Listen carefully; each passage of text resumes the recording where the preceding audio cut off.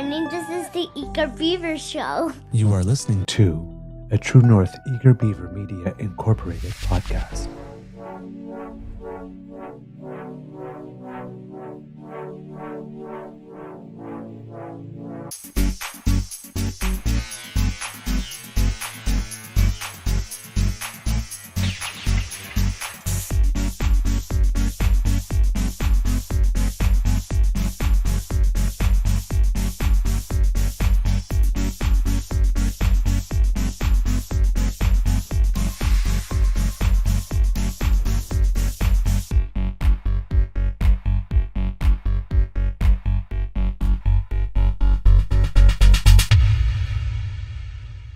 The True North Eager Beaver podcasts are proudly brought to you by our founding sponsors, the Misfit Mysteries from Corvid Moon Publishing, your source for science fiction, fantasy, and cozy mysteries featuring a broad diversity of characters, CanadianTarot.com, your uniquely Canadian online eclectic tarot community, and the Pepper Master, hot pepper sauces made from farm-fresh ingredients to thrill your taste buds and expand your mind.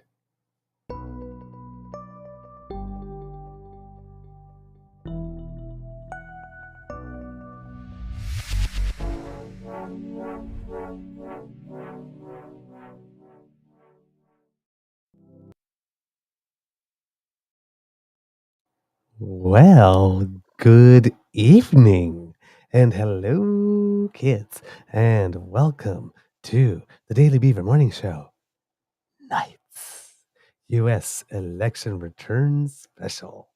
I'm your host, the Eager Beaver, pronouns he, him, hey, Mr. Beaver, eh? And with me, as usual, is my good friend, Mr. Grizzly. Big thank you goes to our podcast founding sponsors, the Pepper Master, the Misfit Mysteries from Corvid Moon Publishing, and CanadianTarot.com. We have a fun show for you this evening. We'll have some guests popping in over the course of the evening to chat with us and say hello and take a look at what's going on. And if any of our American kits are joining us tonight, we will gladly be your emotional support Canadians tonight. Yes. Happy to be your boyfriend tonight as well. So there you go. Cuddle in, come and snuggle up, and let's watch some returns together. But before we do that, Mr. Grizzly, how's your mental health doing this evening, sir? Not the greatest because my physical health is terrible. I'm feeling severely congested with a severe migraine, and I don't know if you can hear it in my throat. I'm a little congested and stuffed up, and I don't know if it's an allergy or I'm getting a cold. I haven't been sick in over 2 years, so hopefully it's not that. But are we doing Peach Pit After Dark now? Is that what this is? Peach Pit After Dark. Peach Pit After Dark. It's just Daily Beaver, the morning show. 90210. Don't you remember 90210? Come on. I didn't really watch it. I didn't really watch it that much. I'm sorry. You're probably too young. Yes. I think it did end in 2000. Well, I wasn't too young. I did watch a couple of episodes, but I mean, I so didn't get into it that when when it was Shannon Doherty passed away, I actually got the names of the twins wrong on the show.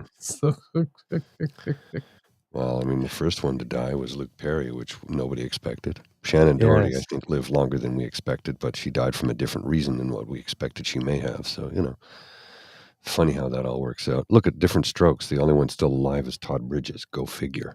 Yeah, really. He was the one who should have died like a long time ago.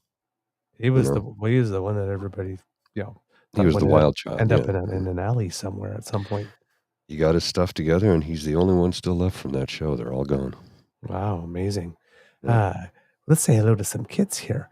We have who is waiting for us today? Kit Wishful, Kit Elaine, Kit Linda M, the original and the best. We are Beaver After Dark. Bad. Ooh, I like that. Who else do we have with us? Kit Tavi G. Hello, dear one. Kit Cassie. Hello. Nice to see you. Thank you so much for joining us. And thank you for the beautiful compliment to Kit Cassie. Douglas, you have a genuine talent for election analysis.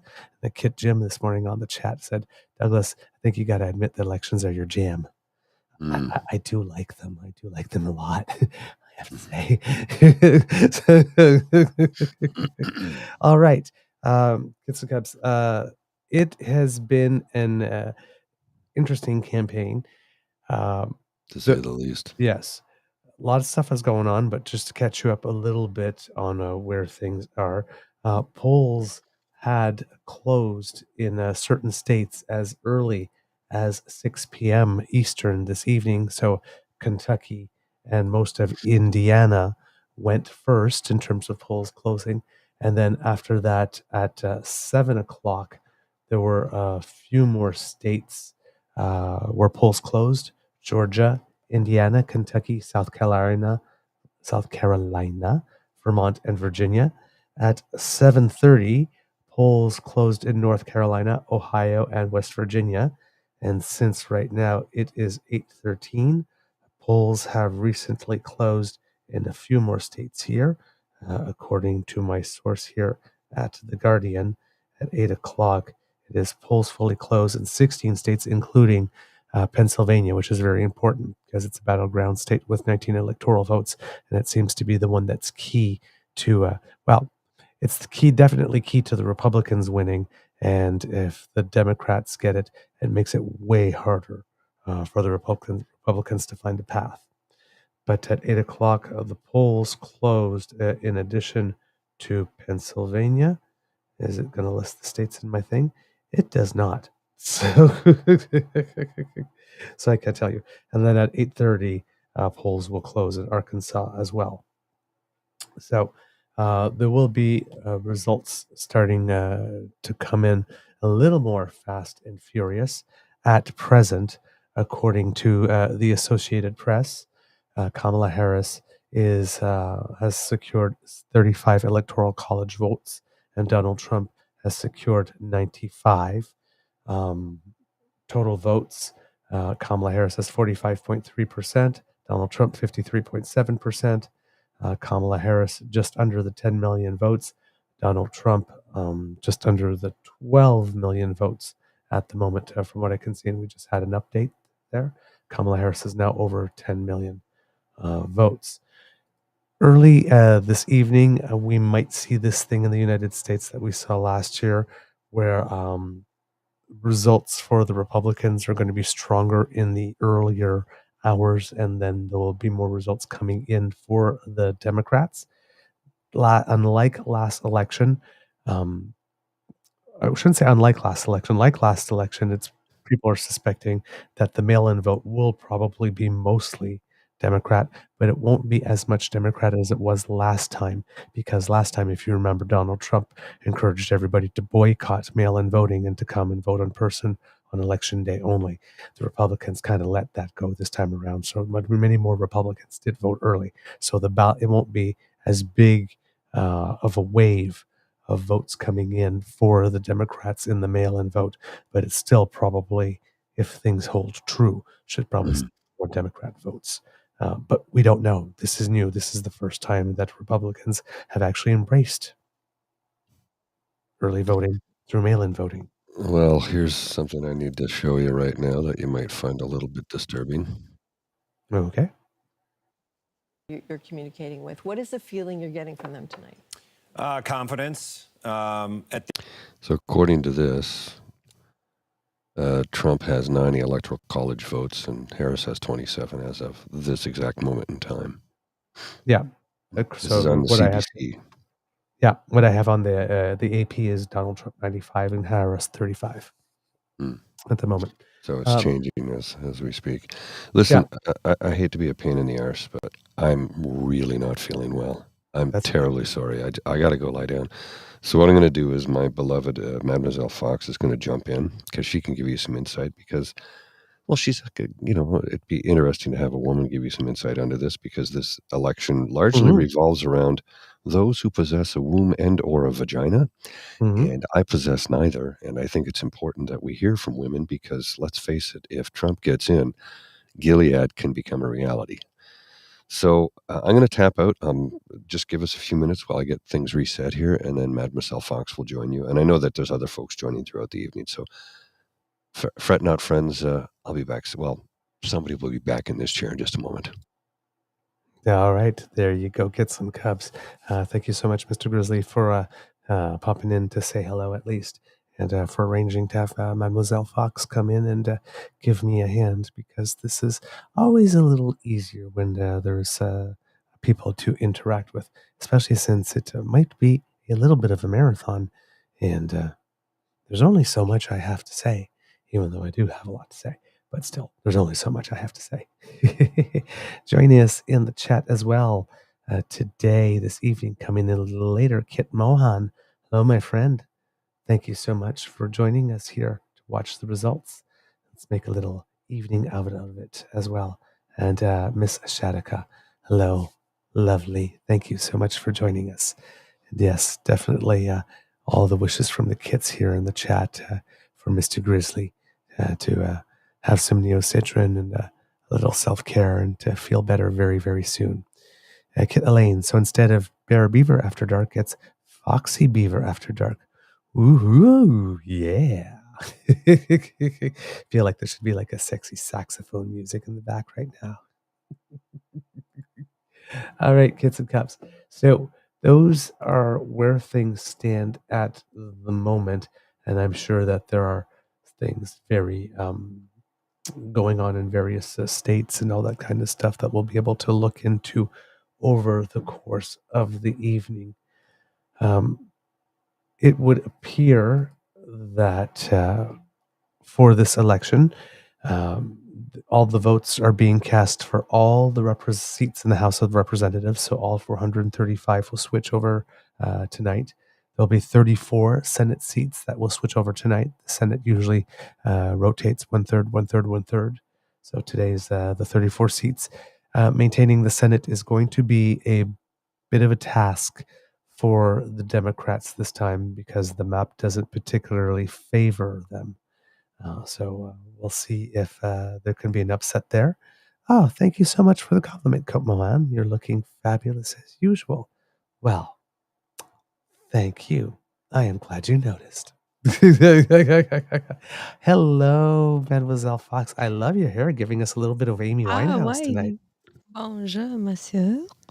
Bonjour, your hair too. mademoiselle. Thank you so much. Vous êtes très élégante ce soir. Oh, ben, tu le temps. Tout le No. temps. Where are we picking up from? I'm following your lead, okay? All right. Well, first of all, since you've come into the Beaver Lodge, we have to ask the mandatory. How's your mental health doing this evening? You know what? Honestly, I'm feeling really good. I'm feeling strangely. I know, it's kind of weird, isn't it? I know, right? Like you were saying the other day, like you felt calm. Sorry, it was Saucy who was saying like I feel calm, like, and she went through a shitstorm of shit. And Yeah. I'm just like, like I was really stressed today. I'll be honest. I was really feeling stressed today about the election. And now I'm just like, it's out of my hands. It's democracy. Right. The votes have been cast, so it's like there's nothing anybody can do anymore. Right now, it's just the counting. How are you feeling? Like, are you all right? Like, no, I do want to throw up. But I know, like there's part of me. I've been getting more nervous as the evening has been approaching, as the votes, but I've been remarkably zen, like for the entire campaign, actually, up until now. And how do you put it? Like, nobody can tell you how this is going to end out, and there doesn't seem to be anything that the polls are indicating one way or the other. So at this point, like, the best you can do is go on vibes, and a lot of this election has been about vibes. And I'm just looking at Trump and going, like, the last 2 weeks, he's been like lumbering around like lurch at a like funeral procession. It's just dark. And I mean, like that whole thing with the mic stand that everybody was looking, like this, where it's like, really, why are you making it look like you're performing fellatio on this mic stand? It was just this really gosh, weird moment. I didn't see that, Dave. Yeah, Like, it was a really weird moment.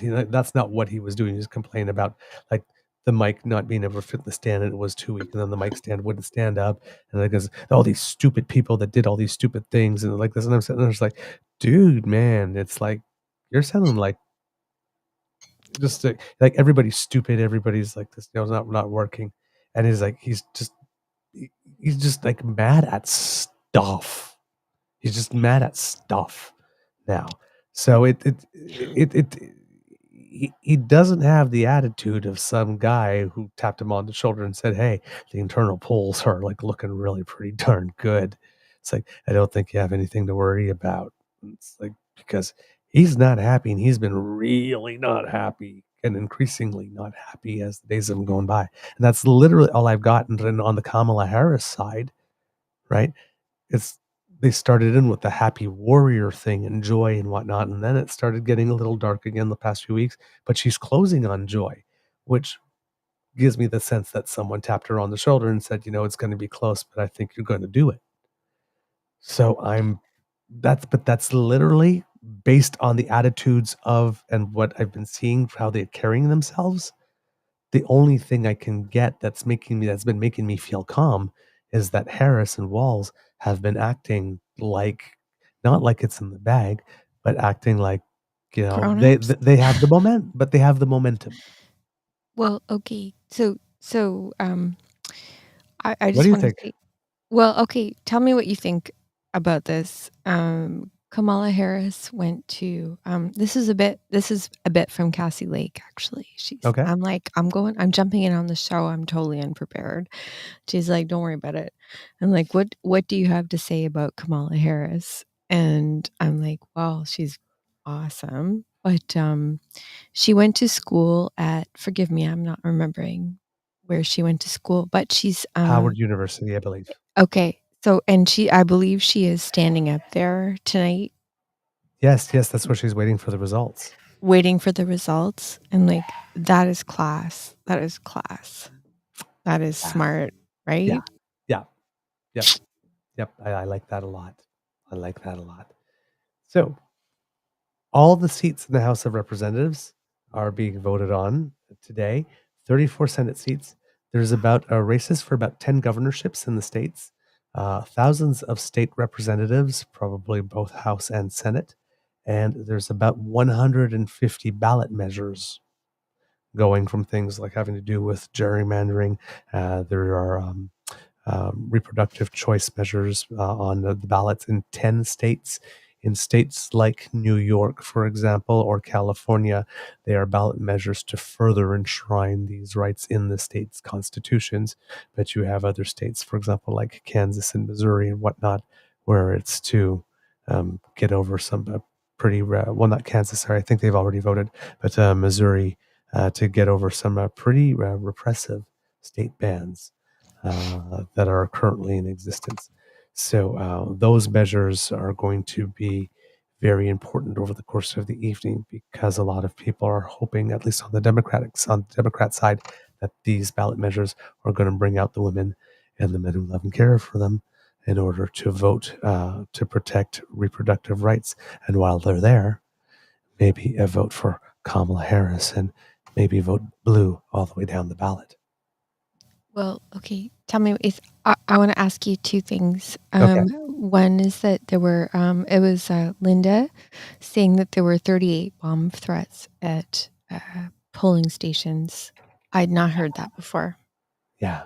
There The have second, been. right? Yeah, go Sorry, ahead. you go on. Yeah. And the second is Lori Sue. Were you able to vote? Because Lori Sue's in North Carolina. Oh yes, and they got hit really pretty darn hard. I know that in the states they're pretty good at being nimble enough to move things around, but that doesn't necessarily mean that everybody's able to get there, because North Carolina, I think they got the most of the devastation recently. I mean, there was a lot of it all over, but North Carolina got particularly hit very, very hard. They got slammed for all intents and purposes. About the bomb threats, there have been some now. Yeah, I hadn't heard that before. So According to CNN, it says voting nationwide has been mostly orderly, despite non-credible bomb threats from Russian origin. The article here. Polls are starting to close in the eastern U.S., while voting continues elsewhere, as tens of millions of Americans voters head to the polls Tuesday to choose the country's next leaders.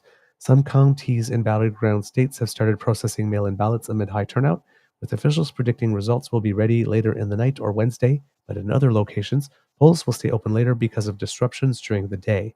The voting process, officials said, has been going smoothly, even with issues caused by non-credible bomb threats from Russia and bad weather. I think they mean non-credible bomb threats from Russia and bad weather, and not bomb threats from Russia and bad weather. 'Cause I can't imagine bad weather picking up the phone and going, "It's a bomb threat." I don't think that's a thing. Hi. Hello, it's bad weather calling. It's hail. Something's about to go boom.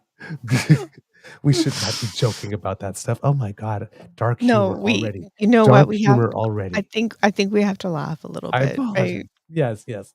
No.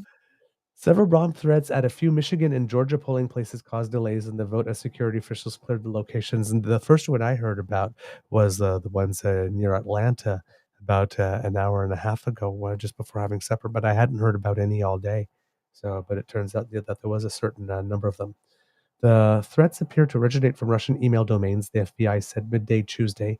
None of the threats have been determined to be credible thus far. Wisconsin also received threats apparently aimed at disrupting voting, a U.S. official said. In addition, they were, quote, unsubstantiated bomb threats made to 4 locations in Navajo County, Arizona, and state officials have reason to believe that the threats originated in Russia, Arizona State Secretary of State Adrian Fontes said Tuesday afternoon. As in all elections, issues with voter eligibility, logistical problems, ballot functionality, and vote counting are being scrutinized closely, especially amid former President Donald Trump's false claims of mass electoral fraud. As of mid-morning, extreme weather and other temporary infrastructure disruptions had been reported in parts of the U.S., but there hadn't been any, quote, national-level significant incidents impacting the security of our election infrastructure, said Kate Conley, a senior advisor at the Cybersecurity and Infrastructure Security Agency. The issues so far, quote, are largely expected, routine, and planned for events, Conley added. Several states are seeing heavy, if not record turnout. Michigan was already seeing record voter turnout, on track to match its highest election turnout on record, Secretary of State Jocelyn Benson told CNN on Tuesday afternoon. Georgia is also on track to surpass 2020 turnout, state officials said. In Lancaster County, Pennsylvania, election workers had finished opening and scanning over 50% of the roughly 64,000 mail-in ballots returned, officials said this afternoon. All mail-in ballots should be counted by midnight. Oh, so we might get some results from Pennsylvania early enough. Oh, okay. So, like, how early do you think? Well, they said all the mail-in ballots should be counted by midnight. So if Pennsylvania by midnight or so is clearly in the Democrat column, as is Wisconsin and Michigan, it's game over right away, and we will know tonight. Okay. So fingers crossed. I don't know about you, but I can't sleep until this is done. And, I just want to give a little shout out to Lori Sue. Lori Sue said North Carolina is known as a red state, despite having a governor that's a Dem. Yes. I didn't know that. Yeah. And North Carolina is to keep a state to keep your eye on tonight. Well, Lori Sue is walking in the heat of it, right? But there are states that could flip. Unlikely, but could. North Carolina is one of those. Iowa is another one of those. So there's there has been some stuff going on in North Carolina that had the Democrats feeling a little more hopeful than usual and spending more money in the state than they normally would. So we'll keep an eye on North Carolina over the course of the night, just in case. You never know; you might get a surprise. Right? Yeah, I mean, it's a flip state, I guess. I don't know. I'm talking like I know what I'm talking about, but Sauce. So I just want to give a shout out to Saucy also. Oh yes. Yeah. Yes. I don't really know what to say, but we're with you, girl. Yeah, absolutely. In Union City, Georgia, just outside of Atlanta, there were several non-credible bomb threats that caused temporary closure of 2 polling locations, according to Nadine Williams, Fulton County Registration and Elections Director. A voting location housing 2 polling precincts in Gwinnett County, Georgia, was also evacuated for about an hour because of what police call a bomb threat, according to the Gwinnett County Police Department. Voting was also temporarily suspended at 5 polling places in DeKalb County, Georgia, due to bomb threats as police performed sweeps at those locations. Michigan authorities also received threats to polling locations initially deemed serious in nature but found not to be credible after investigation by law enforcement, Michigan Attorney General Dana Nessel told CNN. The threats in Michigan and Wisconsin were also sourced to Russians, the U.S. official said. In addition, bad weather in various parts of the U.S. could cause some challenges for people attempting to vote. Heavy rainfall flooded roadways and caused thousands of power outages in several states, while thunderstorms and damaging winds were predicted in other locations. Further in California, dry air and gusty winds are expected to ramp up for the Bay Area and Sacramento beginning Tuesday morning, which could lead to dangerous fire weather across the region. Pacific Gas and Electric may have to turn off power at 5 polling locations to stop fires from starting, but the utility has provided generators to prevent any disruptions. There was also some minor reported issues that caused voting delays. Voting time was extended in Cambria County, Pennsylvania, after a software malfunction disrupted voters' ability to scan their ballots. The office of the county commissioner said. The county's top election official, Scott Hunt, told CNN the malfunction was caused by a printing error and new ballots are on their way to the polling places. The ballots that were already cast but could not be read by the machine will be hand counted. There is a polling place in Luzerne County, Pennsylvania, which is a conservative leading county near Scranton, that will be open for an additional 90 minutes this evening after election workers were delayed in opening the voting site Tuesday morning. Yet for most people, voting was a simple process. At the Millersville Municipal Building polling location in Pennsylvania, a Republican voter named Janice told CNN the process to vote was, quote, quick and easy. So there you go. Voters in Apache County, Arizona encountered some faulty voting machines, and someone turned away before they could cast ballots on Election Day back in 2020. So Governor Josh Shapiro of Pennsylvania was predicting that counting the votes won't take as long as it did in 2020 for those reasons. They fixed those problems this time around. And yeah, that's about it. So relatively uneventful, but yes, a lot of these bomb threats. But there doesn't seem to have been too many reports of any type of violence or intimidation at the polling stations themselves, Well, which that's a was my main relief. concern. Yeah. And do you mind if I tell you about my Americanness? Please do. I don't really like to talk about it. But I was born in America. Don't judge me. Don't you judge me. Eyes going up and down like a searchlight. Please say more.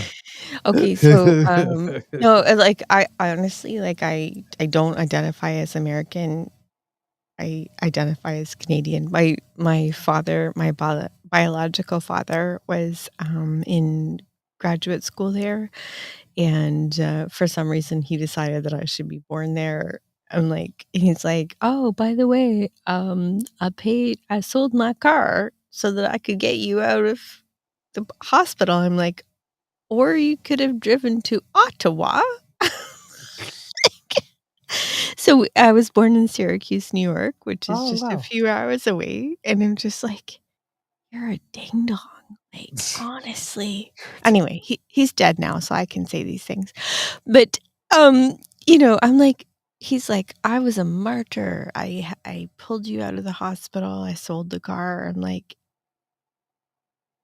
"Yeah, okay, thank you." But, I'm like, now I have it on my passport. And, every time I cross the border, I'm asked, they're like, "Are you American?" And I'm like, "No, I'm not at all." So Kind of. I'm like, "Yeah, I I was was born just there." born there. That's it. I'm like, I moved back with my mom and my stupid dad when I was 6 weeks old. And, I'm just like, Did you think about it? Like, you could plan." I'm like, "You can plan when a baby is born. You can plan it, and you could go back to Ottawa." And, like, honestly, Douglas, it makes me laugh now, but I'm like, "Okay, my poor mother, my poor mother." Yeah, that's all I can say. All right. Like, yeah. I didn't know you were born. How could I have known you all this time, not known you were born in the United Well, States? I don't like to talk about it, to Well, be yes, I honest. guess not. I guess I'm not. like, "This is the stupidest thing ever." I'm like, Uh, Just gonna say a little thank you to Kit R. Mars, who said, "Thank you for doing this. It's the calmest coverage ever. I appreciate you." Oh, that was a Wow, very nice comment. I saw that too. that's a beautiful one. Thank you Yeah. so much. Thank you. Wow, that's a very nice. I actually got a warm fuzzy from that. Thank you so much, Kit R. Mars. Hopefully, I'll be able to remain calm for the rest of the night because I could literally see myself at one point going, "Okay, everyone, this is when we panic." No, honestly, if Trump wins, I'm gonna like go outside and light something on fire. I'm not gonna lie. Me too, and then I'll smoke it. So, we were talking a little earlier about North Carolina. Kit Laurie did answers. Apparently, it looks like Kit Laurie is now in Iowa, so might be making some history tonight, Iowa. But here, based on what CNN is showing right now, according to North Carolina, now we're still early in right here. You see about the number of polling stations that are returned. So that's maybe about 12 or 13. But Kamala Harris ahead 52.1 to 46.5 right now. I would like that. That looks good. I'm happy with that. So we'll see how that keeps going over the course of the night. Now, Mademoiselle Fox, you did not tell me, though, however. What do you think is going to happen this evening? Okay, my prediction is it's gonna be Kamala by like 52. By 52 electoral votes. Oh, you're predicting not only the win, but the margin. That's brave. I don't know. That's I'm just brave. I need to write that down somewhere. okay. Well, you know what? I'll bet you 50 cents. 50 cents. Yeah. Damn. Damn. Won't even be able to take a trip around the block with that. All right, 50 cents. 50. So if I'm right, 50 cents and a cup of coffee on Okay. the Patreon. How's that? Okay. Mademoiselle Okay. Fox, What do you? Kamala Okay, I'm throwing the question right back at by you. 52. Okay. I'm I'm also throwing going it. to say Kamala. And I'm going to say, oh, that's a good question. See, Don't fuck it up. the inside of me wants to say a high number because I want this fucker to be crushed. But I'm going to be a little more realistic. I'm going to go by 31. And Price is Right rules witut going over. Oh yes. Oh heck. Oh Okay. heck yes. Okay. Price is Right rules. So closest without going over. Yep. Now we just need somebody to model the Roy Hill dinette set. We will win. I think Jen's in on the bet. Jen. Oh, okay. Jen's in on the bet. All right. Now, hold on. I've gone a little fuzzy here. So let me see if I can fix my video for a second. Also, as a sidebar, there's a lot of talk about pickles in the chat. So I'm just, Ooh, I love pickle. Lazy Pickle is James' new porn name. Oh my God. Kit Cassie, can we support your podcast on coffee? Yes, you absolutely can support my podcast on coffee. And I will put the QR code right up there in the corner for you. Thank you so much for asking, Kit Cassie. Miss Cass. Okay, Jen just raised the bet to $1. I Ooh, don't know if I can go there. that's a bid though. Is that, oh, bet $1. Okay. Okay. Ooh, we had balloons just pop up.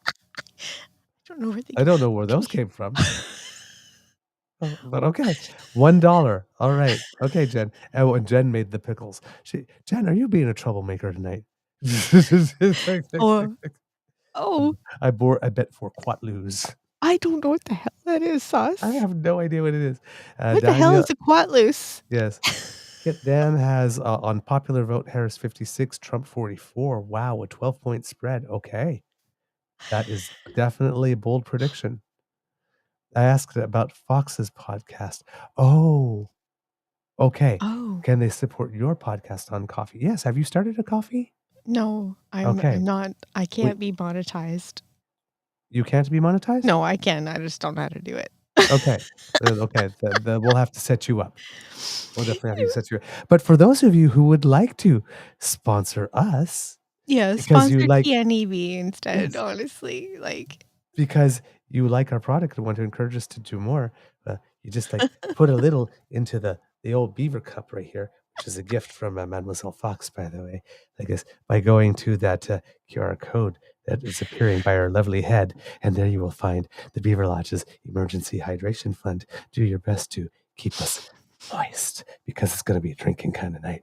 Okay, so I don't want to, put you to the wall, but Cassie's now betting 5 beaver tokens. So, 5 beaver tokens. Oh my.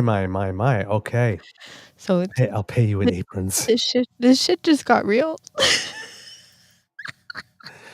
We're gonna like start this whole new economy and start bartering stuff before this is over. All right. Okay. So bold predictions. We'll see how that ends up here. My feed has. Oh, okay. That is very weird. My feed for the results just stopped coming in, but that's not a problem. Okay, That who's is not a rolling problem. in? Who's rolling in so far?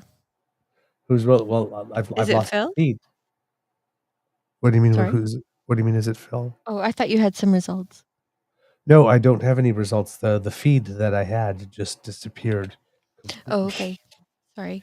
So I'm going to actually go to the another feed to get it. Well, Sadly enough. No, take your time. I just wanted to tell you that Jen said she's definitely in trouble tonight. Oh, I don't know what again, kind of double trouble. I don't know. you need to tell me more, Kit Jen. You need to tell me more. That's all I will say. You just need to tell me more. I can't be monetized, Bridget is Carmen San Diego. Oh, right. Someone. Okay, Douglas, you're gonna, someone said they were moist. Yes, that's Yeah, Jen. that's Jen. Jen. Yeah, she Well, got me started on that. well, that's not a word that we say. No, we do. It's a word I say. It's a very popular word here at the Beaver Lodge. It's like everyone at the Beaver Lodge is a Duncan Hines cake. We're all moist and delicious. Oh, can we talk about those cakes? Oh, for many, many childhood happy memories. Like I would eat it frozen out of the freezer. Really? Yeah. Oh no, that's the McCain deep and Oh, sorry, delicious cakes. the Sara Lee The McCain frozen deep out of and the delicious. freezer. Yes, Sara Lee I'm too. like, you don't need to heat this up. You just eat it out of the freezer. Yes. It's like a cakesicle. All right. We're going to look at some results because you asked me if they were coming in here. Right. According to CNN, it's Trump 105, Harris 2, or Harris 27. And Kansas, Harris is leading Trump for president 52.1 to 46.4, with about 29% of the estimated vote counted. In Maine, Harris is leading Trump 48.9 to 47.9, so just by 1%, but with only about 1% of the estimated vote counted at the moment. And Maine has 4 electoral votes. Michigan, one to watch because it's part of the blue wall, has Harris leading 56.3% to 41.8%. That's a big lead, but only 7% of the electoral vote in at the moment. Mississippi, very solid red state.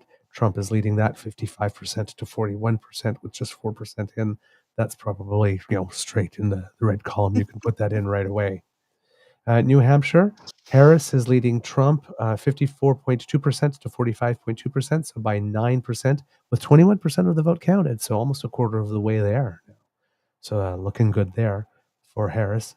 Same thing in New Jersey, close to 30% of the vote counted there, and she's got a 14% lead or 13% lead in that state so far. North Carolina, that we were looking at earlier, the lead has flipped now back to Trump, who has a 52.6 to 46.2, with about a quarter of the vote counted in that state. In Ohio, which might be close, Trump has 51 to 48 at the moment, with 44% of the vote counted. So they're counting rather quickly in Ohio. Pennsylvania has 12% of their vote counted at the moment, and Harris is so far leading 69 to 29 there, but that's still very early. But that's a 40-point lead. already. Jeez.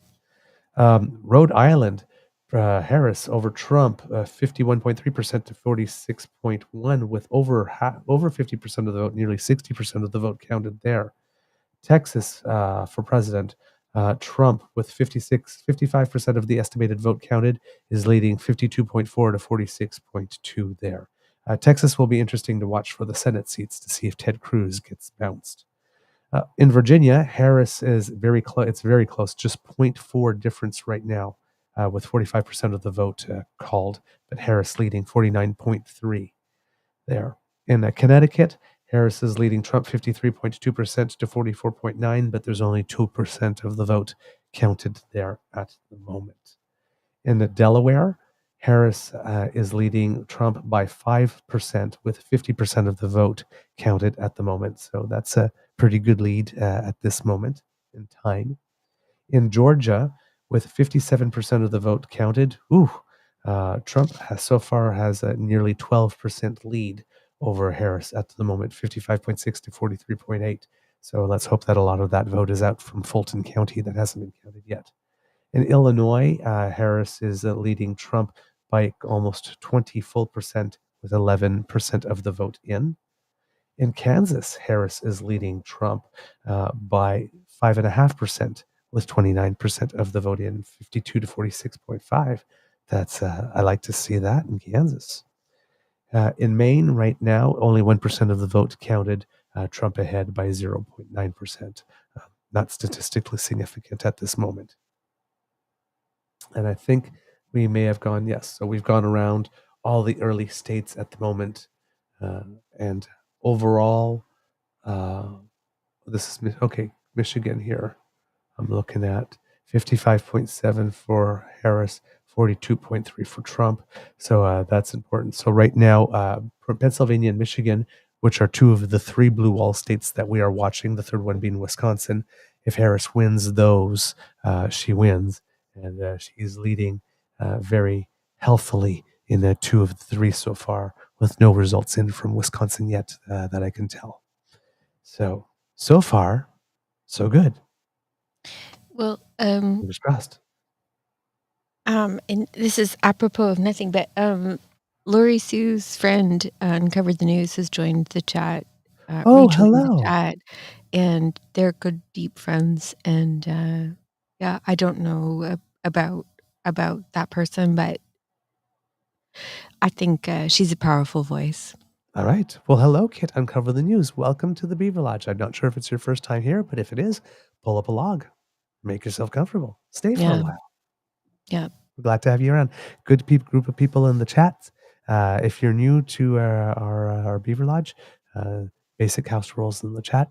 Never first assume the worst of anybody else. We're all here in good faith. Keep it kind. Keep it nice. Get passionate. Of course, we hug it all out at the end. Every time. And we, like I said, we don't first assume the worst of anyone, because everybody's here to try to elevate the debate. So if something strikes you weird, just ask, what did you mean by that? And ask people to re-explain. Sorry, Douglas. Where are you from, Ontario? Uncover the News. Where are you from in Ontario? I'd love to know. I'm from Kitchener-Waterloo. And now from Ottawa. But yeah, you're Ontario people. That's cool. Nice. Cool. I like it that we have new people coming in. The more the merrier.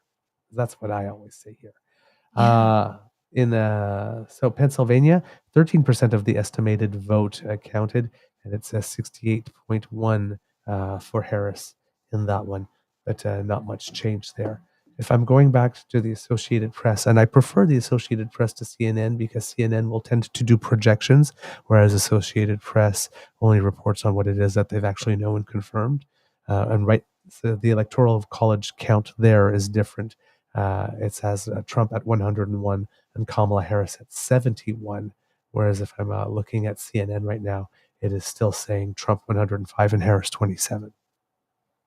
So depending where you're watching, you're seeing different counts right now. So if what you're watching on your screen doesn't correspond to what it is that we are telling you, it's just probably because you're using another news source or news feed, but we use Associated Press for here at the Beaver Lodge for it because it's reporting first and very little commentary and editorializing. So we just get to the basic straight facts in that case. According to the Associated Press here, there's some updates that come up a little bit to let you know what has been going on. At 9 o'clock, the next round of polls will close, so that's in 8 minutes. And the polls will close in Arizona, Colorado, Iowa. Gonna keep our eyes on that one. Kansas, Louisiana, Michigan, Minnesota, Nebraska, New Mexico, New York, North Dakota, South Dakota, Texas, Wisconsin, which we're also going to be watching, and Wyoming right here. Let's see who else. And it seems that the Associated Press has called the state of Delaware for Harris. By Thomas Beaumont here, it says, it must be bittersweet for Joe Biden as his vice president carries his home state of Delaware. Until 4 months ago, Biden had counted on giving his election night speech from his adopted hometown of Wilmington until quitting the race in July and endorsing Harris to succeed him on the ticket. He first won a statewide election in Delaware in 1972, 54 years ago, as a 29-year-old U.S. Senate candidate before winning re-election 5 times. Add to that 2 elections to the vice presidency on the ticket with Barack Obama, then his election to the presidency in 2020, and Biden has become a half-century staple on Delaware ballots. So there you go. Delaware has been declared.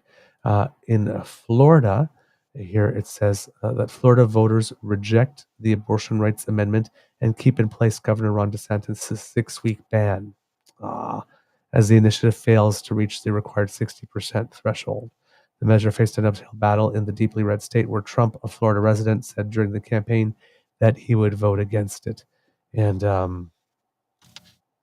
DeSantis made it very difficult in the state for people to campaign in favor of changing the law, threatening to sue TV stations that dared air commercials that went against DeSantis's position on that.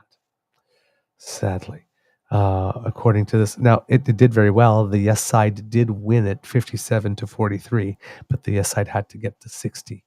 And so far it says there's 85% of the votes are in, and it seems that they have projected that it will not, the 15% of votes that are left to be remaining probably won't be enough mathematically to get them to 60%. But I will keep my eye on that over the course of the evening to see if that changes. But that's very sad. That's very sad because the people wanted it, but they set a threshold way above 50 to get it.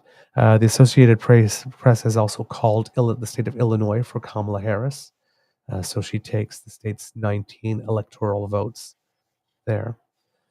Let's see, what else do we have here? The Associated Press has already called Florida for Donald Trump. In this one here, the AP has called New Jersey for Kamala Harris already. Has called Arkansas for Donald Trump. Let's see what else. Have any other states been called? I'm just looking down here. It says why the AP called Florida. When AP called the race, Trump led Harris by 11 percentage points with about 80% of the expected vote reported. Trump was generally doing better around the state than he did 4 years ago, including in Miami-Dade County, home to Miami, where he was winning the county with 55% of the vote. He won 46% there in 2020. Trump won Florida by 3 percentage points in 2020 and by a single point in 2026. So that's why they called it there. And I believe Donald Trump has also been declared the winner in South Carolina. Generally doing better as well. Let's see. Kamala Harris has been declared the winner in Rhode Island, and she's also been declared the winner in Massachusetts. Also has been declared the winner in Connecticut. Donald Trump has been declared the winner in Tennessee and in Oklahoma as well. Kamala Harris has been declared the winner in Maryland. Donald Trump has been declared the winner in Alabama, as well as Mississippi. And let's see if there are any place else that have been declared. The states in which polls closed at 8 p.m., because I wasn't able to find the list earlier, but I do have them here, are Alabama, Connecticut, Delaware, Florida, Illinois, Maine, Maryland, Massachusetts, Mississippi, Missouri, New Hampshire, New Jersey, Oklahoma, Pennsylvania, Rhode Island, Tennessee, and Washington, D.C. So there. And I believe that those are all the states that have been called, because if I'm looking at this. Oh, no, one more. Donald Trump has been declared the winner in West Virginia as well. And still scrolling down here to see. The AP called Indiana, Kentucky, and Vermont as well. Kentucky for Trump, Vermont for Harris, and Indiana for Trump. And decision desk update on Wisconsin. Milwaukee election officials say the release of their final vote count will be delayed. Officials say about 31,000 absentee ballots will be recounted because doors on ballot tabulators were not properly sealed. What is so funny, Mademoiselle Fox? I'm so sorry. That's okay. Tell me. Dan is cracking me up. He said, "Hey, B, what do you get when you cross Doug Ford with the putting green?" I'm like, I don't know. What? Tell I us, don't- Dad. What do we get What do you get? Like, I don't know. when we cross Doug Ford with a putting green? I'm so sorry, Douglas. I couldn't help but crack up. That's all right. That's all right. Cassie's going, former North Dakota Governor Doug Burgum sold out to Trump and is counting on being a Secretary of Energy if Trump wins. Get Dan asks, excuse me, but is Paul okay? He might be coming down with a cold. Get Dan. Yeah, no, he's down with it cold for sure. But he'll be okay. But so Dan just said, "An asshole, go Kamala, go." I'm so sorry, Paul. I'm so sorry, Douglas. Like, I totally went off script. Like, it That's was all right. friggin' hilarious. We don't have a script for you to go off of. Let me just sit back and stop laughing. Oh, we have a guest. Oh, Yes, I don't know who how we long he's got? been there. I just looked and saw our guest in our green room. So Who we let's got? bring him in. We have Canada's favorite foul-mouthed economist, Mr. David Gray. Hello, sir. How are you guys doing? Doing quite well. How are you? We're Thank you so much we're for joining crushing it. Let's be honest, especially Douglas. us. We're Excellent. crushing it. Ah, Good to see. ah. Good to see. Cheers. Good to see you too. Yes, I need somebody to talk for a little bit so I can go grab a beer of my own and join the party here. But our friend, Mr. Gray, how is your mental health doing this evening? How are you feeling? How much trepidation do you have? Well, I don't know that I have any trepidation. I'm an economist, so we're naturally trained to be pessimistic. Yeah. Yes. Okay, No, that was dry I would have humor I right would have there. made a terrible economist. I'm hardwired for optimism. Well, it Everything's gonna go up. does not comport with human nature or economic history. So there's the problem. I haven't been following the results because they were so preliminary. Are they still that preliminary, or have people started lighting their hair on fire? Nobody's started lighting their hair on fire. Right now, we had the Electoral College vote. We have 120 for Trump and 99 for Harris so far, based according to the Associated Press. So still pretty early. Yeah. Yeah, I mean, I remember traveling to Mexico in it was the New Year's of 2000. We're down there for a bit of a honeymoon vacation, and left not knowing who was the president and came back without knowing who was the president. So Hopefully, they won't do that to us again this year because that was too painful. Okay, Dave yeah, Gray, can I put you to the wall a little bit? sure. Antonio Gramsci or Karl Marx? I will be Neither. back. Ooh. So Marx had the problem that it wasn't until very And late in his career. you also you can just be like, fuck off. I don't want to answer that question.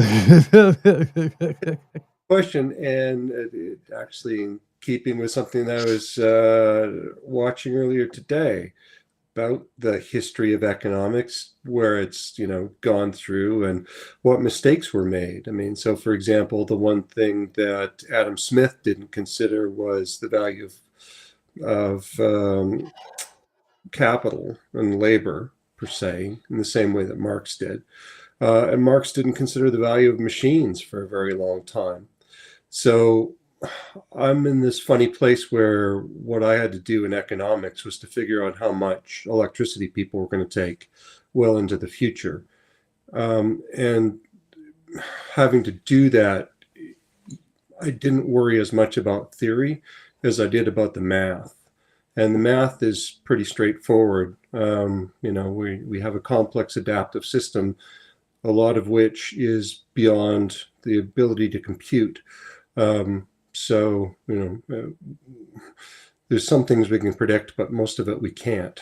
There are no facts about the future. You know, I apologize for asking you that question. Like, I was just being an asshole. You answered it so deftly, like seriously, and you know what? You know what Barbie said? Math is hard. I love economics, though. I love economics. But anyway, you answered it so graciously and so eloquently, and so forgive me for putting you on the spot. So, do you know why there are economic forecasters? No. To make weather forecasters look good.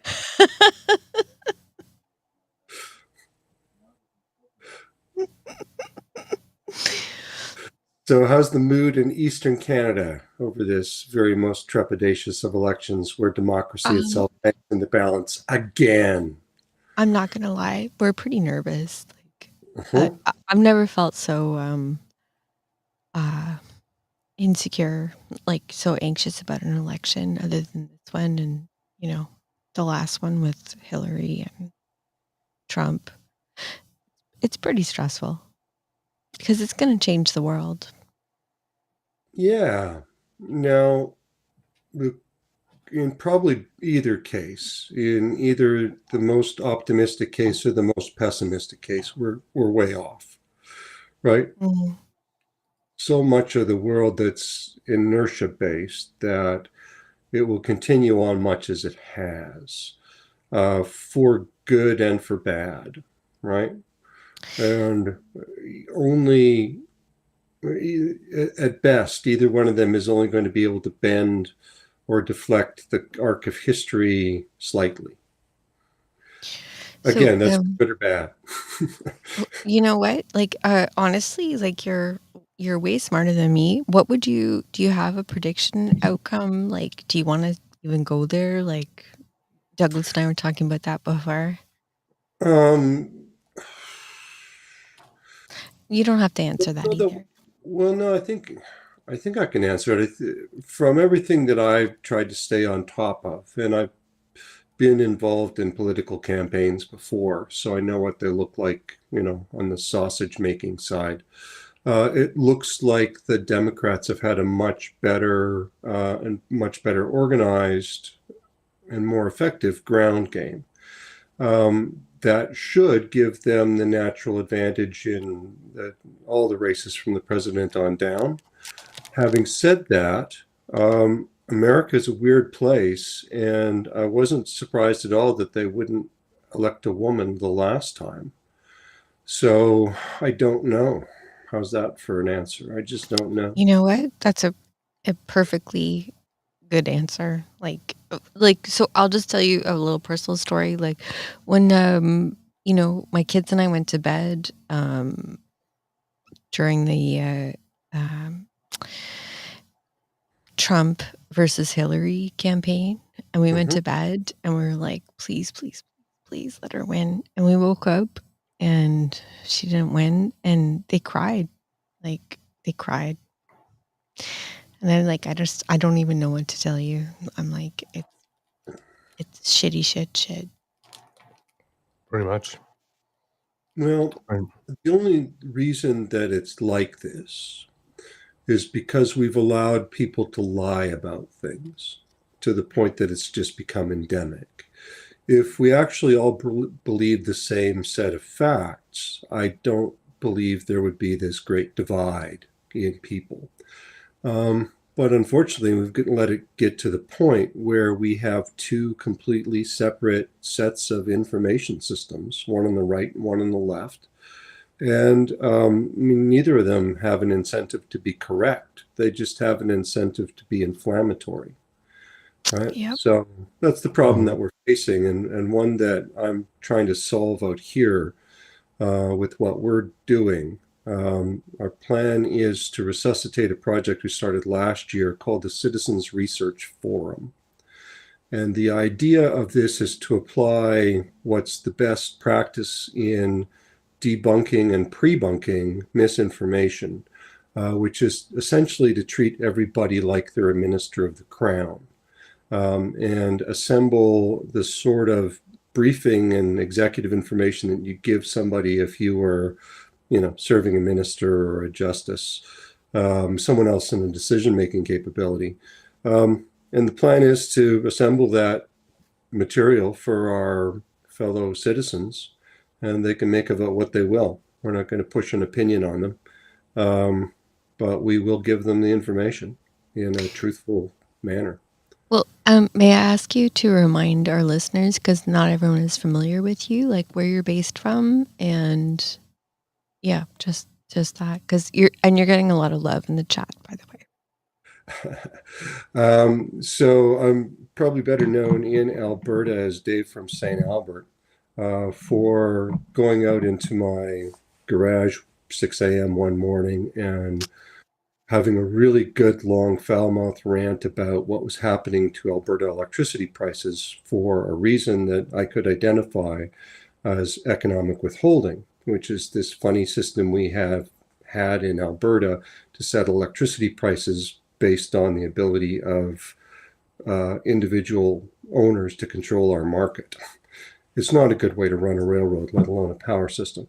Anyway, I wasn't expecting to actually be involved in political stuff up until that point.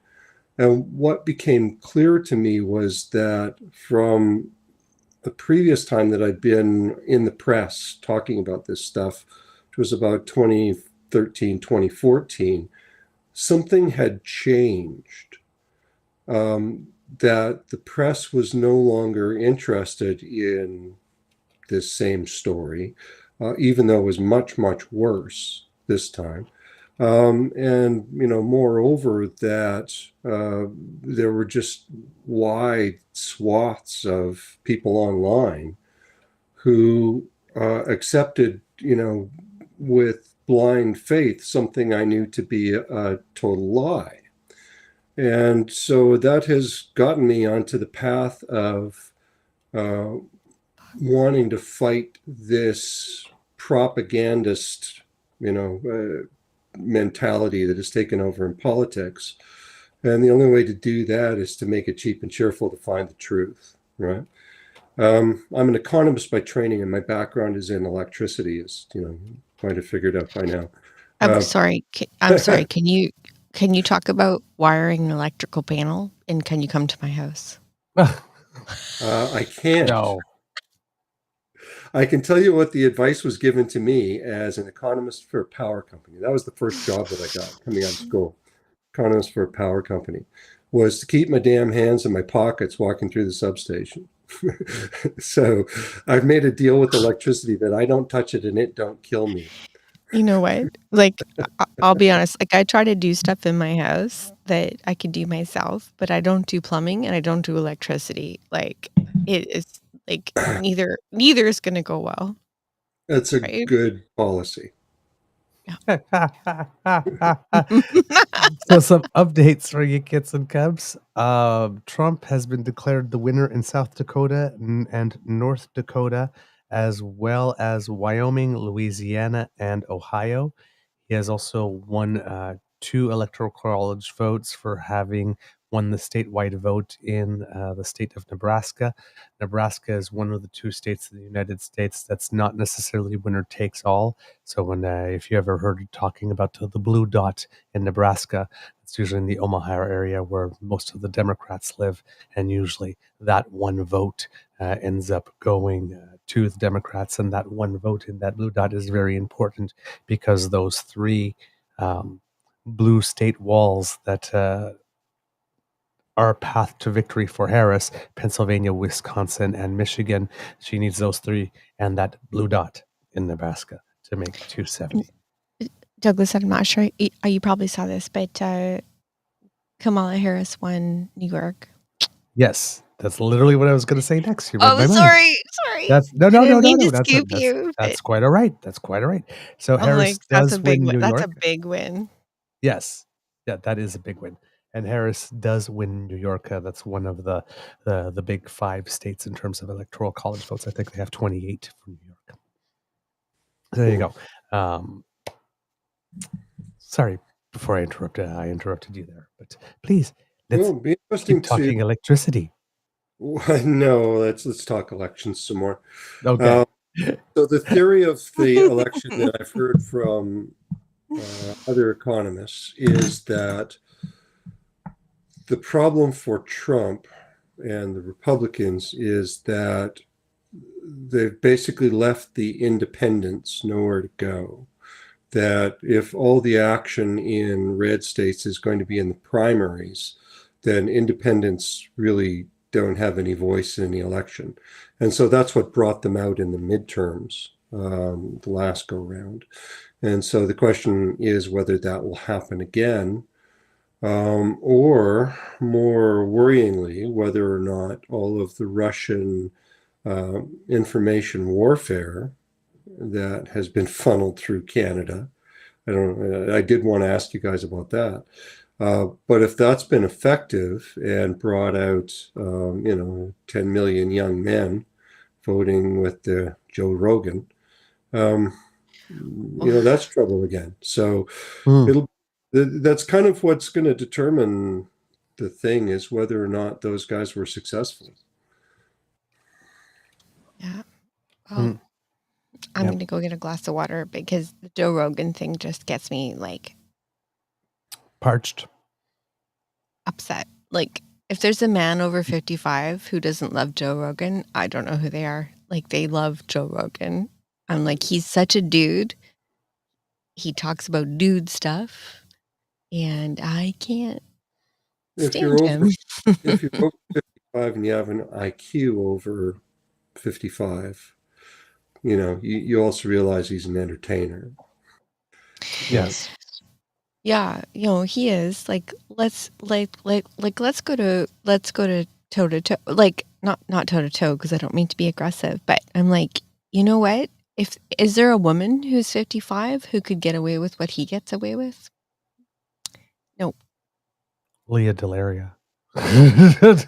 Okay, Douglas, you win. That's about all I can think of. You honestly, I bow down before you. You win. But that's only because she decided she was going to have a mouth on her. Nobody was going to tell her what to say with it quite a long time ago. In theater voice, I'm going to be like, and scene. Thank you. So, does anybody have a beverage with them at the moment? I have mine of choice, so it's appropriately American.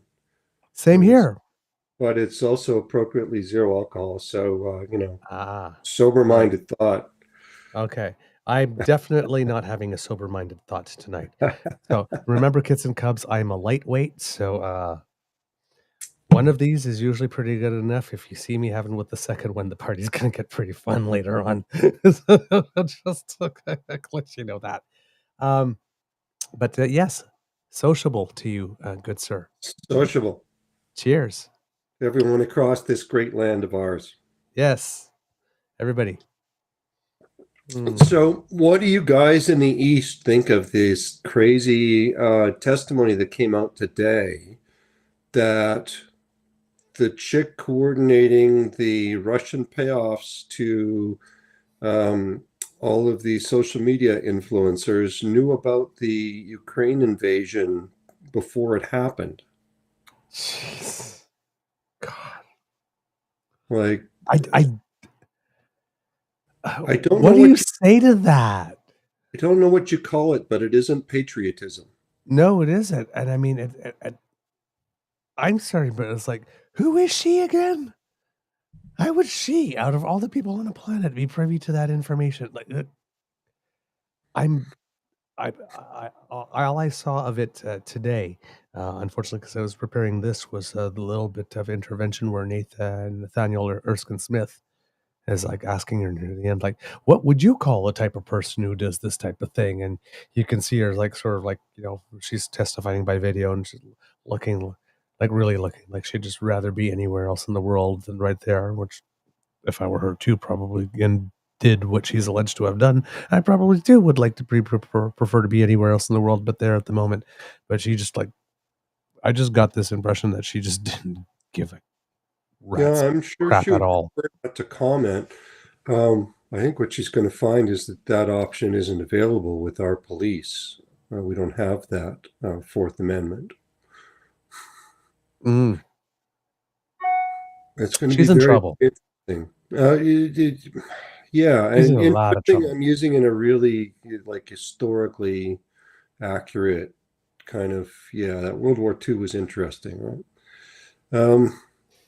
Lots and lots and lots of terrible things can happen in this world of ours, all due to just abject stupidity, generally. Yeah. Yeah. Cheers. I mean, just, I switch I mean, back to the. she's no, but I mean, it was, it blows my mind how out in the open this was actually all done. Like that whole, like, the best place to hide something is like really in plain sight, make it obvious that you're doing it. And so, but it's like she, like, I know a bit of the story, and it's like, and she was trying so hard to become an influencer herself, and she was not catching on. So therefore, she decides that she's going to do this instead. It's like, fine, I'll be the agent then, you know. Yeah, well, But it's people with. but she did things like when you think that, according to what's been described, that the money that she got, she allegedly deposited it into a Canadian bank account. She got money from a country with which there are sanctions, and then passed the transaction through her Canadian bank account. And I'm thinking, like, I part like this. How do you become so criminally genius mastermind to have all these connections and build this and be able to connect yourself with the Russians to do this, and so monumentally stupid at the same time as to not know that you don't put the cash transaction through a Canadian bank account? Well, she might have been a TD customer.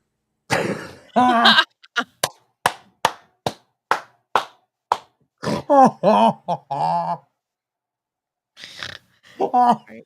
And just Just part of the don't make me service. snort laugh. That was ridiculous. Oh my God, that's funny. That overnight money laundering, isn't that their specialty? Okay, that you can't say things like that without warning me, because I will pee my pants, and nobody wants that.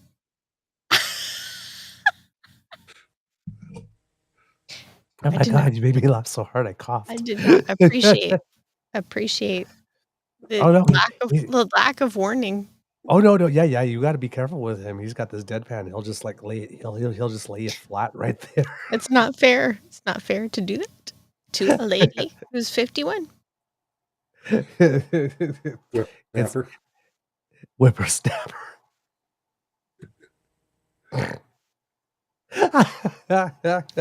As I say to Paul sometimes, I'm like, I think that you are being rude. No. No, no, you're not at all. You're not No. at all. But he's like, okay, yeah. So Sauce just said, this guy is great. Yeah. Yes, he is great. Mm. I'm a fan, sir. Well, I've enjoyed time in your company. It's Oh, thank you so much. funny is like a tennis game, right? You have to have somebody who can serve you a ball in order to be able to hit it. So, Right. Right. yeah. By the way, saw your clip. This fine gentleman likes to rock out and plays a pretty decent guitar. Shut the front door. What do you play? I'm just saying. What do you play, sir? So if you go on my website for music, which I'm revising, but dkgraymusic.com, Gray. I've got an EP of love songs that I put together over the course of the pandemic. Because what else do you do? Fall in love, get married, write a bunch of love songs. I did some of those things. Ah, So I used to play so guitar. romantic. I used to play Delta blues guitar. I'm ham-fisted, but I also learned to sing. So do you want to sing something together? What do Ooh, you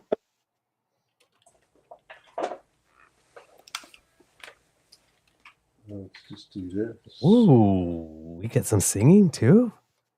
Sure, why not? I am down. Are you down? What, Douglas? What would That's you like kind of to? cool. What would you like to sing? Hold on, sorry. Kit Jen, Douglas, where are you getting your results? Combination from the Associated Press and from CNN. Kit Jen. And Jillian, I did not get the poem you emailed to the True North Eager Beaver Gmail account. If Mr. Grizzly happens to be listening at the moment and has access to it, maybe he can forward it to me. But no, I have not received it yet. Sorry. Okay, I'll ask him in the morning. But so, what's a comfortable zone for you, Douglas and Dave? What do you like to sing? Well, I'll let Dave pick because Oh he's no, playing no. the guitar. I can just play guitar.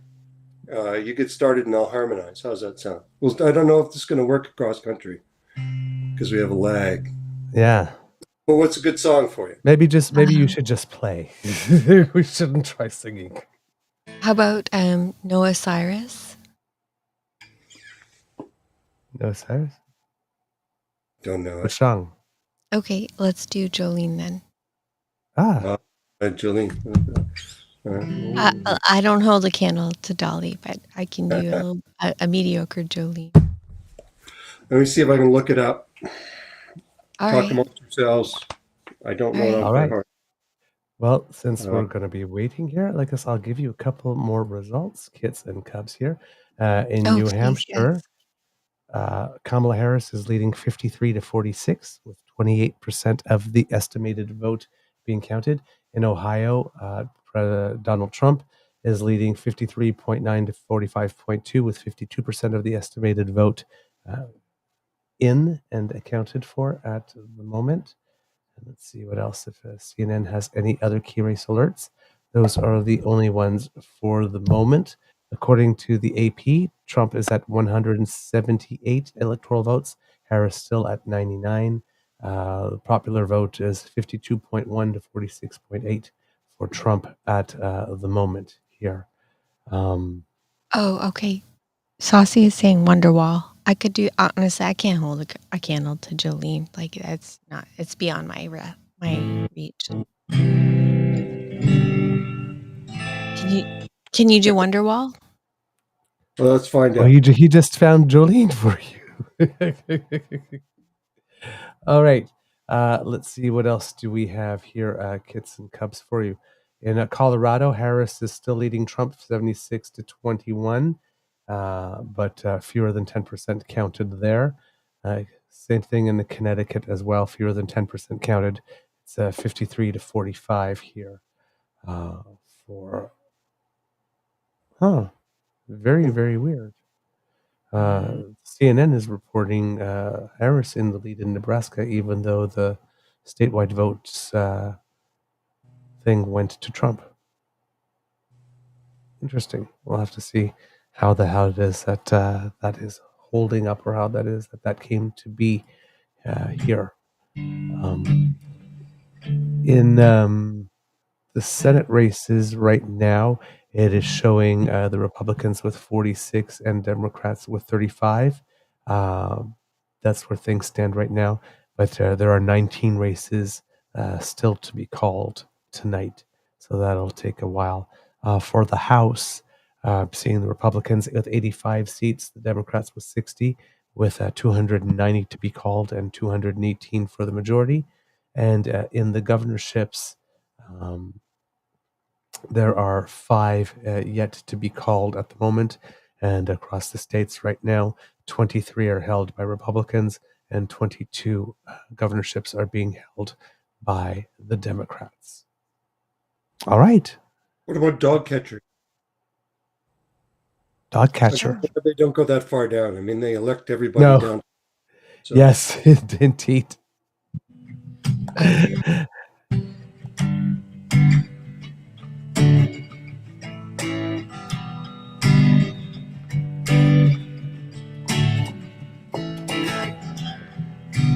there's your Wonderwall. Okay.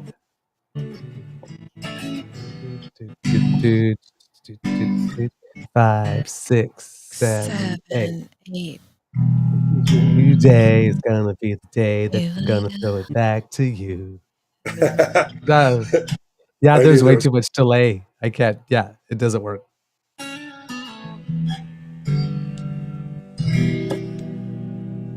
No, we got this. Come on. Gotta Just have play some- it, good. Just play it, good sir. Today's gonna be the day that they're gonna throw it back to you. Boom, By boom, boom. now, you should have somehow realized what got to do. And I don't believe that any. Okay, no, I can't do that by myself. You can't do that one by yourself. It's not easy without warming up. But Yes.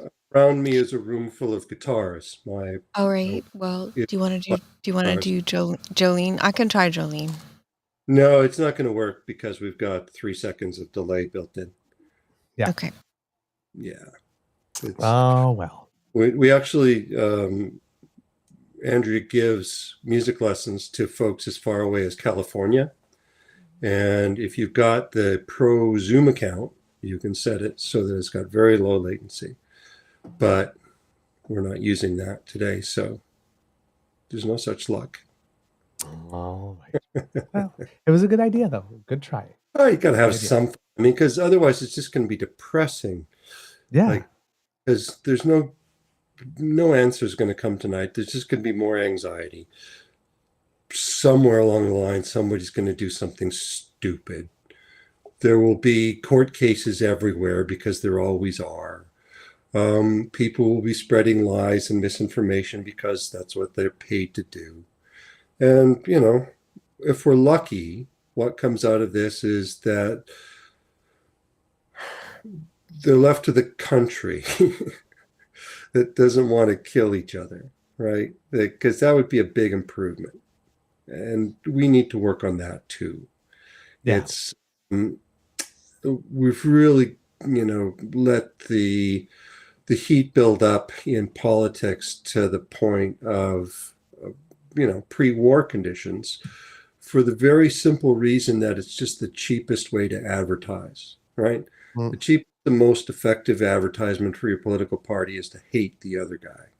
And it's sad, really, that it comes down to what's the cheapest way to do it. Indeed. Yeah.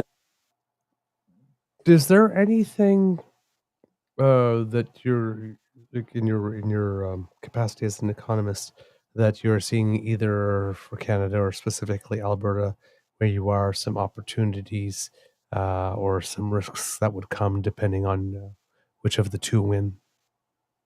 We have a real problem that we're trying to compete for high-end jobs with the United States of America.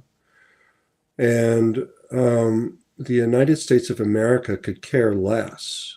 So we've just gone through a period of the last, 10 or 15 years with some of the most protectionist administrations in recent history, right? Our concerns are nothing compared to, politics in Des Moines, Indiana, because of their crazy electoral system. Electoral system, not electrical. So I think we all need to brace ourselves for a renewed set of challenges in dealing with our biggest neighbor, no matter who gets in, because they are frantically in the process of reshoring whole industries. And we're going to get left out, unfortunately. We usually do because we try and be clever about it rather than unified. All right. So if we are being properly led, what would we be expecting our leaders to do? Oh man, if we had the best leadership in the world, right? Like if we could get our best and brightest to be in politics and to go out and be in front of the strategic issues rather than chasing them all the damn time, right? It would be much better for us.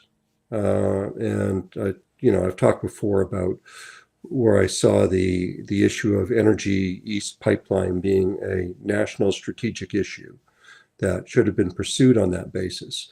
There's a whole raft of issues like that, particularly for us in green energy and artificial intelligence, both of which we are currently near the top in the world and could be at the very best in the world. But we need to act as a nation. We need to act as a country. And for the most part, we act as 10 little fiefdoms. It's really pretty pathetic. On that note. So the good news is, yes, although Danielle Smith is putting forward the most regressive legislation regarding LGBTQ kids and trans kids in North America, to outdo her heroes in red Republican states. She only had 4,900 people vote for her out of 4.6 million in this last go round of confirming her leadership. right.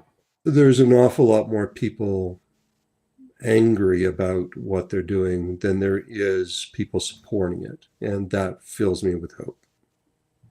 Okay. All right. Interesting. How about those with regard to the announcement recently about the caps? Oh, the emissions caps that they keep calling productions caps? Yes. The goddamn oil industry has to step up and take responsibility for its own actions or get drummed out of the province.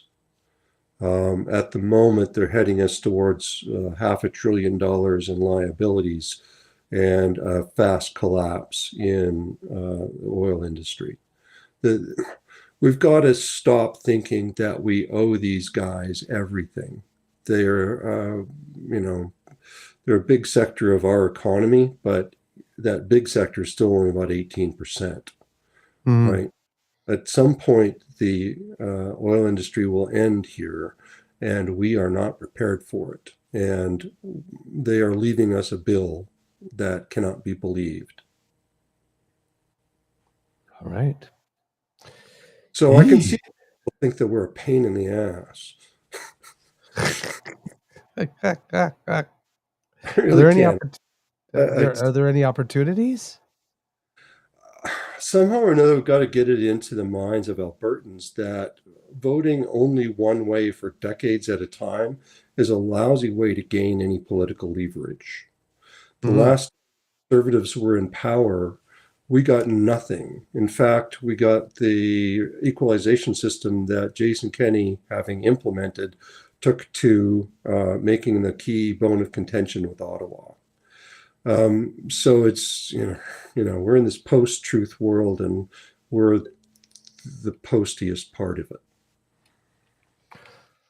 Okie dokie. We have some updates coming in. Uncover the News has been bringing us some extra news here. The first one is that Fulton County District Attorney Fani Willis has won re-election. And if you don't know, or don't remember, if the name sounds familiar for you, Fani Willis is the DA that is handling the case in Georgia where Donald placed a little phone call to the Secretary of State and said, "You need to find me 11,000 something votes, one more than he needs." So there you go. So she has been reelected. So it'll be nice to have her back at work. And it seems that in the state of Michigan, the Supreme Court has been flipped back to the Democratic side there. So that will be some good news for the good people of the state of Michigan there. And then Uncover the News says Jill Stein was a spoiler in Virginia, but I don't have any numbers in front of me to be able to see what it is that you mean by that. Uncover the News, but hopefully the numbers will come along, and I will see exactly what it is that you meant by that. Again, according to the Associated Press right now, if we are looking at the presidential race, it's still 178 for Trump, 99 for Harris. Not too many new developments since we last chatted with each other about that one. There doesn't seem to have been much of an update there over the past hour on that one. All right. Dave, are there any thoughts that you would like to leave our viewers leave our viewers with before we thank you for coming by this evening? Well, I should come prepared with more one-liners. I'm sorry, it's just, the world's kind of a depressing place right now. My parents went through that, right? So I was right at the tail end of the baby boom generation. My folks were both my dad was born in 1919, my mom in 26. And so they were the generation that went through all of the turmoil of the Depression and the Second World War. And we forget that words lead to actions, lead to violence. And that hopefully, if enough of us put our shoulders to it and start to do the homework of democracy again, we can find a place where we can agree on things more often than we do, such that we can be smarter than we are, right? And look strategically out into the future and act like a country again. So that's my hope for tonight. My hope is democracy does win, and that we don't end up with Trump taking over and J.D. Vance getting in and all of the guardrails of democracy being removed in the United States, that a small group of autocrats can take over for an ethnocentric minority. But it's not my decision, not my monkey, not my zoo. Well, okay. You just said the best thing ever. Not my monkey, not my zoo. I know that expression. It's Ukrainian.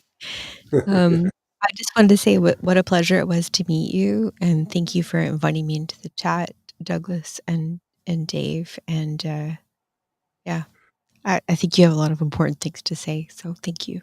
Indeed. Well, Indeed. thanks for having me. And, don't stay up too late. It's All going right. to be a week or so yet. And Oh don't no, we're drink going to too be much up too like really soon. late.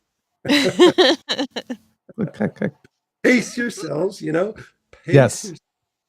I hope Pacing. you haven't chosen any particularly, frequent drinking words, have you? Like, No, we haven't picked any yet. yeah, don't pick like I any don't- like recount or judicial, none of those. No, like those will get you you will be in the hospital. Let's just say words of wisdom. Nobody goes to the hospital tonight. Okay. Every time someone says hanging Chad, drink. Dave, you're awesome. Thank you so much. Thanks, you guys. Thank you so much. All right, take care. Take care. Kids and Cubs, that was Mr. Dave Gray joining us today, taking a little moment to join us for their U.S. election special. Said, I think that the world desperately needs more foul-mouthed economists. I'm just saying.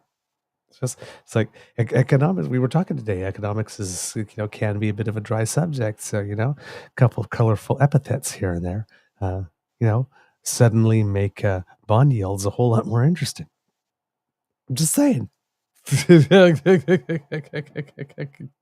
All right. We'll have other guests joining over the course of the evening. There you go. Let's see, who else do we have? More news. Kerry Lake is projected to lose to Ruben Gallego in Arizona. That's a Senate seat. Kerry Lake is the person that keeps on referring herself as Trump in heels, and even more conspiratorial than he is.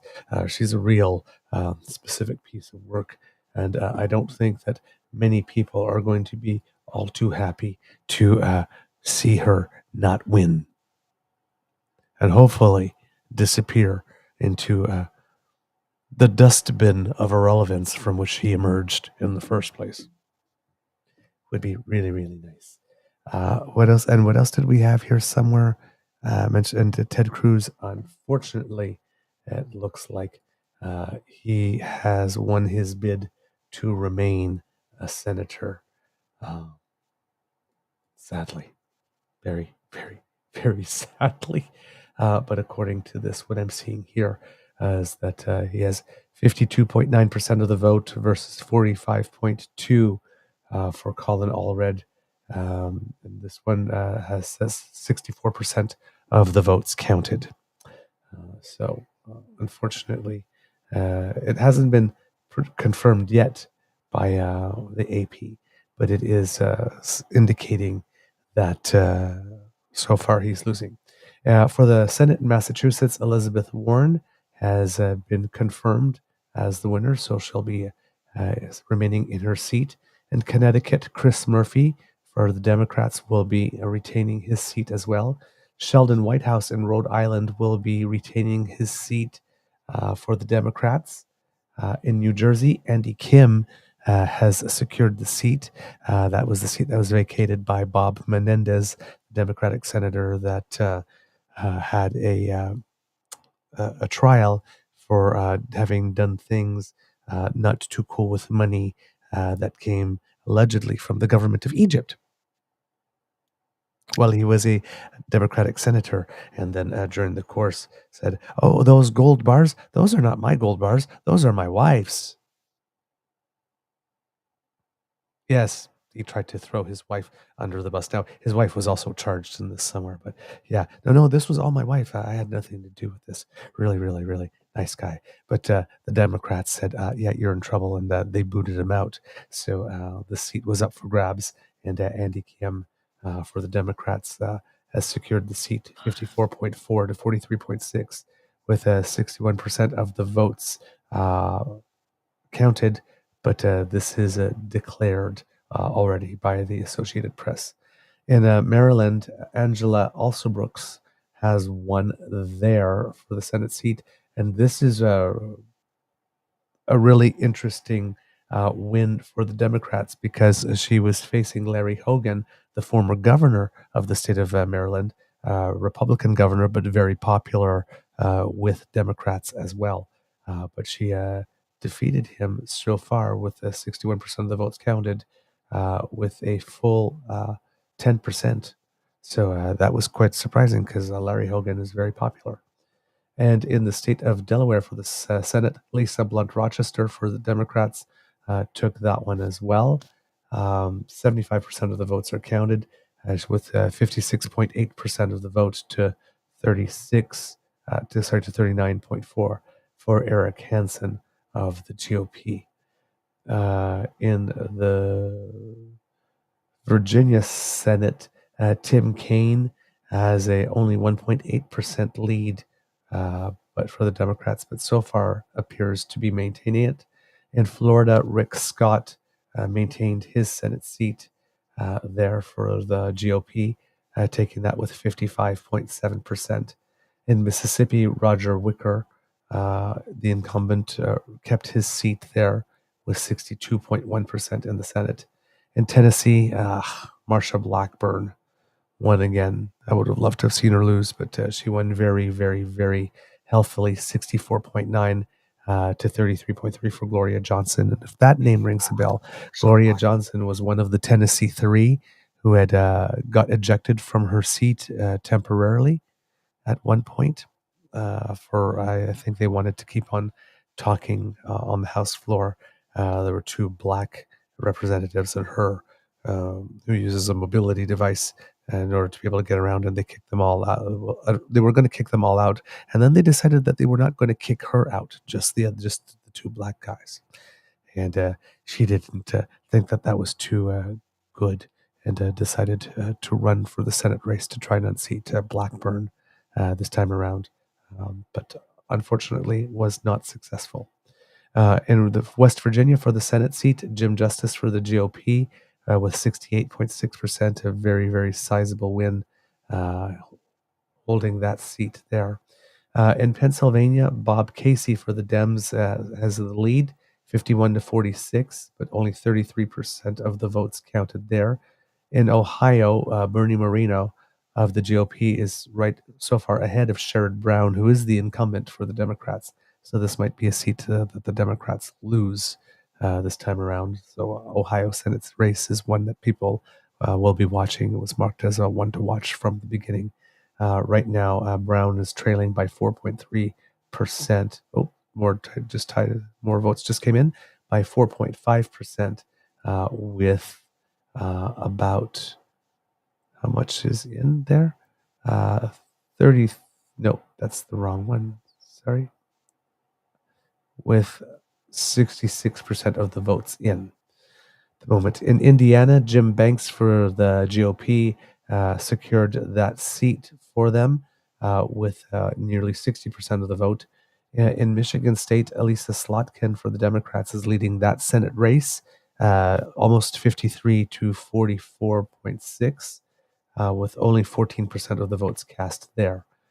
In Wisconsin for the Senate, Tammy Baldwin for the Democrats, she's the incumbent, and she is, with only 29% of votes counted, has about a 5% lead over Eric Hovde at the moment. What do we have? Oh, sorry. I just saw Dan's joke. Oh, okay. No, I don't want to take you off course. No worries. Okay. Well, he said, what do you... Okay. I have to like it. It's in the chat, but it was really friggin' hilarious. He's like, what do you get when you cross a something with the something? And he's like, a meat cleaver. I'm like, oh, okay. I don't know. It's really funny. Like, I won't destroy it for you, but it was very funny. Okay, I don't see it at all in my chat, unfortunately. That's okay. Yeah. You'll see it tomorrow. But Okay. anyway, all right. I'm going to tap out, and All right. I just want to thank you for having me join. Thank you so much. I'm going to keep watching, Okay. and your coverage is awesome. Thank you. I love you with all my heart. I love you with all my heart, too. Thank you. Thank you so much for making it special. Thank you for letting me join. Okay. You bye. are most welcome. Bye. All right. Now I got to do a little production work here. Hold on a second. And there you go. And now it is just us kits and cubs. There we go. Until our next guest arrives. Continuing through the Senate races that are underway in Minnesota at the moment, Royce White from the GOP is leading Amy Klobuchar, but only 1% of votes counted there. So I don't think that Amy Klobuchar is going to have too much to worry about tonight with regards to that. In Missouri, Lucas Kuntz of the Democrats, with 23% of the vote counted, is leading Josh Hawley by only about 2.5%. I don't know if that will hold, but that's kind of nice right now to see um, the guy that was for whom there was video of him caught trying to run away from the attackers on January 6th, when you had that whole other photo of him posing and preening with his fist up in the air going, "Hey, I support you." But when they were looking for people to come out of hiding, he was running like everybody else. In Nebraska, Pete Ricketts of the GOP has a 52.1 to 47.9 lead over Preston Love, with 40% of the votes cast in that state. In North Dakota, Kevin Kramer from the GOP retains his seat with nearly 68% of the vote. In Montana, there are no votes in yet, so we don't know where that is, but that's a state we're looking at because the Senate seat is held by a Democrat, John Tester, and everybody is pretty much thinking that he might lose it this time around. In Wyoming, for the Senate, John Barrasso keeps his is projected to that he's going to keep his seat, even though right now the votes are showing that Scott Morrow from the Democrats is leading that one by a lot, but there's only 2% of the votes counted. So that will certainly switch as the votes come in over the course of the evening. For the New Mexico Senate, Martin Henrich of the Democrats has a 1% lead over Nella Dominici of the GOP, with 19% of the votes currently being cast. And then there are Senate races today in Hawaii, Arizona, Utah, Washington State, Nevada, and California. Nevada, I should say, and California. But the polls there have not yet closed, and therefore we have no provisional results there for you. For governor, Kits and Cubs, today in Vermont, Phil Scott for the Republicans has been confirmed as governor with nearly 73% of the vote. In New Hampshire, Kelly Ayotte of the GOP is leading their Democrat rival by fewer than 5%, with just 48% of the votes counted now. Where else are we looking at? Delaware, for governor, Matt Meyer has won there, 56.2% for the Democrats over Mike Ramone. In North Carolina, Josh Stein for the Democrats has won the governor race, 53.8% to 41.4% over Mark Robinson of the GOP. So I believe that's a interesting result there that may have not been initially expected. In West Virginia, for the governor's race, Patrick Morrissey of the GOP has a lead there, 61.9% over Steve Williams for the Democrats. In Indiana, Mike Braun of the GOP, 54.8 to 40.6, leading in that one. Where else do we have stuff? In Missouri, Mike Kehoe is leading 52.7 to 45.6, but only 22% of the votes counted in that one. In North Dakota, Kelly Armstrong of the GOP, very sizable lead, 71.5 to 23, with only 24% of the vote counted. And then there are races in Montana, Washington, and Utah as well tonight for governorships, but no results in at the moment.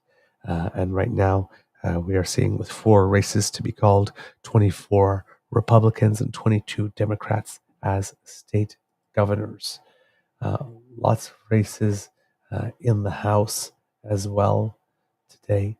I am looking in at the names to see if there are any of them that I recognize for you, Kits and Cubs. So far, no. But yeah. Oh, Ayanna Presley in Massachusetts, District 7, has been reelected.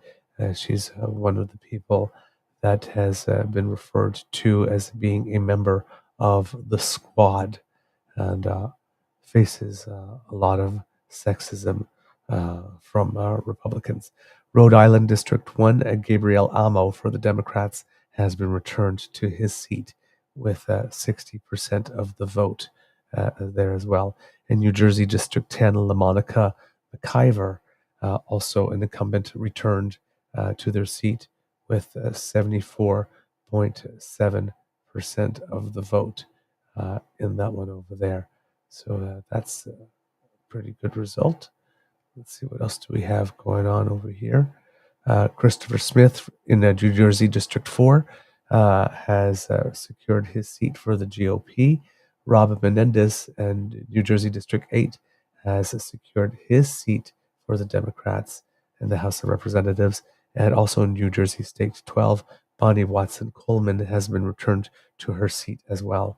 And Delaware, Sarah McBride for the Democrats, with 84% of the vote counted, seems to have secured the seat there. And hopefully we will have more results over the course of the evening for the House of Representatives, kids and cubs. Not much change for the Associated Press in the race for president. Still 188 for Trump, still 99 for Harris. Still no update really since 8:04 p.m.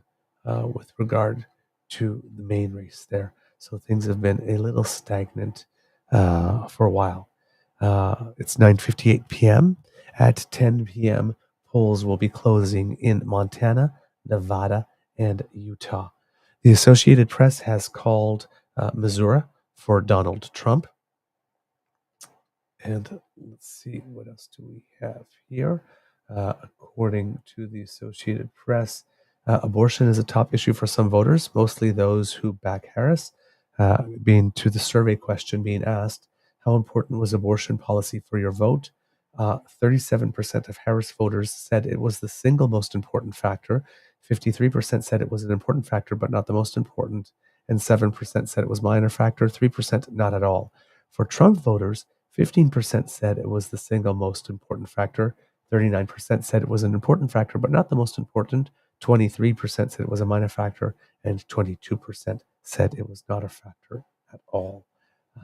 So there on that one. Let's see, who else do we have in terms of things that were called. In New York, voters have approved a constitutional amendment that supporters say protect abortion. New Yorkers approved an amendment that would expand the state constitution anti-discrimination language in a way that supporters say would protect the civil rights of people who are seeking or have had abortions. The state constitution already barred discrimination based on race, creed, or religion. Opponents argued that the amendment might give transgender athletes the constitutional right to play on girls' and women's sports teams. This is another victory for Harris and Democrats nationwide as they see abortion as a key campaign issue. The yes on that ballot measure, after just 36% of votes counted, has a 71 to 29% vote lead at the moment. Hours have been extended at 9 precincts in eastern Arizona County, according to a judge, in order to make sure that people will have time to vote, because there was a rocky start to election day that included malfunctioning equipment and a lack of printed ballots. Apache County Superior Court Judge Michael Latham agreed to keep the polls open at the request of the Navajo Nation, which filed a lawsuit asking for extended hours due to the problem. Let's see here. What else do we have? No surprises as polls close. Eyes now turn to eastern battlegrounds, and there are some key presidential races right now. This is as of about half an hour ago. In Georgia, Trump is leading by 5%, with 80% of votes counted. In North Carolina, Trump's leading by 5% with 66% of votes counted. In Maine's second congressional district, when I said about the blue dot, Maine is the other one that has a small congressional district that's its own dot. and Trump is leading there pretty handily at the moment. Pennsylvania has Trump with a +3 from what I can tell here. I'll just blow it up a little bit more to make sure that I'm actually getting the correct numbers for you kids and cubs. But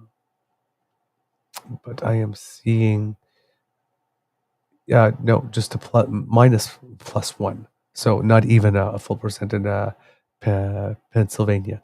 In Arizona, Trump is leading by 17%, but only 4% of votes counted. Michigan, Harris is up 3%.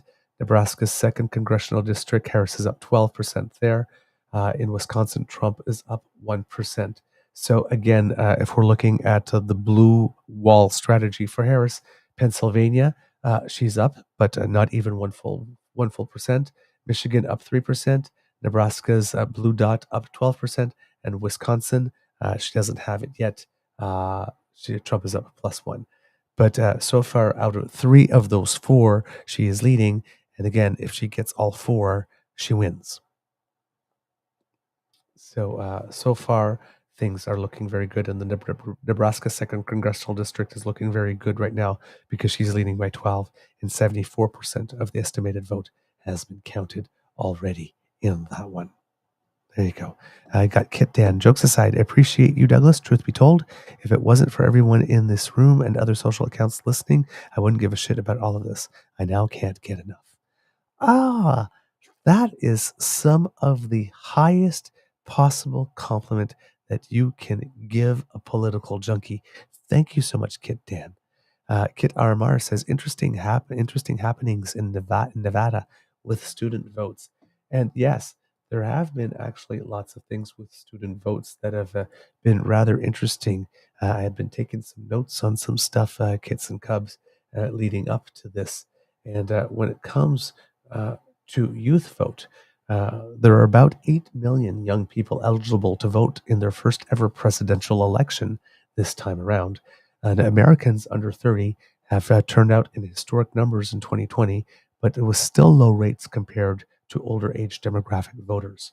Harris needs to win about 60% of this group based on past performances by Democratic Party candidates. Now, there's a Gen Z-led group called Voters for Tomorrow, and they say, quote, from quote here, polling from official early vote totals from Secretary of State data as of 6 p.m. on Thursday, Voters of Tomorrow, so last Thursday, Voters of Tomorrow is tracking increased youth turnout in multiple battleground states and nationwide. They recorded an about 20% increase in youth voter turnout over the projections based on 2022 numbers, the midterms. In swing states, Georgia is in swing states, voter turnout among youth is up 30%, and North Carolina up more than 50%, and Pennsylvania by greater than 100%. Michigan at the time was showing a 220% increase. So in terms of numbers of voters, 80,000 more voters, youth voters in Georgia this time around, greater than 100,000 more in North Carolina, greater than 50,000 more in Pennsylvania, and greater than 100,000 more in Michigan, which is kind of interesting. So yeah, it seems that youth has definitely come out to vote. Did I just say 188 to 98? Yes, I did, Kit Dan. According to the Associated Press, that's what I saw in terms of the count at the moment. That's stuff that has been confirmed. But I will take another look for you soon enough. But according to CNN, which unfortunately my feed has stalled. Sorry so much, kids and cubs, about this. Hopefully I'll be able to get them back up here for you in a second here. But for the Associated Press, still not seeing the things. So I will wait for CNN to come back up right here. And they are showing at the moment 154 for Trump and 30 for Harris, which is definitely not what it is that I've been seeing. So I do not know where my window for the Associated Press disappeared to, but I will have to go into my history to perhaps find it. And this is very weird. It just disappeared from my screen entirely. All right. Nope, nothing yet. AP election results. I will try again.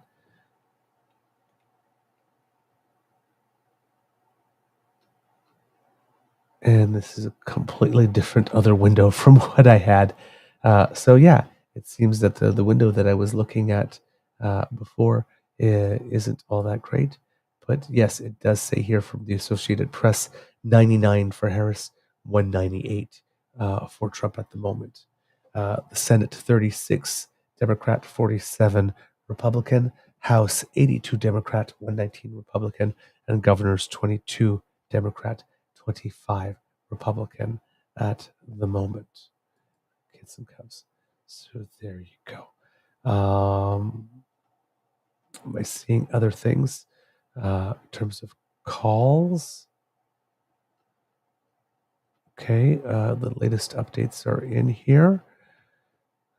Donald Trump wins Montana, according to the Associated Press. So there we go. Decision Desk update from Michigan. For some reason, it says that more than half of Michigan's 83 counties had not reported any votes 2 hours after polls closed in much of the state. Only a handful of votes had been reported in Wayne and Macomb counties in the Detroit area, which tend to favor Democrats and Republicans, respectively. There. So Donald Trump does win Montana. I mentioned that earlier. Donald Trump also wins Missouri. And do we have here? Trump leading Harris by 4 percentage points in North Carolina, but with a lot of votes still needed to be counted at the moment here. Anything else do I see here in terms of places that have been called? Nope, not yet. Donald Trump wins the 3rd congressional district in Nebraska and one more electoral vote there. Nothing else yet here. All right, so that's about here. Mark Robinson loses North Carolina gubernatorial bid after tumultuous campaign. So yes, that's what I was trying to remember. Oh, what was that? What was this scandal? But Mark Robinson, the North Carolina Republican gubernatorial candidate, rocked by a CNN report indicating he had posted racist and explicit messages on a pornography site more than a decade ago, has lost his race against Democratic Josh Stein. Oh yes, he's the guy that I think was on nudesafrica.com saying that he was a black Nazi and that he liked transgender on transgender porn. Yes, remember this guy. Real total winner here. The loss is a cap on a turbulent run for Robinson, the state's lieutenant governor, who rocketed to conservative fame in 2018 by seizing on Trump's MAGA movement. His campaign was continually tagged with controversial comments Robinson made about everything from abortion, race to gay rights. Trump compared Robinson to Martin Luther King Jr. Sorry. Before his pornography site scandal, and did not explicitly back away from him after the scandal engulfed the North Carolina Republicans' campaign. Well, of course not. Trump loves everything associated with porn. Stein, the state's attorney general, will succeed Roy Cooper, North Carolina's popular 2-term governor, who was term limited. The race was one of the most closely watched governor's races in the nation this year. So there you go. He has been given the boot. AP race call, Donald Trump wins Texas. So there you go here. Since we were talking about youth vote, according to AP, VoteCast data indicates that Trump and Harris's coalitions appeared largely similar to the 2020 race, with Harris' coalition largely resembling the diverse group that President Biden assembled 4 years ago. Preliminary AP VoteCast findings, however, hints at some shifts among demographic groups that could be meaningful, including among younger voters. Younger voters have had their political lives shaped by the presence of Trump now in his third presidential election. Voters under the age 30 are a fraction of the total electorate, but about half of them supported Harris compared to the roughly 6 in 10 who backed Biden in 2020. Slightly more than 4 in 10 young voters went for Trump, up from about one-third in 2020. So that is not a good result there for the Democrats because, as I mentioned a little earlier in the show, based on past results, everybody was saying that she would need to score about 60% among that particular demographic. And it seems, according to these numbers, so far early enough, she has not secured that among the youth vote this time around. Right, I will just take a little water break for myself, kids and cubs. So please talk amongst yourselves. Elaine says Douglas is pronounced Macomb County. Is it Macomb or I'm not sure if the double A meant a long A there. But Macomb County, if I mispronounced it, I'm sorry because I do know it as Macomb County. So that would have been a slip on my part. According to Uncover the News, Lauren Boebert is projected to win. I believe that she ran away to a even safer seat than she had last time around, because last time around she had almost lost it. The seat, that is. She regularly loses it. The AP race has called Colorado for Kamala Harris here. So if I'm looking once again, we have 109 for Harris, 198 for Trump at the moment in terms of electoral college seats. Looking at some of the ballot measures here, in Arizona, the constitutional right to abortion, with only 48% of votes counted, the yes side has a 63.5% lead at the moment. And Colorado, also the constitutional right to abortion, the yes side has a 62.3% lead with 53% of the votes counted at the moment. No additional movement in Florida on that constitutional right, which 57% of the people said yes, but the threshold there was 60, and so far it hasn't crossed that. There's still 13% of votes remained to be counted, but it seems that the AP has projected or has confirmed, based on its data, that there's no way that the 60% threshold will be met on that one. And so, therefore, the 6-week ban will remain in the state of Florida. In Florida, there was also a measure to legalize recreational marijuana. It seems that the no side has been declared the winner, even though it only has 44.2% to 55.8% for the yes. So I'm guessing that a 60% was needed there as well, and it did not get there. In North Dakota, only 29% of the votes in, but also to legalize recreational marijuana. We have 55.5% people saying no there. And in South Dakota, 62.7% saying no there, with 6% of the vote in. In terms of increasing the minimum wage and requiring sick leave in Alaska, no votes have been counted yet. In Arizona, allowing lower wages for tipped workers, 75% of voters have said no to that, with 46% of votes in. In California, to raise the minimum wage, the polls haven't closed there, so no results coming in. In Arizona, require partisan primaries. So far, 59.6% say no to that in Arizona. To implementation of ranked choice voting in Colorado, with 58% of the votes counted, so far 56% have said no to that. In Arizona, should Bullock retain their seat on the state Supreme Court? 56.4% have said yes, with 40% of the vote in. In Arizona, should King retain their seat? 56.4% say yes there, with 40% of the votes cast. And in Florida, should Francis retain their seat? 63.2% have said yes there, and that is declared to have won. In Arizona, state enforcement of immigration laws, I'm not sure what that ballot actually accomplishes, but 60.9% so far voting yes to that. And those are what we have so far for some of 150 ballot measures that are being voted on in the United States tonight. Let's see, what else do we have here? Trying to look and see what else we've got going on the electoral map. Pennsylvania, it's still only 22% of estimated vote being counted. Harris leading 58% there. Virginia, Trump leading 49.4 to 48.7, so only a 0.7% lead with 55% of the vote counted. And Wisconsin, Trump with only 3% of the vote counted there, so not much to work on with there, but 56 to 43 about. I'm rounding on these ones here.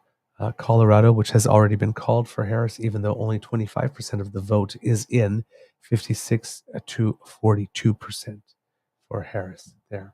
And it seems that CNN says that we need to be standing by for a projection that will be coming soon. So I'll stick around with very excited and bated breath to see what it is that CNN projects for us, kids and cubs.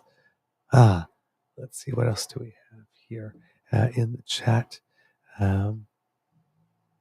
Kit Dan says, so in a nutshell, the Peanut Gallery would like to know, as it stands overall, what's the numbers on who will be the next president, straight up percentage-wise? So if you can indulge Dan there, that would be great.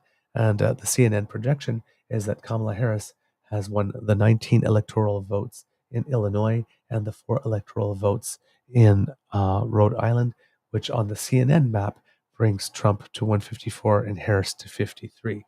So CNN confirming things a little more slowly than the Associated Press is today, because the Associated Press has Harris at 109 and Trump at 198 at the present moment. Democrat Sarah Elfreth has been elected to the U.S. House in Maryland's 3rd District. Democrat Lauren Underwood has been elected to the U.S. House in Illinois' 14th District. Republican Aaron Houchin, I will guess, has been elected to the U.S. House in Indiana's 9th District. She's Republican. The first 2 are Democrats. Democrat John Olszewski has been elected to the U.S. House in Maryland's 2nd District. Democrat Frank Pallone has been elected to the U.S. House in New Jersey's 6th District. Republican Mike Kelly has been elected to the U.S. House in Pennsylvania's 16th District. And Democrat, I'm not sure I can make this person's last name out, unfortunately. Sorry. Sanford something. Sorry. Sanford Bishop.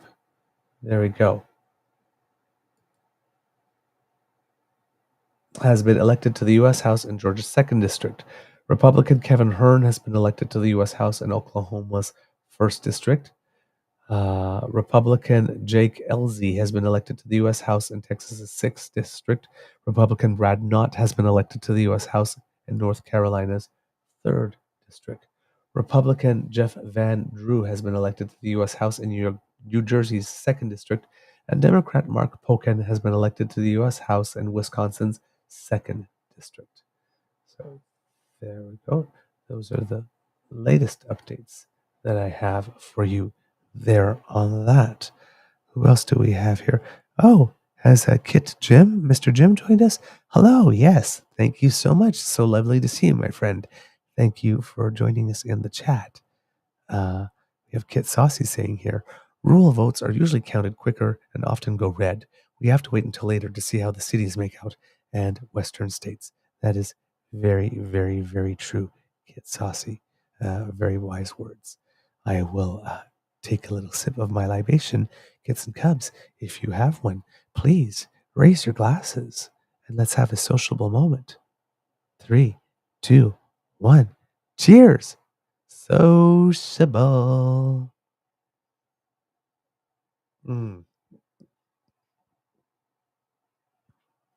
I have to say that I have never tried Saranac brand beers. It's from the Adirondacks, Saranac Lake. Um, my Beaver Sweetie went hiking at the end of the fall and brought back a couple.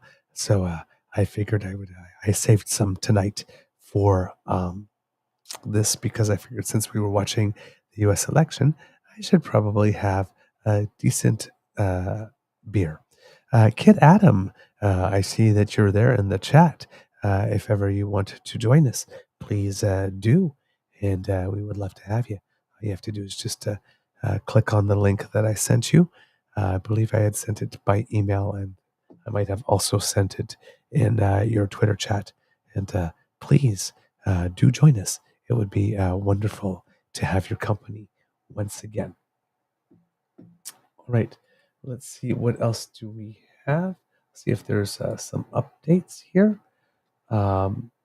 Kamala Harris wins the District of Columbia, it's been called, securing the capital's 3 electoral votes. Harris's win in D.C. is no surprise. The district is a longtime Democratic stronghold whose government repeatedly feuded with Republican Donald Trump when he was the president. Trump has described modern-day Washington as a crime-ridden dystopia, and Republican allies in the Congress have threatened to strip D.C. of its limited autonomy. The Associated Press declared Harris the winner at 10:20 p.m. Eastern. And kits and cubs, if you have been paying attention, may have noticed the 2 bags of festive election Doritos. I have my blue Democrat bag and my red Republican bag. So, yes, red Republican, exactly. Yes, it's the opposite of Canada. So, given that Kamala Harris has won the District of Columbia, allow me, there you go, to have a little snacky moment. Please enjoy the ASMR of delightful and delicious tortilla crunch. Mm. Who knew that democracy could be so tasty? All right. I will try not to eat it too much into the microphone while I'm talking, but I do have quite a hankering for these at the moment, an actual outright craving, if you will. I have no idea what is wrong with my feeds, but they keep on shutting down on me. I think they don't like being ignored. Is about all I can say, the best I can guess. So I will once again look for another feed. There we go. And hopefully I will be able to bring you more Kits and Cubs. Our next guest, Kit Adams, says that he will be joining us in a few minutes. So that will be great here. Michigan, still only 12% of the estimated vote being counted. CNN showing Kamala Harris with 53.7 to Donald Trump's 44.3. North Carolina, Donald Trump leading that one 50 to 48.1. With 51% of the estimated vote counted in that one. So just a 2.6% on that one. And Georgia, Trump, 52.9% to Harris's 46.9%. So that's a 6.5% lead with 71% of the vote counted. And wondering again if all of that or most of that outstanding vote is from the Fulton County area, which will help the Democrat chances. In Virginia, only a 0.6% lead for Donald Trump, with only 56% of the estimated vote counted.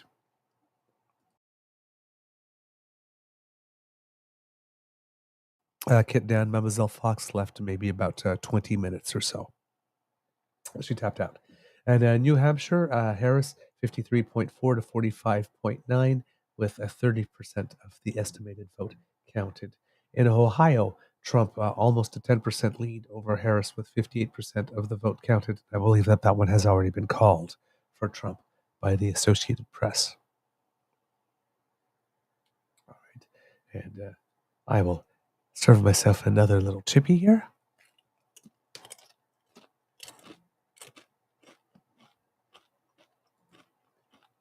All right. That's the good stuff right there. All right. Let's see if we have any more results for you.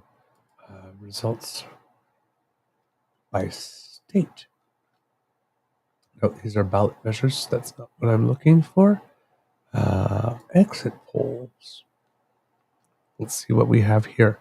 The exit polls say. The exit polls are showing that for the 18 to 29 demographic group, Harris is leading 55 to 42.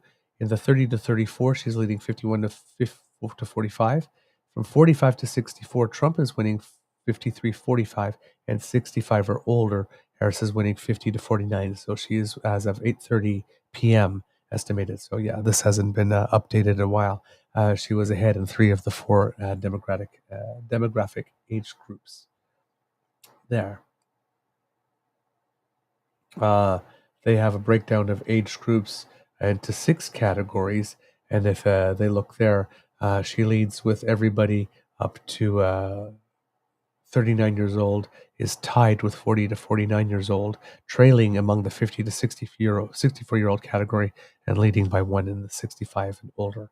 If we're looking at the family's financial situation, if people are saying that their situation is better than 4 years ago, Harris has 82% to 14. If they say it's worse than 4 years ago, she is losing 80 to 17 to Trump. And if they say it's about the same, she's leading 70 to 27%. In terms of marital status, 55% of married people seem to favor Trump. 55% of non-married people favor Harris, and there are more married than not married, 54 to 46%. On the condition of the nation's economy, for those who say it is excellent, 88% say that are voting Harris. For those who say that it is good, 91% are voting Harris. For those that are saying it's not so good, 53% Trump, and those who are saying it's poor, 86% Trump. Among independents, Harris is leading 50 to 45 at the moment. On race at 8:30 p.m. Whites have broken 55 to 43 for Trump. Blacks have broken 86 to 12 for Harris. Latinos 53 to 45 for Harris. Asians 55 to 39 for Harris, and other racial and ethnic groups 55 to 41 for Trump. If we're talking about religion, Protestant and other Christians 62 to 37 for Trump. Catholic 56 to 41 for Trump. Jewish 77 to 22 for Harris. Other religious affiliations 60 to 34 for Harris, and no religious affiliations 71 to 26 for Harris. According to the gender, 54% of males are voting Trump, 54% of females are voting Harris.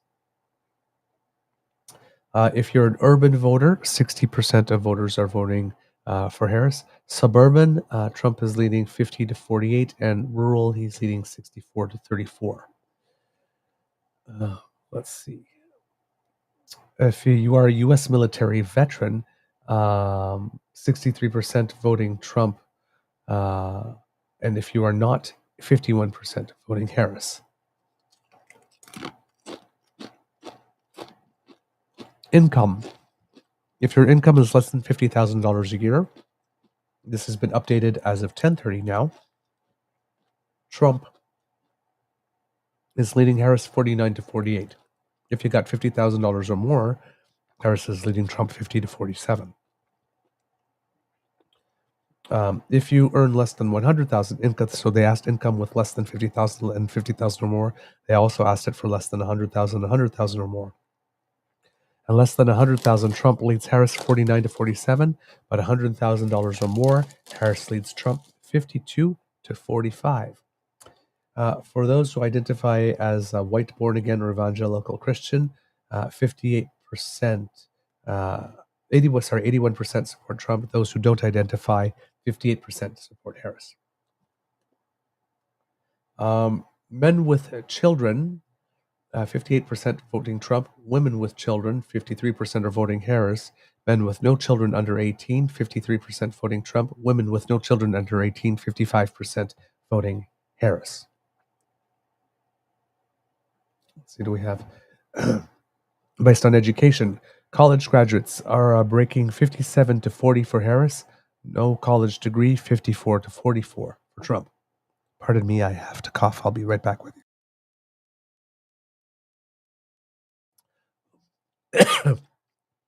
All right. And I just noticed that our friend Adam is in the green room. So why don't we bring him in? Hello, Uh, sir. Hello, how's everyone doing tonight? I am doing great. How are you? Well, I mean, the way politics have been going these days, the times that we have been talking haven't been the best, but other than that, doing very well. I've Good. got my You've got whiskey. libation. Yes. Mm. Now I want to sing that song. Get a Which one? bar, get a double shot of whiskey. Oh Lord. Shabuzi. Shabuzi, yes. Tipsy, a bar song. Yes. There we go. I know Why the kids? country version, and then I've realized that they've got like the pop and R&B versions of it as well. Oh, I think I might have missed the pop and R&B versions. I'll have to look those up. Kits and Cubs, in case you did not watch our BC, our True North Eager Beaver Nights, the first one that we've had over this short period of time. It was the British Columbia elections returns, and this fine gentleman, whose name is Adam McGillivray, joined me and was the absolute perfect co-host for the evening. Thank you so very much, sir. You actually stayed with me for the entire evening, which was definitely above and beyond the call of duty. But I was very, very happy that you did, because it was an absolutely exceptional evening in your company. It was a wonderful time. I mean, it works out. My son is just having a bath and going to bed. And so, as my wife is tucking him in, half the time she just falls asleep with him.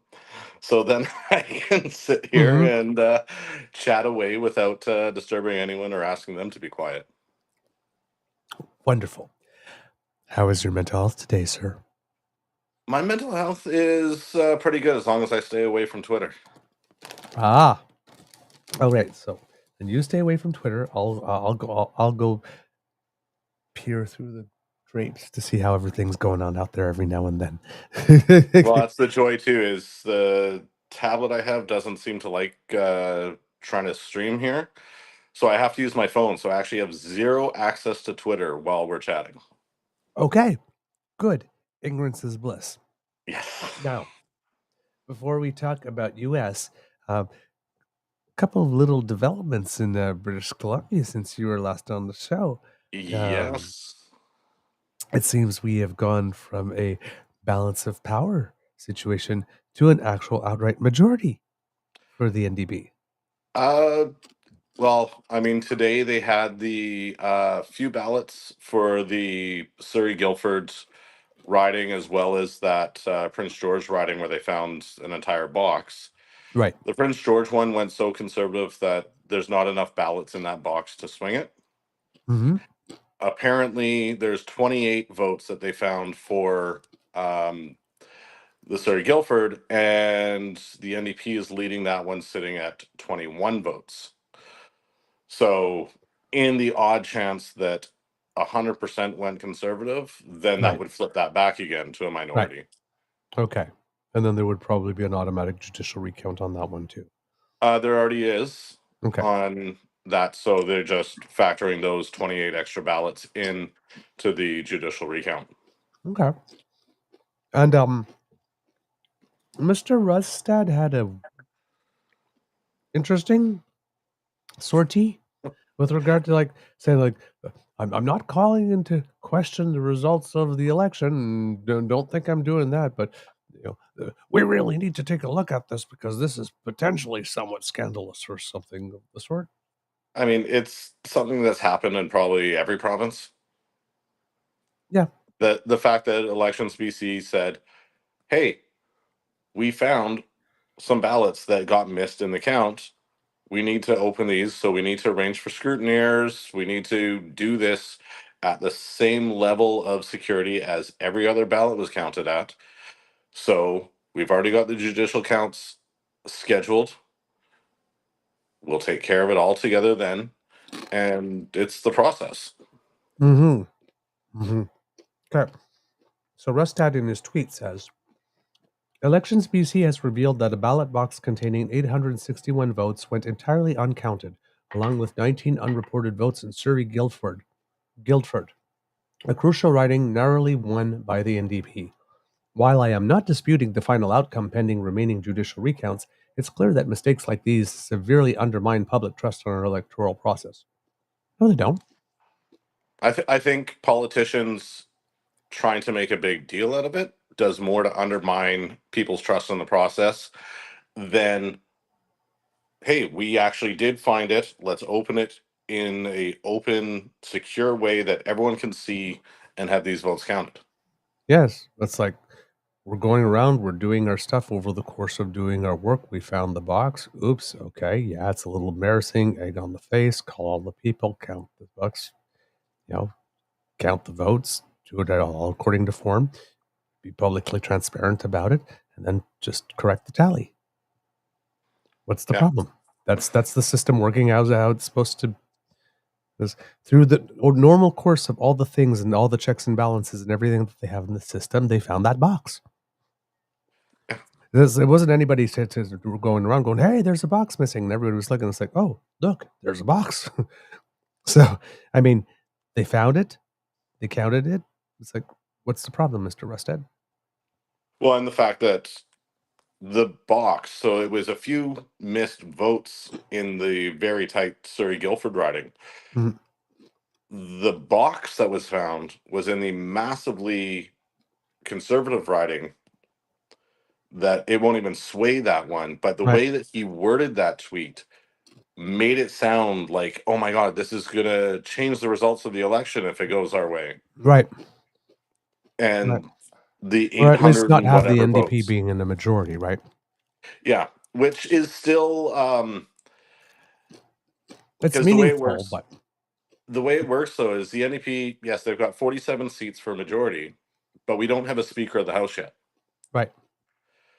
So, from what I've seen on local politics, is they've been reaching out to a lot of the former BC United candidates that swapped over to Conservatives to see if someone's willing to take the fair size pay raise and having the accolades of being the Speaker of the House so that they don't have to have one of their 47 become Speaker. So if no one else steps up, the NDP has to put someone forward, which means they actually only have 46 votes, which brings it back to working with the Greens to stay in power. Right. Right. Unless they name a green speaker. Um, I think Sonia Furstenau, despite not winning her riding, she's staying on as leader of the Green Party. She will point out that they have more power with those two seats that they have by not taking the speaker's position, Mhm. and they'll have the NDP in a corner and be able to extract more concessions and a more progressive agenda than they would otherwise. Yep. Okay. I can see that too. Nico says, this is an unprecedented. So, while he goes, while I'm not disputing the final outcome, pending remaining judicial recounts, it's clear that mistakes like these severely undermine public trust in our electoral process. This is an unprecedented failure by the very institution responsible for ensuring the fairness and accuracy of our elections. Hardly. Yeah, Hardly. It's a oopsie that happened and was discovered and dealt with as it should be according to the rules. At a time when confidence in election integrity is more fragile than ever before, British Columbians deserve assurance that every vote counts and that these errors are corrected. Yes, they deserve these are errors that should not happen. Yes, you need to look at these processes to see how it happens so that you can bring corrective action. But it is hardly. Unprecedented failure. Like this, that's rattling or severely undermining public trust in our electoral process. It's like, Gretchen, stop trying to make fetch happen. Get off that damn cross. There's a housing shortage, and we need the wood and the nails and the hammers. Just Well, and I think Peepee's hoarding all the wood. yes, he is. He keeps rubbing up against it. Yeah. This is. Just gotta love some wood, that Oh, grain. yes, Mr. 2x4. What's that? The wall is not structurally sound. I didn't know you could translate Russian. There you go. And then he ends with, "This is why I'm calling for an independent review to ensure that these types of mistakes never happen again. Democracy is too sacred to allow trust to erode to the lows we see today." Yeah, just unbunch your panties. Jeez. Yeah, it's a whole bunch of. That's a We're lot of not melodrama. saying this, but we're saying this. Or we want someone else to say this, but we're not. We'd really like to say this, but we can't. But we'd really like to. Yep. All right.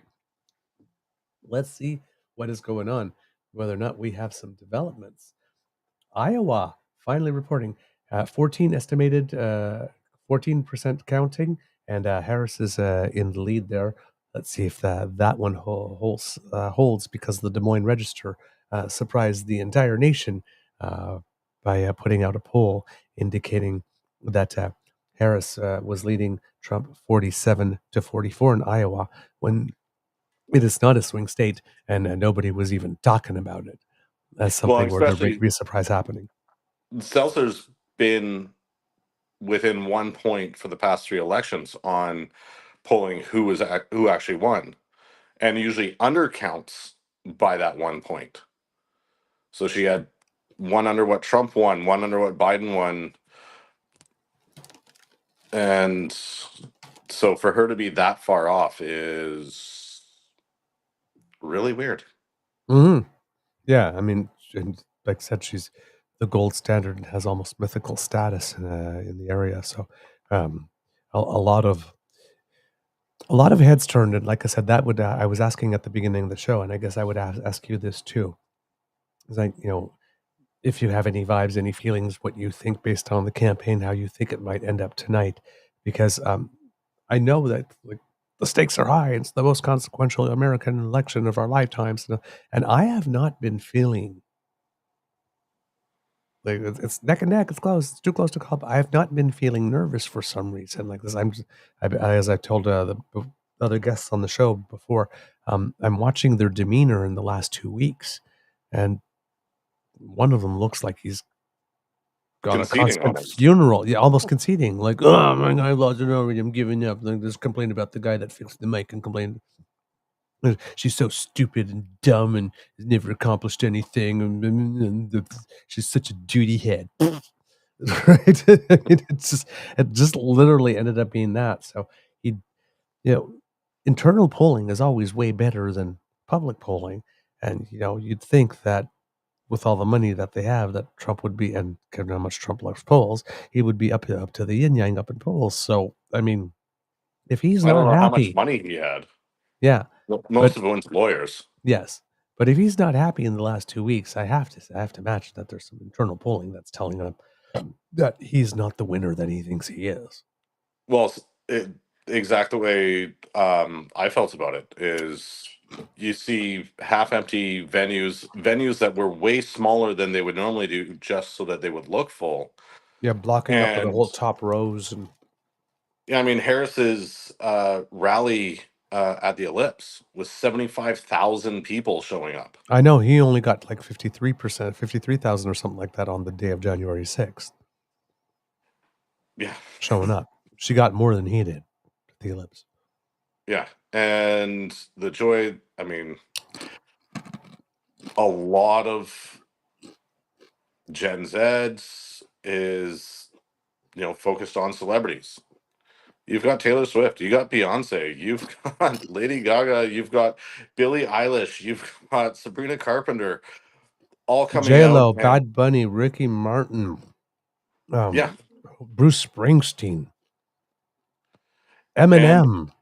every single artist that has sent Trump a cease and desist. Yes. Thank you, Rufus Wainwright. You I'm cutie. surprised the Village people haven't. I think they were just allowing it Right? to go for the fun. Well, I heard somebody talking about it's like Donald Trump is going to be every single Village People character by the time this election's over. He I was mean, the I'm truck sorry. driver the last election, and That he's that been the garbage man. that orange vest thing with the I mean, I wanted to mount him on a dashboard. Right? I mean, it's just and put him in a hula skirt. Ooh. So I don't think that he. I mean, this is Donald Trump we're talking about. He'll never go into the naval uniform. ah ah ah ah. Oh, that's not nice. I mean, even as a dash-mounted bobblehead, the bone spurs will have him fall right down. It's really not nice at all.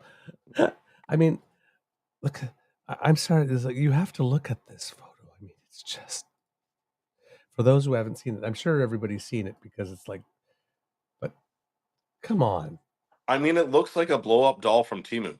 it really does. It screams right down to like the pale lips on, like, man, Donald, the person who took that photo, not a friend of yours. The camera? The person who took that photo of him. I know. I don't think a camera is a friend of his. No. He definitely did not win Mr. Photogenic at Mr. Universe pageant this year. All right. Let's see what we have here on terms of results. We have, according to the Associated Press, 113 for Harris, 210 for Trump so far here. And still the popular vote 52.5 to 46.3.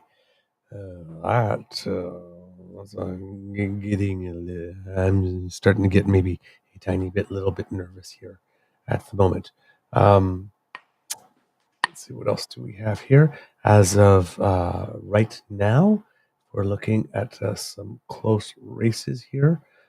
Trump leading by 3% in Georgia, Harris leading by 2% in Virginia, Trump leading 3% in North Carolina. I'm only going to give you the ones that are 5% or less. Harris up 5% in New Hampshire. Trump up 3% in Pennsylvania at the moment. And where else we have? Trump up by less than 1% in Arizona. Trump up by 3% in Michigan. Trump up by 5% in Nebraska. Harris up by 1% in Nebraska's 1st congressional district. Let's see. One more. Trump up by 1% in Wisconsin, according to the Associated Press. And we're still waiting for polls to report from Nevada. Sorry, not Nevada. Nevada. I have to break out my French nasal. Utah, Nevada. California, Nevada. Utah, California, Idaho, Oregon, Washington, Hawaii, and Alaska. I mean, California's 54 electoral votes. Not sure how many Washington State is. That's generally a blue state. Mm-hmm. And Oregon as well, right? Yeah, the West Coast pretty much generally goes blue. So you're probably close between 80 and 100 votes between those 3 states. Mm-hmm. I'm going to look up another map here and see if we have. Oh, God! They just made a list for me, so that's nice. I don't even have to find it on a map. Washington has 12, and Oregon has 8. So you add those Okay. 20 to the There's California 74. 70. 74 votes there. Yeah. And what did I say? We were Harris is at 112 to 242. What? 113 to 210. So you add those 74, you said, votes? Yeah. And that brings her to 177. So, yes, that will narrow the gap significantly. All right. All right. Pretty cool. I mean, There seems to. There's Alaska. And Hawaii. Hawaii does its thing. It kind of leans Democrat, but sometimes it doesn't. And Yeah. There's another governor race that seemed to have gone, or right now seems to be being led by the Republicans instead, because it's now 22 to 26 on governorships. But from what I can tell here, Utah and Washington still haven't reported. John Forte in Montana is leading by 26%, but only 5% of votes counted. Armstrong leading by 47 in North Dakota, and Ayotte leading by 6 in New Hampshire. All of these are Republicans. Missouri, Kehoe leading by 16, also Republican. Meyer leading by 12 in Delaware, who's a Democrat, and Stein leading by 15 in North Carolina, also a Democrat. And then the other ones are Indiana, Vermont, and Virginia, with Braun, Scott, and Morrissey, all respectively leading, and all of them with double-digit leads on those 3. And those are for the governors. I'm not seeing much about state races and state houses and that type of stuff in my data. I don't know if I'm supposed to be looking somewhere else to find that, but I'm not seeing much before at all. joining, I did see, I can't remember what state it was now, but they flipped a Supreme Court seat to a Democrat for a 5-2 supermajority. There was some earlier, I think, Senate races that there was multiple black women that because there's 2 or 3 more black women in the Senate at the same time than ever before, which is Mm-hmm. Yep. only 2 or 3, which is sad. The House of Representatives got their first openly trans person with Sarah McBride. Right on. Right on. So even as things are not looking wonderful, there are some little bits of silver lining of progress for everyone across the board. Okay. Okay. Let's see what else we have. It's 10:55 p.m. At 11 p.m. Eastern Time in California, Idaho, Oregon, and Washington, polls will close. There's a decision desk update on Michigan. About 1/4 of the estimated votes have been counted in Michigan, where Trump has a lead of just over 15,000 votes. Only a few thousand votes have been tallied in Wayne County, a Democratic stronghold that produced nearly 900,000 votes in 2020. Biden won Michigan in 2020, 4 years after Trump cracked the blue wall by capturing the state along with Pennsylvania and Wisconsin. And then in Pennsylvania, they're saying with slightly less than 60% of the expected vote counted, Trump leads Harris by just over 110,000 votes. He is winning central and northeastern Pennsylvania, but Philadelphia and its collar counties, which have historically been strongly Democrat, have been slower to report votes. And I heard on my way home from work that Pittsburgh flipped blue. Really? So pretty much all of Pittsburgh, Pennsylvania went blue, like in a huge way. Good, They were good, calling good. it pretty early. So there is, I mean, if they've already counted that, but All right. I'm seeing here Kid J saying math is hard at 11 p.m. Beaver Queen time. If I made a mathematical error, please tell me what it is. I probably had my mouth going faster than my brain. Happens to me a lot. I'm in a Does. math household, so and it's only 8 o'clock here, so Yes. What else do we have here? In Wisconsin, they're saying Trump leads Harris by about a point with roughly 50% of the expected vote reported. Expect a long count in Wisconsin. The margin of victory in the state was less than a point in 2020, 2016, 2004, and 2000. In 2020, Biden's margin of victory was about 20,000 votes out of nearly 3.3 million cast. Ooh. Okay. AP race call 3 seconds ago. Kamala Harris wins the first congressional district in Maine and 1 electoral vote there. Michigan's top election official refutes Trump's claim of law enforcement presence in Detroit. Michigan Secretary of State Jocelyn Benson refuted Trump's social media claims of, quote, heavy law enforcement in Detroit before polls closed, calling them not true. Quote, the former president said there was a strong law enforcement presence in Philadelphia and Detroit. Benson said that was not true. We quickly debunked it. At a news conference in downtown Detroit after Michigan's polls closed, Benson praised the election as, quote, very successful and noted minimal issues. She added that the state is on track for record-breaking turnout. The AP race has called Iowa for Trump. Darn. I was hoping it would flip. So Ann Seltzer will have some interesting questions put to her here. Former President Donald Trump won Iowa on Tuesday, claiming the state's 6 electoral votes. Formerly considered a swing state, Iowa has proved to be a clear example of Trump's appeal among Republican voters and his staying power in the GOP.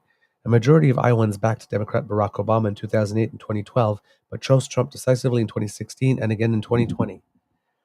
Now, after easily earning the support of Iowa's Republican caucus goers earlier this year and buoying, I can never pronounce that word, buoying? I'd have to see it spelled. Buoying. Buoying? I mean, I want to say it's some onomatopoeia. It's boing. Boing. Oh, God. That's terrible. That's the francophone in me. I have no idea. See, It's I know also what I'm going to laugh at it in me that I have no idea how it's pronounced. Might be doing. It might be. If anyone has some Wikipedia to quickly get us pronunciation. Buoying. That might be it. Buoying. It's kind of weird though. But yeah, no, it's a word I know. I know how to spell it. I know what it means. I recognize it. But as a francophone, I never say it in English. I don't know how to say it. It's kind of weird.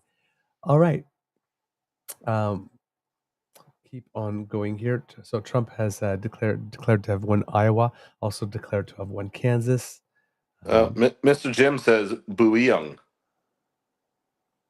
Booyong. Okay. I will believe you. Mr. Jim does not tend to lead me wrong. So there we go. Decision desk update on Arizona. Maricopa County, which includes Phoenix, has reported its first votes. The massive county is key for candidates. Its first update included more than 1 million votes, about half the expected total there. The first reported votes were ballots that arrived or were cast ahead of Election Day. County election officials have warned it could take as long as 13 days to tabulate all the ballots.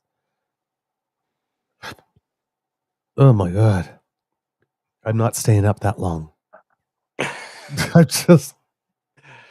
only bought 2 bags of chips. I was going to say, I know that out here they busted that meth super lab, but I don't think we need that to get through the election. Hopefully not. Well, you can speak for yourself. I will go to bed. According to the AP, Trump has 214. Harris has 179 now. So those numbers are starting to come in, and now we are getting closer. The Associated Press has already called California for Kamala Harris. So those 54 electoral votes Go to her. Registered Democrats outnumber Republicans in California by about 2-1, and the party holds every statewide office and dominates the legislature and congressional delegation. So California is a very, very, very Democrat at the moment. There's still a couple of red house seats that would be nice to see flipped. Mm-hmm. Such as?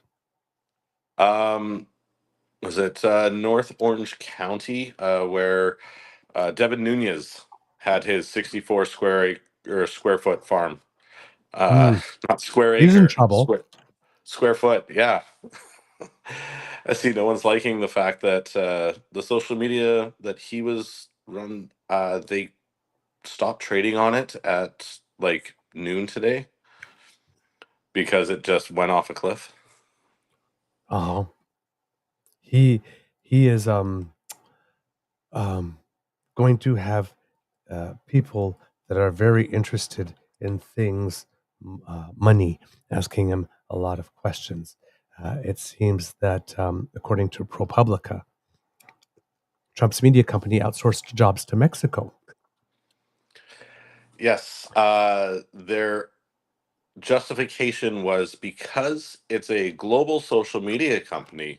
To be competitive with other global companies, they should be allowed to outsource coding and any other jobs to whatever country keeps them competitive, despite having their entire made in America platform. Yeah, and that's the thing where people are having a bit of a problem here. It seems that the groups in Mexico, the contractors in Mexico, were hired through another entity to code and perform other technical duties, and this was confirmed by a spokesperson from Truth Social. The news was met by outrage by company staff because it betrays the company's America First ideal. There's also been a whistleblower letter from staff to the board of directors asking them to fire CEO Devin Nunez, former Republican congressman.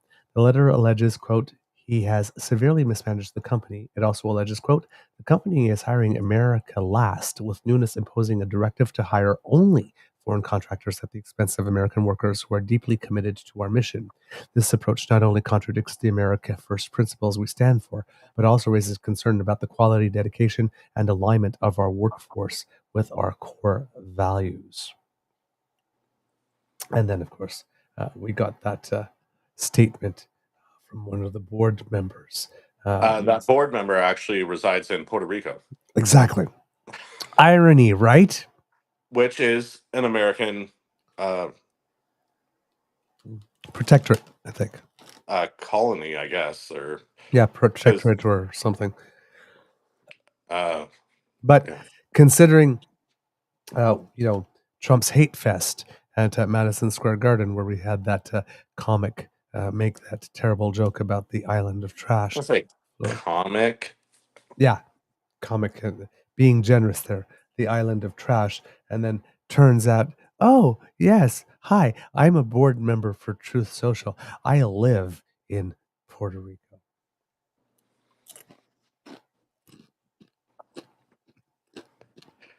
No irony whatsoever. I mean, that's where I really wanted to see just a blue sweep, all three levels, House, Senate, White House, and give statehood to Puerto Rico and DC. Yes. One day, hopefully. I mean, the entire country was built on no taxation without representation. They left England because of it. Now they have Puerto Rico and DC that don't get any representatives, but they pay taxes and get to vote, but they don't get any voice in the House or the Senate. Yeah. Yeah. I've never understood that.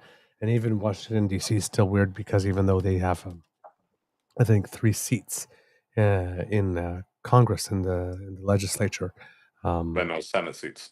but no Senate seats. And then, but everything's different because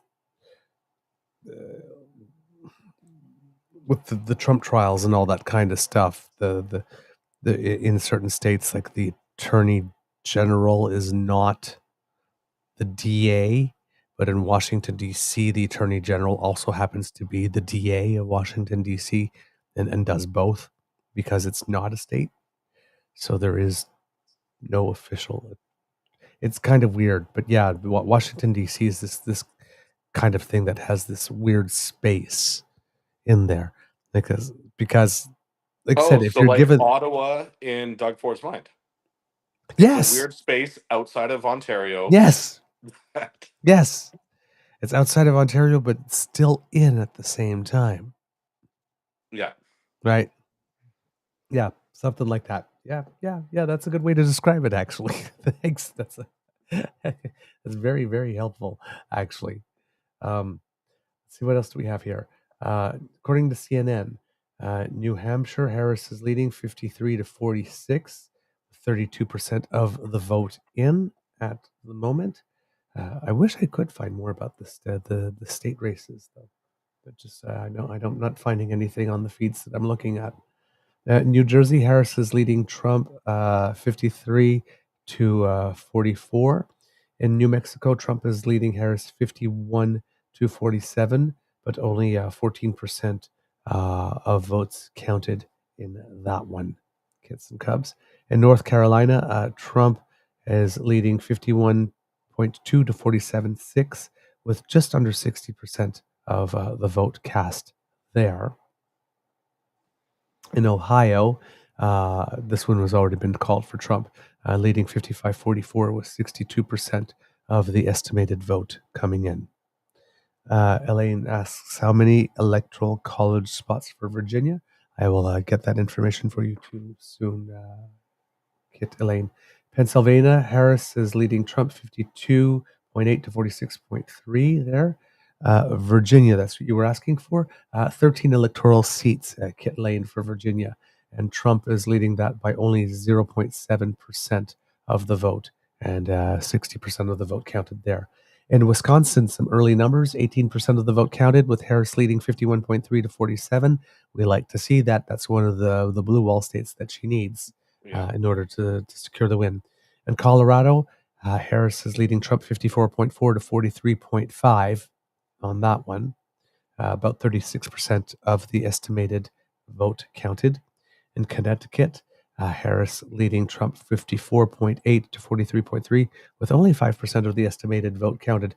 Something is going on there for that vote count to be extremely slow because that was one of the first states to have closed.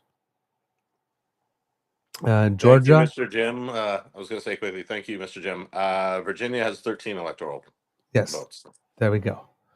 Iowa. Okay, this one here is indicating Harris is leading in Iowa, 52.7 to 46, with 28% of the estimated vote counted. So I'm not sure where what that other data I read earlier on was stating. In Kansas, Trump only has a 0.9% lead with 46% of the estimated vote. So I don't know. Maybe Kansas is turning a little purple on us tonight. In Louisiana, Trump, very solid lead, 40-point lead over Harris with under 30% of the vote counted in that one. In Maine, Harris is leading Trump 53.2 to 44. That too, only 5% of the vote counted. And given that was a state to close early, no real indication on what the delay is there. Michigan, Harris leading 53.1 to 45. Again, still 13% of the vote counted. Very, very, very slow here. Yeah, exactly. Linda says Iowa has already been called for Trump, but I find that interesting, considering that Harris is leading and we're at fewer than 30%. That seems rather fast. But I mean, they know better than I do. They have their mechanisms to do that. In Mississippi, Trump pretty solid lead, over 20 points over Harris, but just 20% of the vote counted. Nebraska, 30% of the vote counted, with Harris leading 52.3 to 46.2 for Trump in that one. Let's see. New Hampshire, I think I read that before. Harris leading Trump 53 to 46. And according to CNN, Trump has 154 and Harris 81. But according to the Associated Press, Harris has 179 and Trump 214. So there we go there. And the House is still indicating 161 for Republicans, 111 for Democrats, with 163 to be called, and 218 needed for the majority there.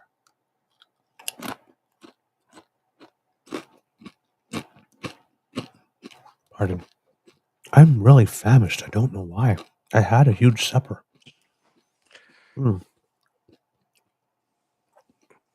Sorry. So Adam, what were your impressions overall about the race and how it was conducted? I mean, up until the last week, I figured it would be very close like this. Mainly because of the effectiveness of simple slogans with no one questioning what's backing it up. It's happening in the States, in Canada, you know, noun the verb, and you're going to get people just agreeing because it's simple and sounds good. When you bring out a fully costed platform that shows that you've thought it through,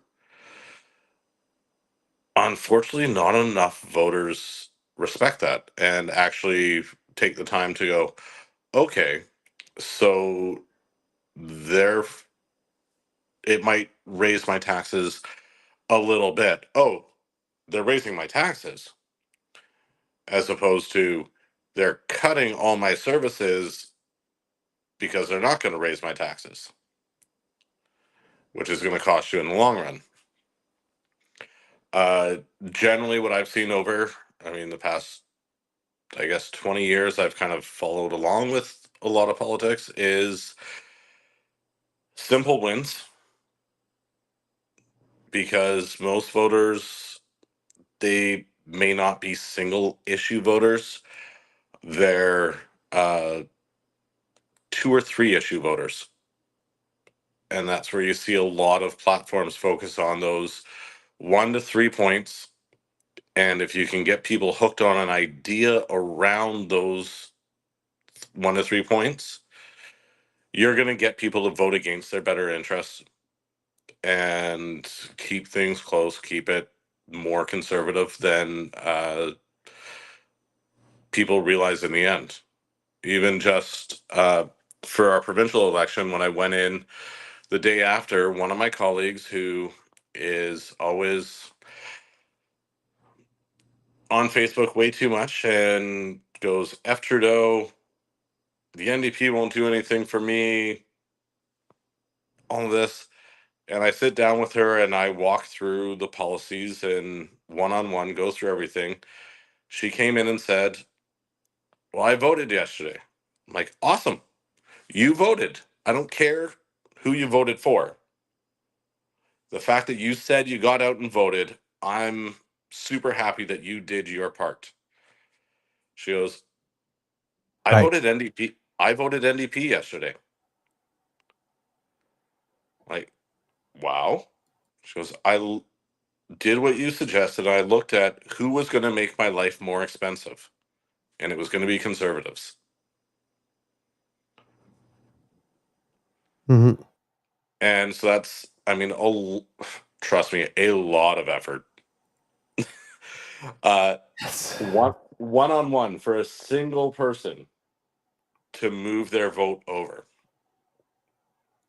And to do that at a provincial, I mean, even a city level, a provincial or state level to a national level, that is massive.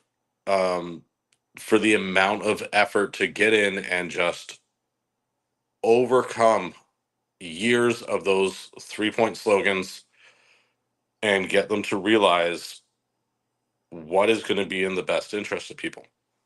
Right. Right. Right. Okay. But looking at a lot of the results, it did make me think to something that I brought up during our BC provincial one. is so many of these states that the rural vote is going Republican and the cities are going Democrat. Right. And how the further away you are from the other people that you have to share a government with, the less you're willing to vote for their interest and you think only about yourself. Hmm. Okay. Yeah, I see And that. it's being played out again. That those, when they show the map and there's these massive swaths of red land, or in Canada, blue land, the land doesn't vote. There's hardly anyone out there. Right. And so they only vote in what they think is their own personal interest. They don't care about their neighbors because they never see them. Hmm. Whereas the denser city, you pass thousands of people every day and go, my vote affects those thousands of people, not just me. Hmm. Yeah, I can see that. Yeah, I liked that comment when you had made it as well, because things are different when your closest neighbor is 3 miles away versus your closest neighbor literally lives right next to you, or on top of you, or below you. I mean, I can tell when my neighbor's kids go to bed because I hear the thumping stop. They've got new neighbors. The twins are, I think, like 3 years old. So it's just heavy little feet, just up and down stairs and all around, and toys getting thrown. And I look at my 8-year-old son and go, remember when I say use quiet feet? The neighbors can hear it. Yeah, it's coming back because he didn't. Ah, But we're in a gotcha. townhouse, so it's either side. Oh, okay. So nobody No one above above them. us. Okay. But Yep. Yep. I know the heavy feet. For me, I know the heavy feet because I'm like the complete opposite because I was a dancer. I have well, like that's it. pussycat. Anyone I that's have been on a pussycat feet. stage, Right. if Right. you've walked on a stage, you're on the balls of your feet. You're walking soft because Yep. every heel that hits Click, that click. stage just echoes behind you. I know. Because I scare the living daylights out of my beaver sweetie at least like once a week. It's like he just turns around and I'm there. And it's like, gee, it's like you need to make some noise.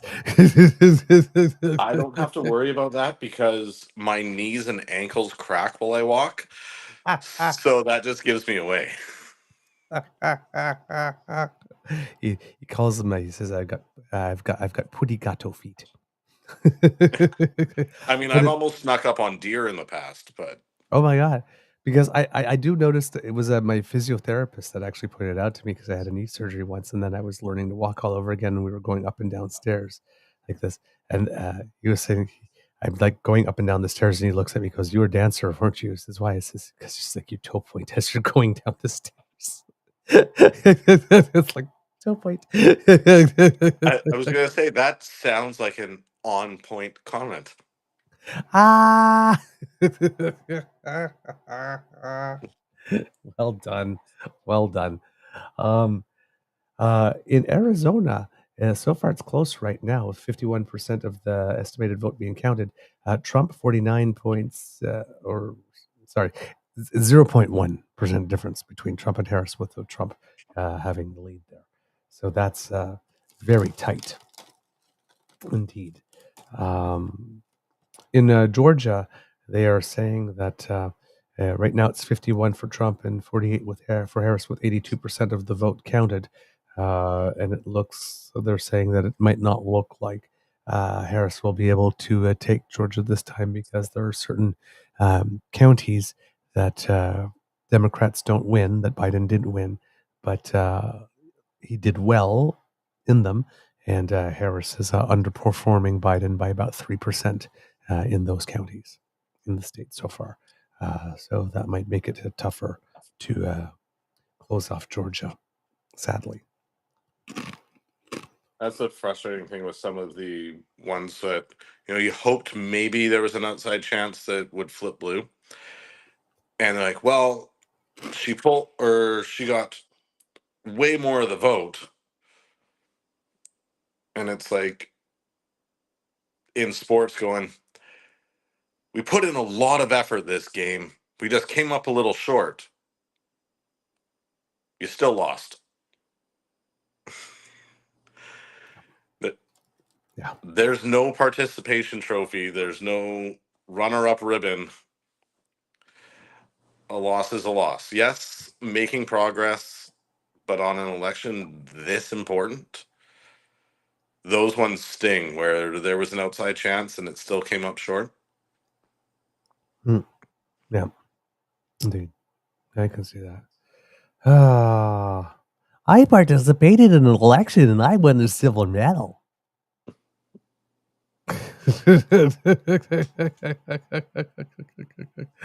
All right. What do we have here? Kitland M. Dems have flipped a House seat in New York's 22nd district.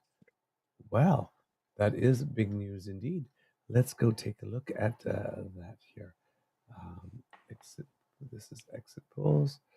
Where are the House races? Okay. As you find that, I will be right back. Enjoy All right. Paris. They're a wonderful city to visit. C'est joli.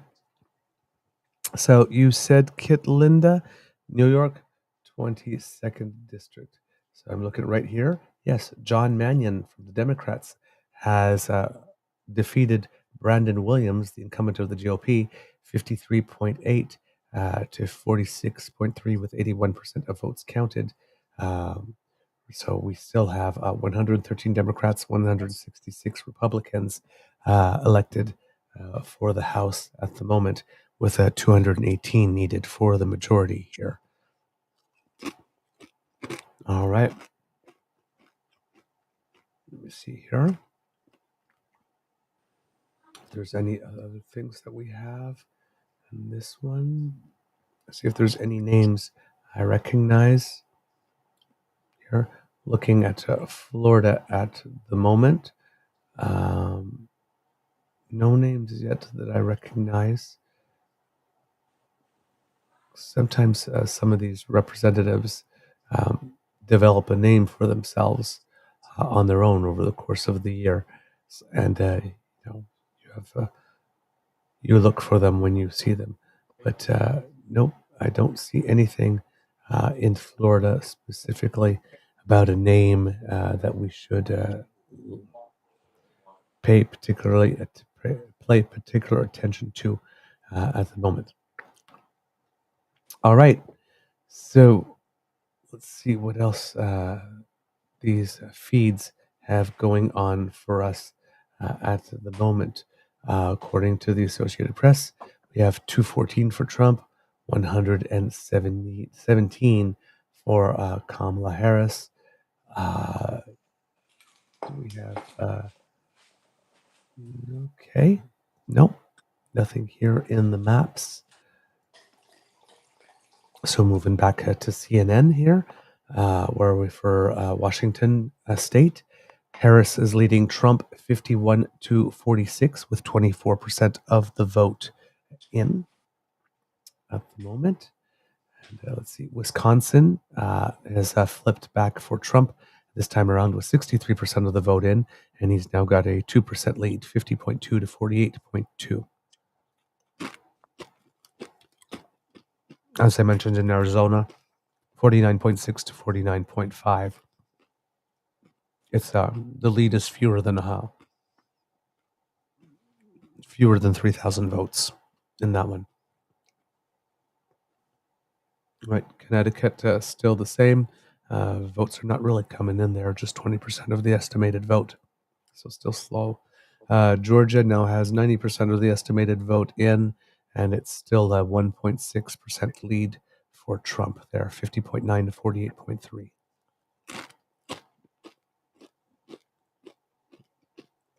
A 5% lead for Harris in Maine, 51.3 to 46.3, but still under 20% of the vote counted in that one. In Michigan, Harris opens up a little more of a lead, 50.5 to 47.7, with 33% of the votes cast there. In Minnesota, Trump currently has a big lead, 60.3 to 37.5, but only 14% is counted there. And I'm guessing that these are the rural areas first. Nebraska, Trump 53.1 to 45.3 at the moment. And CNN is about to make another projection coming up very soon. They're saying that the battleground states of Arizona, Georgia, and Michigan, among others, right now are still too close to call. I see from Mr. Jim last update 4 minutes ago, 230 to 170 or what, 179 or no, Undercover the News had 217 to 193, so that's 28 votes, which is really up in the air on those ones, making it a tie game. Mm-hmm. I have 187 to 230 here from the Associated Press. And not as bold predictions from CNN at the current moment. And the projection, they are projecting Oregon going to Kamala Harris. Those 8 electoral votes will be going in her column. And so CNN has Trump 211 and Harris 153, so a little behind what it is that we have. They're also looking at some key races here. Again, they're mentioning Arizona with Trump only leading by 0.1% with 51% of the vote counted, and the polls closed at 9 p.m. in Arizona. Wisconsin, Trump showing a 1.6% lead with 63% of the vote counted. So that's still pretty close. There's 10 electoral college seats available there. In Pennsylvania, they are showing Trump with a 3.1% lead over Harris, with 76% of the vote counted, 51 to 47.9, with 19 electoral votes needed there. And Trump pretty much absolutely needs that seat if he wants to have a chance to win.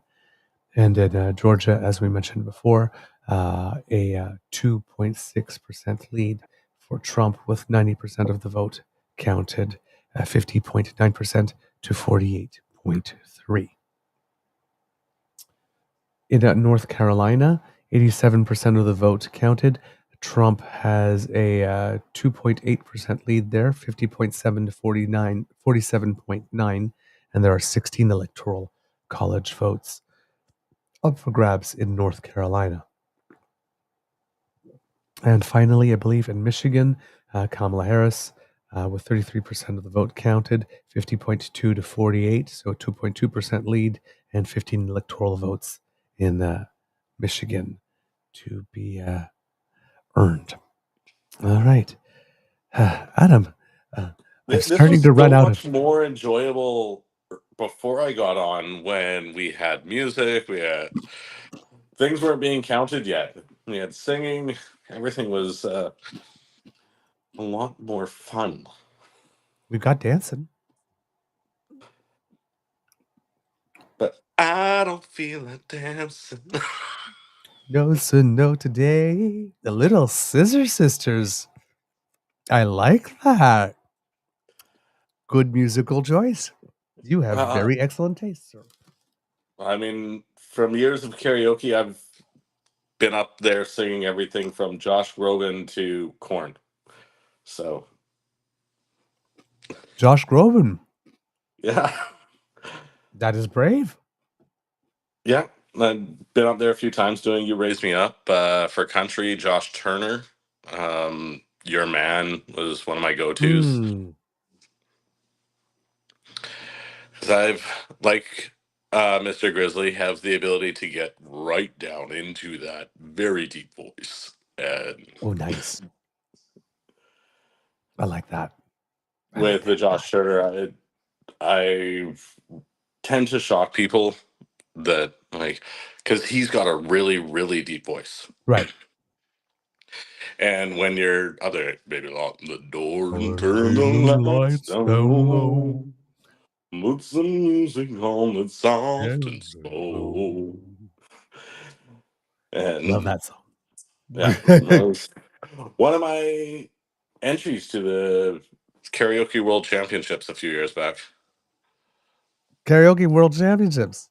Yeah, I made it Okay. to the BC provincial finals, but not past that. Okay. That's something. Yeah, which is further than I made on the 3 efforts at Canadian Idol. I never tried. I did the first 3 years. You Never did? once made it to the celebrity judges. Oh, darn. The show I tried to get on was Jeopardy. I've And got I a friend didn't out get it. I here didn't make who it. he's done all the tests, and Dean McGee is a friend, and like he's pretty much set and waiting for them to call, but because he's passed every qualifier that they've put him through. That's pretty cool. I've tried twice, once for the teen tournament and once for there was a French version of Jeopardy for about a year or two in Quebec.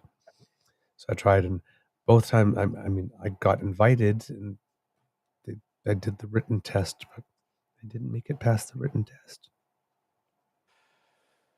They asked too many things about America the first time around. I went to wonderful and delightful Cleveland to be able to try out for the Jeopardy teen tournament. I did get to meet Alex Trebek, though. Well, he's going to meet the Canadians. But that's awesome that you did get to meet him. I got the Canada question right, though.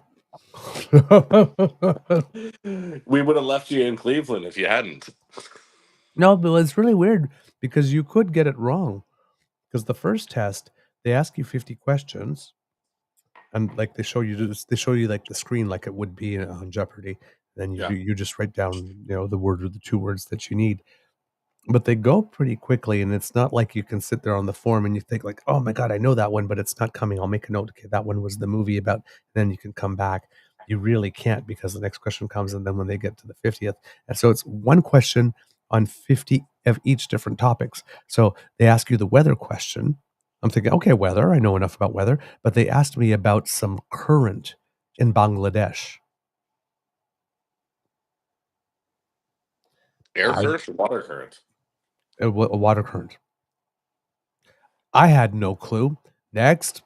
And there goes everything. But I know plenty about the weather. I just don't know that one thing. I don't know much about the weather in Bangladesh, but I know stuff about weather. Ask me something I know. Ask me about atmospheric rivers. Yes. So I did not make the show, unfortunately, but I did try out twice, and then never tried to try out again. After twice, my soul was crushed. Yeah, I mean, the third time with Canadian Idol is a friend of mine who is not a good singer. She made it to the celebrity judges because there's 2 levels before you get to the celebrity judges. You go to a producer and their assistant. You do 1 or 2 songs a cappella. It just like maybe half a song of each one. If they think you're good or bad enough, you wait around a few more hours, and then you go in front of the executive producers, and they might make you do up to 5 songs. Oh, wow. If they think you are good or bad enough, you're given a song list that's 20 pages long. There's hundreds and hundreds of songs to choose from, but that's what you have to do, something from that in front of the celebrity judges. 2 days later, you have to come back in the same outfit so that all the video actually matches up of you being in the same outfit if you were shown in line. You go back to a different site a couple days later to go in front of the celebrity judges. So she made it not on the expected to get through at all. Okay. And one guy that made it to the celebrity judges, him and I both that year were singing I'll Be by Edwin McCain. Ooh, I like that song. And I coached him all night long as we were hanging out. He made it and I didn't. Oh no. No. No. I figure my revenge is I was singing that song when I met my wife. Ah, Karaoke. really? Yeah. So you were singing it, then I you was met? singing it. Her friend waved me over and she's like, "Are you single?" I'm like, "Yes." "Oh, you need to meet Megan." Drags me across the table. I did not miss a note through this. Drags me across the table. "This is her." Then she slaps me on the ass, says, "He's got a nice bum." Ah, I sat up, continued singing. Her friend lifts my shirt and licked my stomach from belt buckle to sternum okay. just to try to mess with me. Okay. I didn't flinch. I just kept singing. And so afterwards, she's like, "I'm very sorry about my friend. Can I buy you a drink?" I said, "I'm drinking this scotch." And she's like, "Wow, I've never had a guy just say I'm drinking a single malt scotch when I've offered to buy them a drink. Usually it's like, oh, this draft beer." "Well, you asked me what I'm drinking." And we had a bad dance off after that, as in who could be the worst dancer. Did you win? Uh, I like to think so. Okay. She might argue otherwise. What is winning in this context? Well, You were the I'm worst or here. not the worst? I'm here with her, so I won no matter what. Yes. Very, very Um, diplomatic answer. and yeah, here we are 10 years later. Oh, A karaoke love story. that Coming is to the Hallmark Channel 2025. that is delightful. Oh, I love those stories. I'm a big romantic. I love love. I never knew that. You didn't know that? Come on, you have to know that. I love love. Oh, that is such a beautiful story. Were you there with friends or were you there alone? I was there with a friend, a female friend that at first I thought that her and I were together and was trying to not have me come over. And so that's why her friend literally dragged me across the table to ask if I was single. Okay. Okay. And, Okay. yeah. And that female friend, she ended up meeting actually through work, her husband. That's when we were actually back there and we just couldn't meet up a couple of years back because they were getting married in Grimsby. And then we took the train up and we're traveling all around. Actually, a picture of my son in Kingston the other day just popped up on the phone. And now they live in the UK, All right. Okay. Okay. trying to find a way to get back to Canada. Work wise or Well, financially, okay. they've got a house, they've got jobs, they got their daughter now, but they miss being in Canada. Yeah. Because don't tell PP, but it's one of the best countries in the world.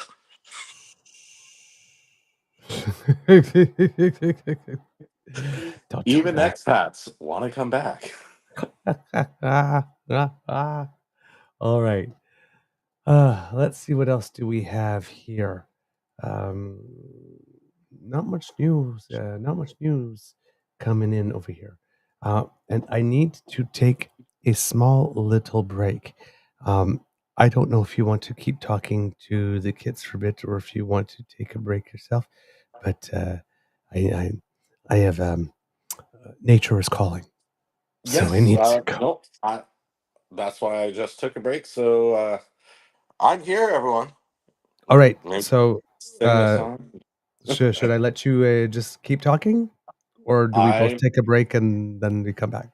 Well, I'm here. I've got the chat open on the tablet here, so I can see what everyone's chatting about. Feel free. AMA, Okay. I'll be back as soon as I can. Beaver Lodge. Yeah. AMA, ask me anything while our Beaver takes a break.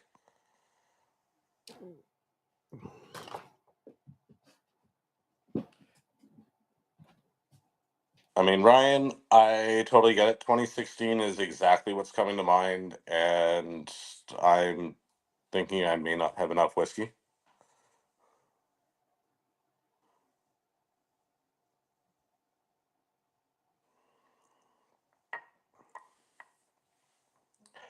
But that is good advice. Deep breaths, tons of mail in provisional ballots, really hoping that the kids in Nevada answer their phones because all these Gen Z kids whose signatures were only done on a digital pad don't match their physical signatures are being rejected and they're trying to cure them.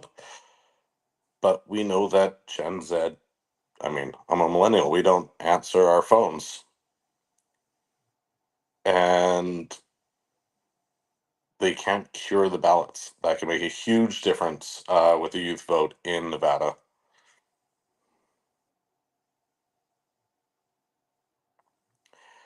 Mr. Jim, I'd say a Harris win would cause more violence. I don't think progressives will get violent. We'll work to ensure the court cases go forward as much as possible. That at state levels, maybe there's more drive to get into school boards, state levels, city levels, things like that. Um, but generally, I don't think that side is going to be violent. If Trump loses and calls for it, even in a roundabout way, then there definitely will be.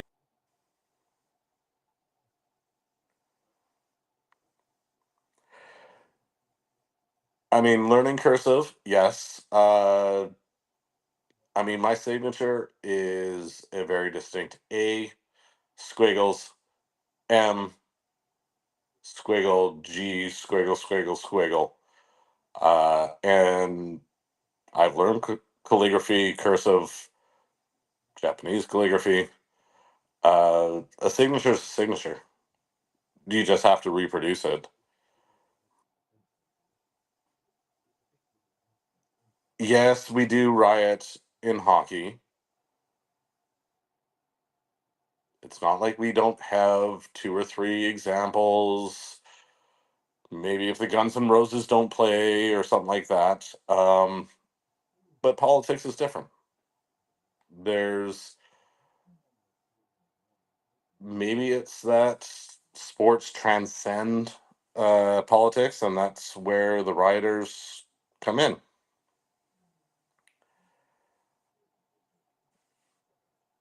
Uncover, yes. I also saw that the Bernardo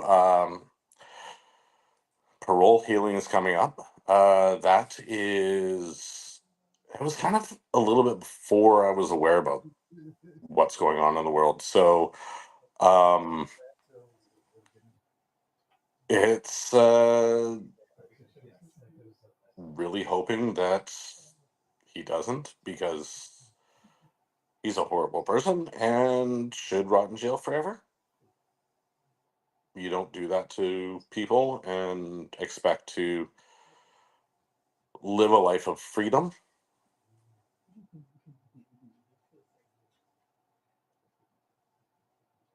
Lane, actually, that's one of the best updates I've seen for a bit. That is a really closing gap. Down to 25 votes, 230 for Trump, 205 for Harris. Um, One thing I'm really wondering about is all the provisional ballots, everything. If media is calling a state, but the mail in ballots and the provisional ballots get counted and it flips one way or the other, that's where a lot of distrust in media goes is, hey, you said this person won. Well, we predicted it with 30% of the vote. So how do they play that off?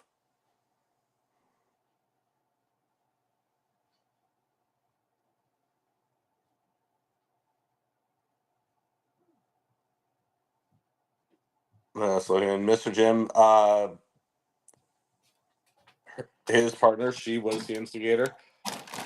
I get that from my wife, who was actually in a Volkswagen van driving through Ontario and Quebec from BC at the peak of the murders. She completely agrees with you. He still did the crime. Having someone convince you to do something doesn't remove your responsibility from the actions. Much like the 1,200 people have already found out from January 6th, 2020. Trump told them to go to the Capitol, and they're in jail now.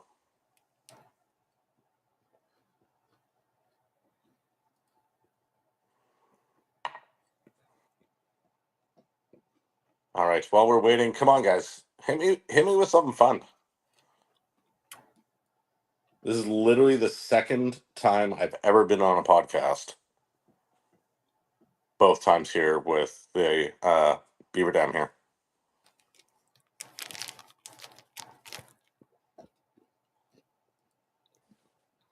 And we are back. There we go. We've covered Paul Bernardo. Oh my. Latest updates.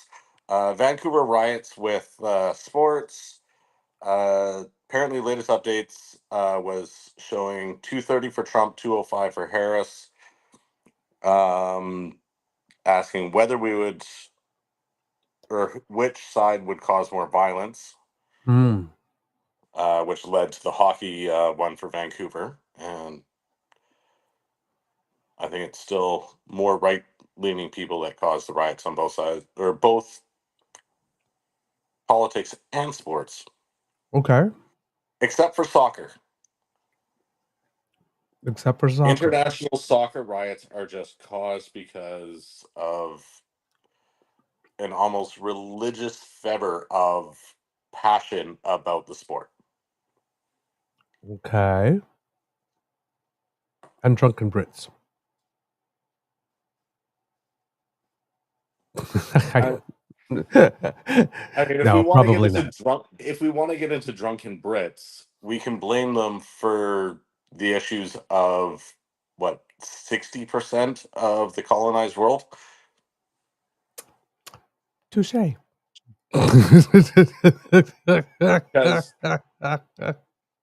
And thinking of the Brits colonizing, remember, when life doesn't give you lemons, you get scurvy.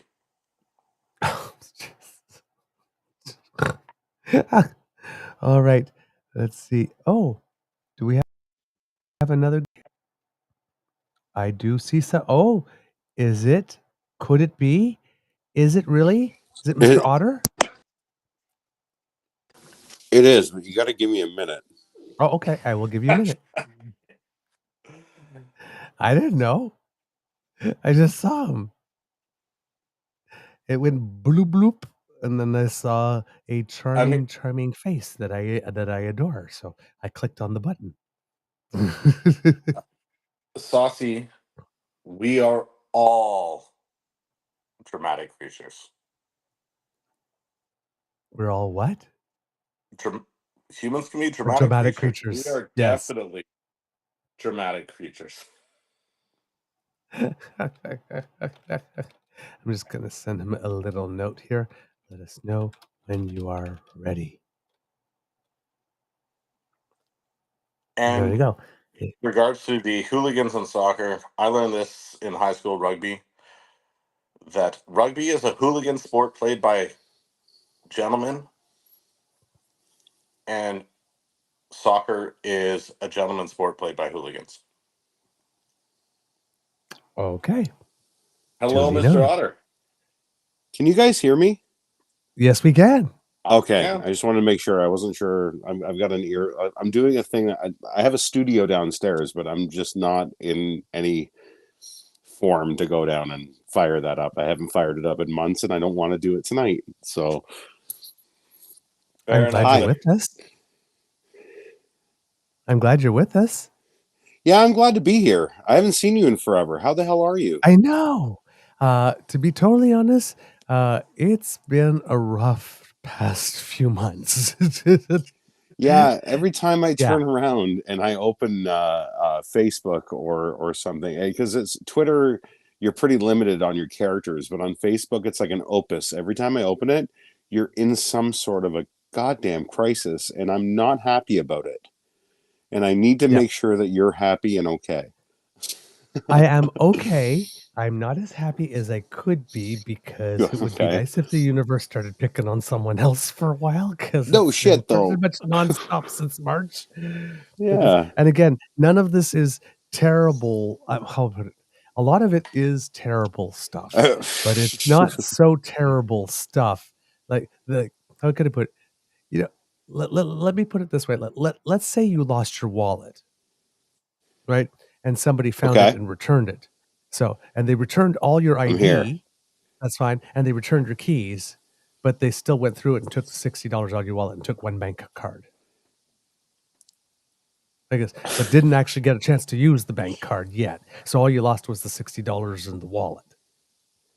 And you're sitting there like this, like I got my wallet back. I don't have to get my cards back again. I do have my keys. My ID, where I lived was written on my ID, and I have the key. And they didn't think of taking the key and go to the address that's written on my ID and ransack the place. This is a win, right? But you're sitting What the there, it's like, hell? really? But you're sitting there and you're thinking it's like, really? You couldn't have just left the $60 in? You returned the damn wallet. Like this, now you're making me go to the bank to replace one freaking bank card. It's like, lose them all or don't touch them, but don't just take one. What are you doing? So it's one of those. It was sort of those types of situation. It's like this thing happened. Oh my god, that's a terrible thing. Oh, but there's this plot twist. Okay, it wasn't as terrible as it could have been, But then but you it's got sick, still. and you got And then sick, I got sick. and you couldn't find COVID tests. Like that actually kind of floored me that you Mhm. couldn't find a goddamn I had test. to go to 3 pharmacies to finally find one, and I had to go to a small mom and pop That's neighborhood crazy. independent like this. All the chains did not have any. I So in BC literally walk to anyone and there's stacks of tests that here, take what you need. I keep them at work. People get Yeah, sick yeah, and then we got here, tons. here's a pack of tests. Like I went through, I'm like, oh, these ones actually were expired. I'll get rid of those and I've got fresh ones here. And and and this is going to be contrary to popular the belief of our usual listeners and everybody else, but I swear to God, I can still walk into a Galen Weston controlled Fortinos and get free COVID tests. That's right down the road from my house. I did it. I asked the day that you posted your post saying that you couldn't find any tests. I went, I wonder if we still have them because I haven't actually looked for a while. right. And I went and I said, "Do you guys have them?" And they're like, "Oh yeah, here you go." And they were going to hand me 3. I'm like, "I don't need them. I just wanted to know if you still had them." So I think it's a regional thing, possibly for you, and it's not fair. It should just be a thing, but whatever. Here we are. We're all just going to pretend that it's not actually a problem. So Yeah. No, I it's love the just ones that they're bringing out of Europe that have COVID, HSV, and influenza. Do one mhm. swab, 3 tests. Yeah, yeah. You can call Vladimir Putin. He's got a few in his desk too. I heard. Well, those were And the really, Trump might have sent really him some. heavy duty medical ones. I don't think I need one of those at home.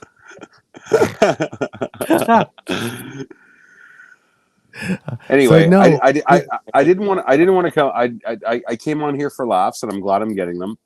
And this is what I kind of wanted to do, because there's a lot of people that are just losing their minds over right? an election that we've already, guys, we saw this play out in 2016.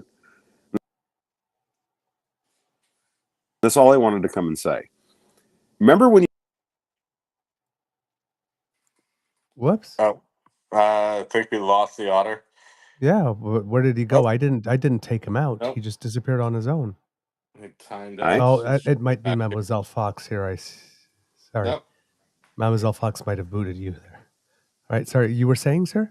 No, I said, remember in 2016 when we all went to bed at like 11:30 at night and said, "Oh, Hillary's got locked down. It's all good." We're watching the same thing happen right now. Everybody's counting on these major polling stations that are reporting already. This isn't even half over, and I just wish people would just take the rhetoric down on both sides. I realize we're not used to winning. Oh, all right. We're on a 4 split. Hang on, I got to change my. I'm holding my entire arm out now. We're watching exactly the same thing happen, and I just calm down. I realize we're not used to winning, but guess what?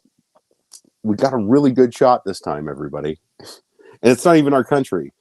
I'm gonna wake up tomorrow. I'm gonna make bacon and eggs and have toast and fucking coffee, and I'm gonna have a normal day tomorrow here in Canada. Thank God that I live in this fucking beautiful country that I live in.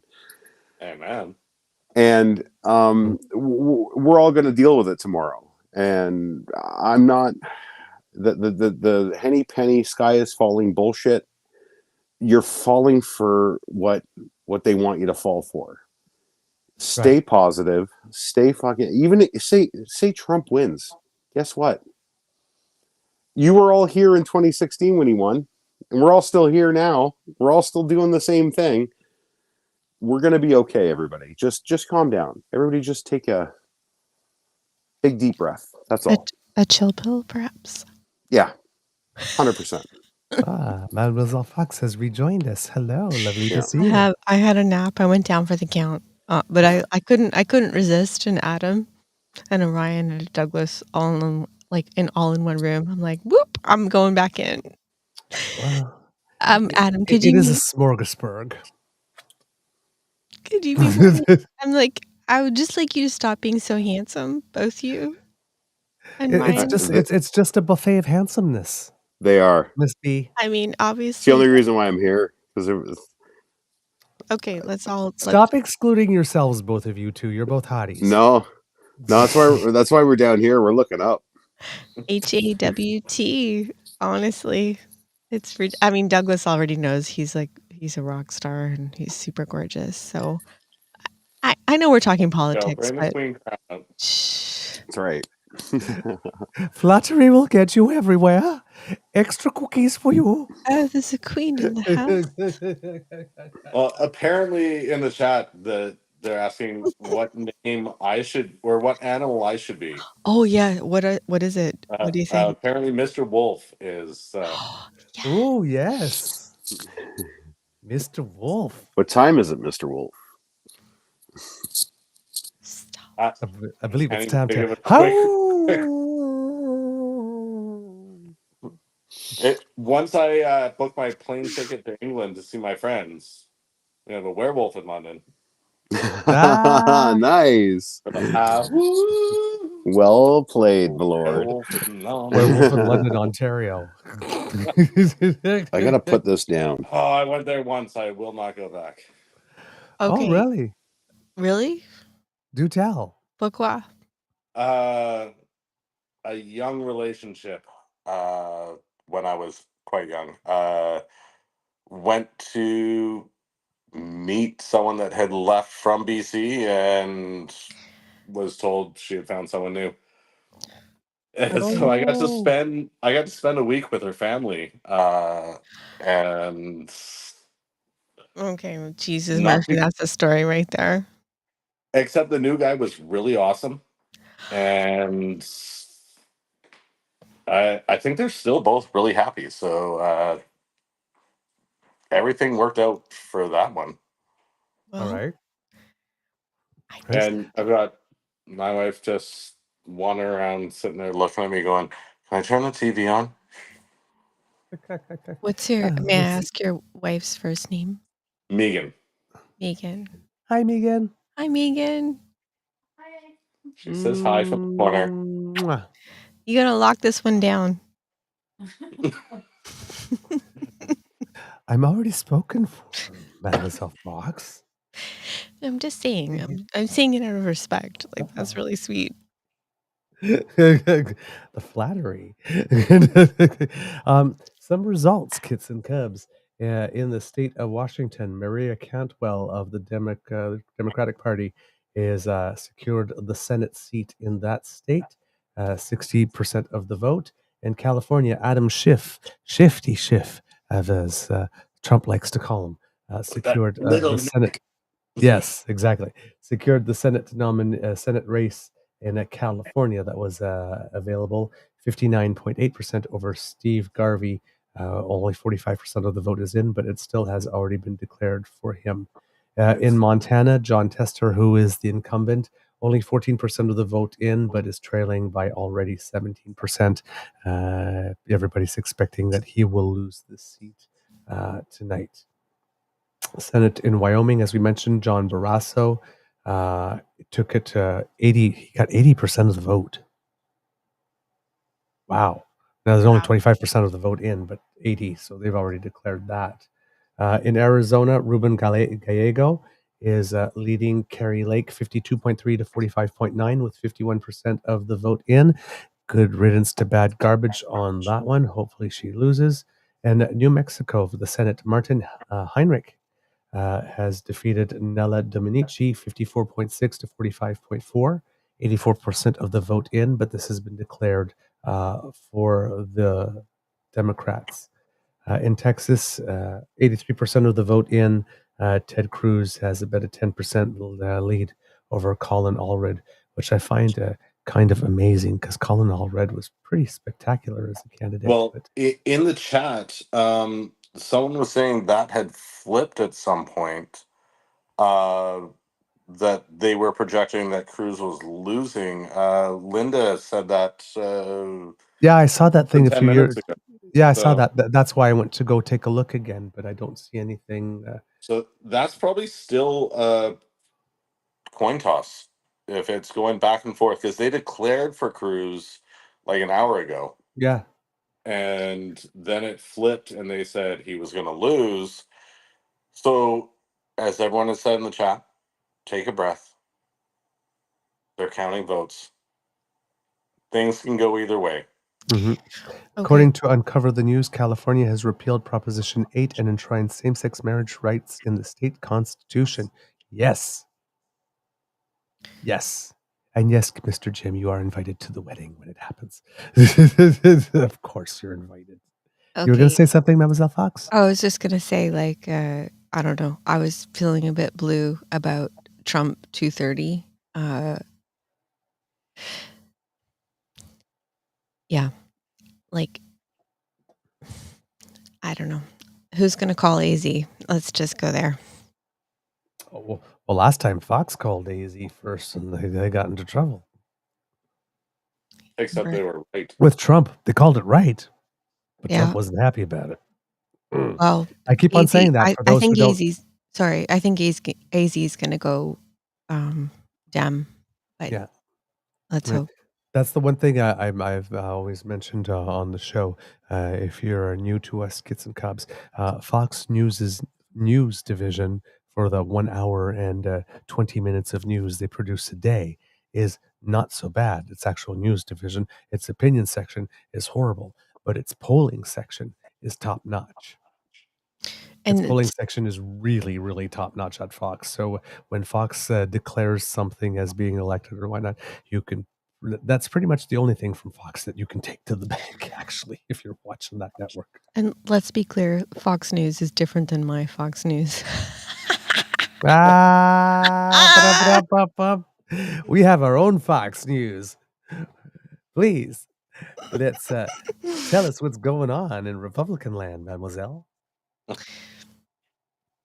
Well, we hate in Republican land, we hate everybody and we hate everything. And we vote against abortion and women having cell phones. I don't know. Those cell phones, they'll abort your baby. You can't let them walking around with those cell phones. Okay. They might stop actually it. dial someone. Yeah, we You might can't have actually that. we might actually say things out loud on the cellophone. That's Lovely. a cellophane. If Kit Ryan in the chat, who we lost on the show, said, not sure why the connection kept crapping out, but just take some big breaths and relax, fam. Gonna be okay. You won't find any mainstream media reporting the election telling you that this is a snail's race. They need you to keep watching. It's bait. Don't fall for it. I understand that, but I am so freaking fascinated that I just can't stop. And most of the media said, oh, we can't do this, can't call this tonight, but they all want to call it tonight. I'm sorry, I just saw Uncover the News, like who I will follow to the end of my days. Harris just won Hawaii. Woo! Woo! Mademoiselle Fox is coming back with some pep. Well, So I don't think she only had a Uncover the nap. News. Uncover the News Hey, is a like nap will do you. You must have, Mademoiselle Fox didn't only have a nap. She had a glass of milk. I did. I had a cup of tea, so I'm going to be up till like 800 hours. Yeah, we're familiar with that in my house. So that means I can go sleep for an hour or two and you can take over the show. No, You take the 3 a.m. to 5 a.m. shift? No, it's your show, Monsieur. Aw, y'all are no fun. All right. It's your show. In Nebraska, Deb Fisher, the Republican incumbent, is leading 51.5 over Dan Osborne, an independent candidate. So there's actually no Democrat candidate in the Senate race for Nebraska, which is interesting. Minnesota, as we mentioned before, because when we last checked, Royce White was leading that one a little bit, but only 4% of the vote was in. Amy Klobuchar is now taking the lead, as we had expected there, 57.7 to 39.2, with 54% of the vote in. In Missouri, unfortunately, blow dry Ted Cruz, Josh Hawley, won. On that one, I really would have liked for him to lose there, but he did not. He won by 11% over Lucas Kuntz. So we're stuck with that guy's mug for the next, I think it's 6 years in the Senate that they're elected for, if I'm not mistaken. In Wisconsin, Eric Hovde, the Republican, is ahead of Tammy Baldwin, the Democratic incumbent, by 1.8%, but there's only 76% of the vote counted. So that one could probably switch a lot before the time is up. It looks like in Ohio that Sherrod Brown, the Democratic incumbent, did indeed lose his Senate seat there to Bernie Moreno, 50.4. So there goes the one seat margin so far that the Republicans had. And with Montana, that might seal the deal there and sending the Senate back to Republican hands, unfortunately. Not what we wanted. In Pennsylvania, Dave McCormick, the Republican, is leading Bob Casey 49.3 to 48.1, so very close race, 1.2%, with 84% of the vote in. We already did Tennessee with Marsha Blackburn, and we already did Mississippi, Rick Scott in Florida. Nothing new there. Tim Kaine has been confirmed to have won in Virginia, 54 to 46. So he All right, retains. Tim Kaine's the new vice president. Oh, wait. Wrong Kept election. getting caught in that 2016 loop there. Never Wrong mind. election. Wrong election there. Who else do we have here? Maryland, Angela Alsobrooks did win that. We talked about her earlier. Lisa Blunt Rochester from the Democrats as well won the Senate seat in Delaware. Kirsten Gillibrand won the Senate seat in New York, 58.3 to 41.2. had that. She returns to her seat, which is good over there. Sheldon Whitehouse did manage to win in Rhode Island, 59.6 to 40.4 against Patricia Morgan. Massachusetts, Elizabeth Warren, as we mentioned, she returns. And Vermont, Bernie Sanders is returned as an independent senator for Vermont. He won 63.5% of the vote over Gerald Malloy, who's the Republican. And in Maine, Angus King, who is the incumbent, also an independent, so far has 50% of the vote in Maine, with 25% of the vote in. But this one, oddly enough, as opposed to most seat competitions for Senate, which only have 2 competitors, I have seen one that has 3. Well, this one has 4. So Angus King is the independent. There's Demi Kuzanas from the Republicans, David Costello from the Democrats, and Jason Cherry, another independent candidate in that one. So that Senate race is going to split 4 ways, which is kind of interesting.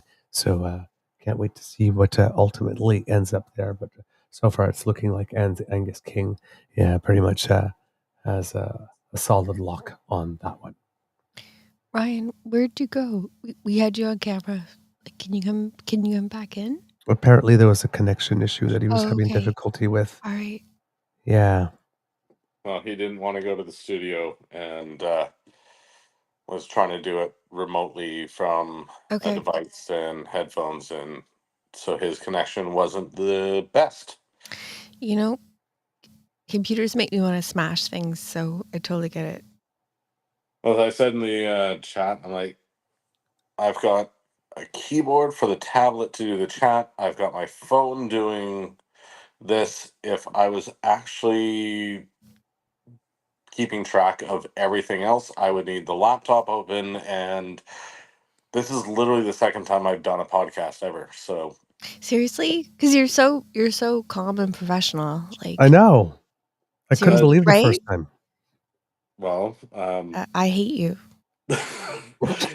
well, as Douglas we were I mean, discussing, I love hate you, but having done stage work and Canadian Idol karaoke contests. I'm sorry. What? Can you unpack that a bit for us? Because that's ridiculous. Well, we did this a little bit. So I ran for or tried out for Canadian Idol 3 times. Made it to the provincial finals for the karaoke world championships. Did numerous stage performances through schooling from grade 4 through 12, both musical and just straight acting. I've ran for city council. I've had my name put forward for a nomination for federal NDPs. And I spent a lot of time working in sales. Is that it? Was that it? I was a break dancer in high school, and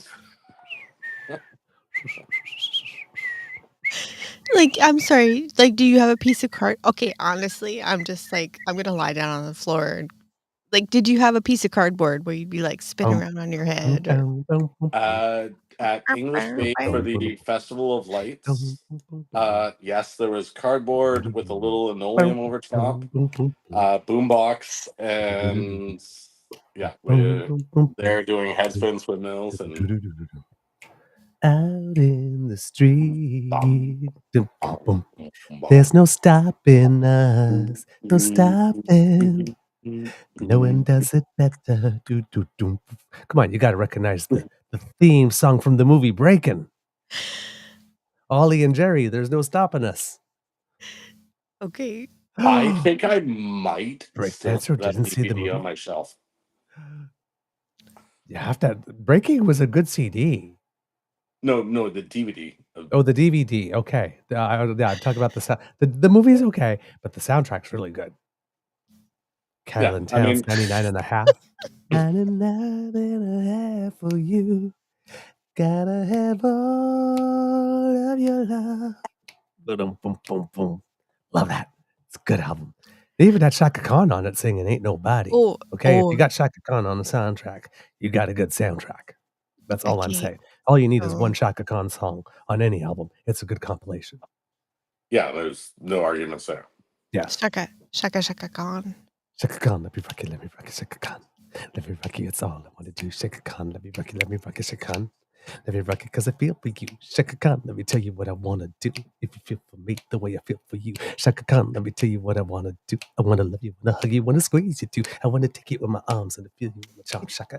I know that I want to keep you warm, Shaka. I'm going to rock you, keep a physical gene. I'm going to rock you, Shaka, baby, going to make you want to scream.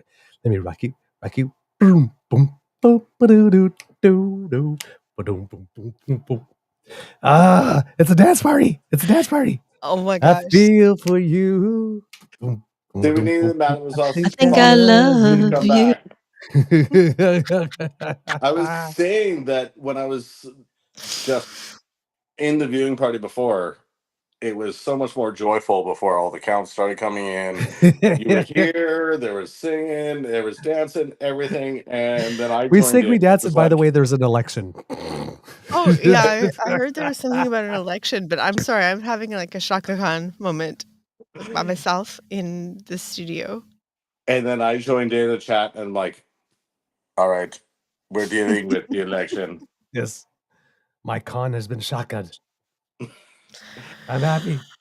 I need to check my shakas. Have you aligned all your shakas? I mean, for me, each one comes lining up. They alternate blue and orange. I'm sorry. You have such a deep backstory. I can't even like you just threw a few things out there that I can't even understand. Like that was ridiculous. No, just earlier this evening before your nap, Oh yeah. Mhm. when you guys were getting into a little Oasis. We're talking about a little 9 to 5. What What What a a a way way to way to to make make living like living. an use of mind. Mm. Dum, boom, boom, boom, boom, boom, boom, boom, boom, boom, boom, I boom, have to boom, say, boom, like, boom, one of my boom, boom, favorite boom, things is boom. making up the wrong words to songs. It's Yes. yeah, right? And it Yes. it drives Paul crazy. He's like, What's those are not he's like, "Those are not the words to that song." I'm you like, know what "Well, the they are now." you know what my worst one was? Remember that song "You Spin Me Right Round Like a Record"? You spin me Right. right around, baby, right Right round like round a like a record record player, right player. round, right So round.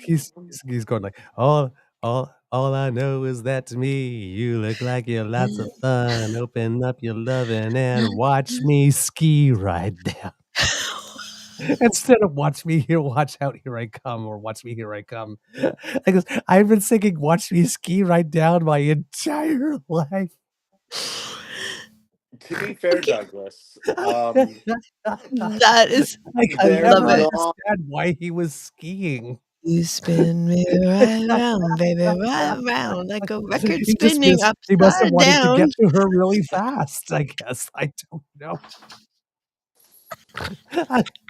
But I couldn't figure out why he was skiing right down until one day I actually sort of went online and looked at the lyrics. Oh, watch me, here I come, or watch out here. That makes way more sense than watch me ski right down. Okay, And I sang it wrong for over 3 decades with feeling every time. Um, now, we have to now, have Douglas, a go off. Oh, uh, Ryan's back. don't Google what you thought the lyrics were with skiing at the same time. Is it a bad thing? Like, is it like dirty? No, no, don't tell me. Well, there is that joke. I don't know what it is, but like there's It's three it's the people guy and there's the three in guys the that are tent. sleeping together. There's the In guy in the the middle. tent. He says, "Yes," and like the guy on the right goes, "I dreamt all night that I dreamt all night that I was playing with myself." The guy on the left goes, "Gee, me too. I dreamt all night that I was playing with myself." So that's weird. The guy in the middle goes, "I dreamt all night that I was skiing." Yeah. Ryan, And you spin me right right around, round, baby, baby. You're right right. round like a I record came spinning I came back upside I down. came back right at the right time apparently. Yeah, we're talking about singing the wrong lyrics to songs. Do you have something? Hold Me Closer, Tony Danza. Have we brought that one up yet?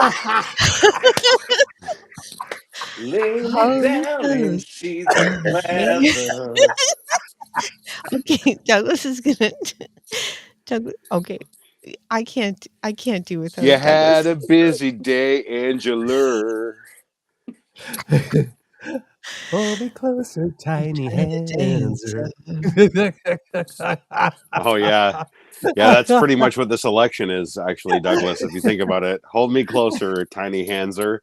Hold me close, you tiny dancer. Okay, you want to hear the song? Like, okay, I have a little story, a big story. I'm Shiny a story, a big story. Prancer. So, I have a friend who like we're not close, but we're like anyway. She's married to the man who's married to the guy who sang that song. Okay. So there's a guy that knows a guy that knows a guy.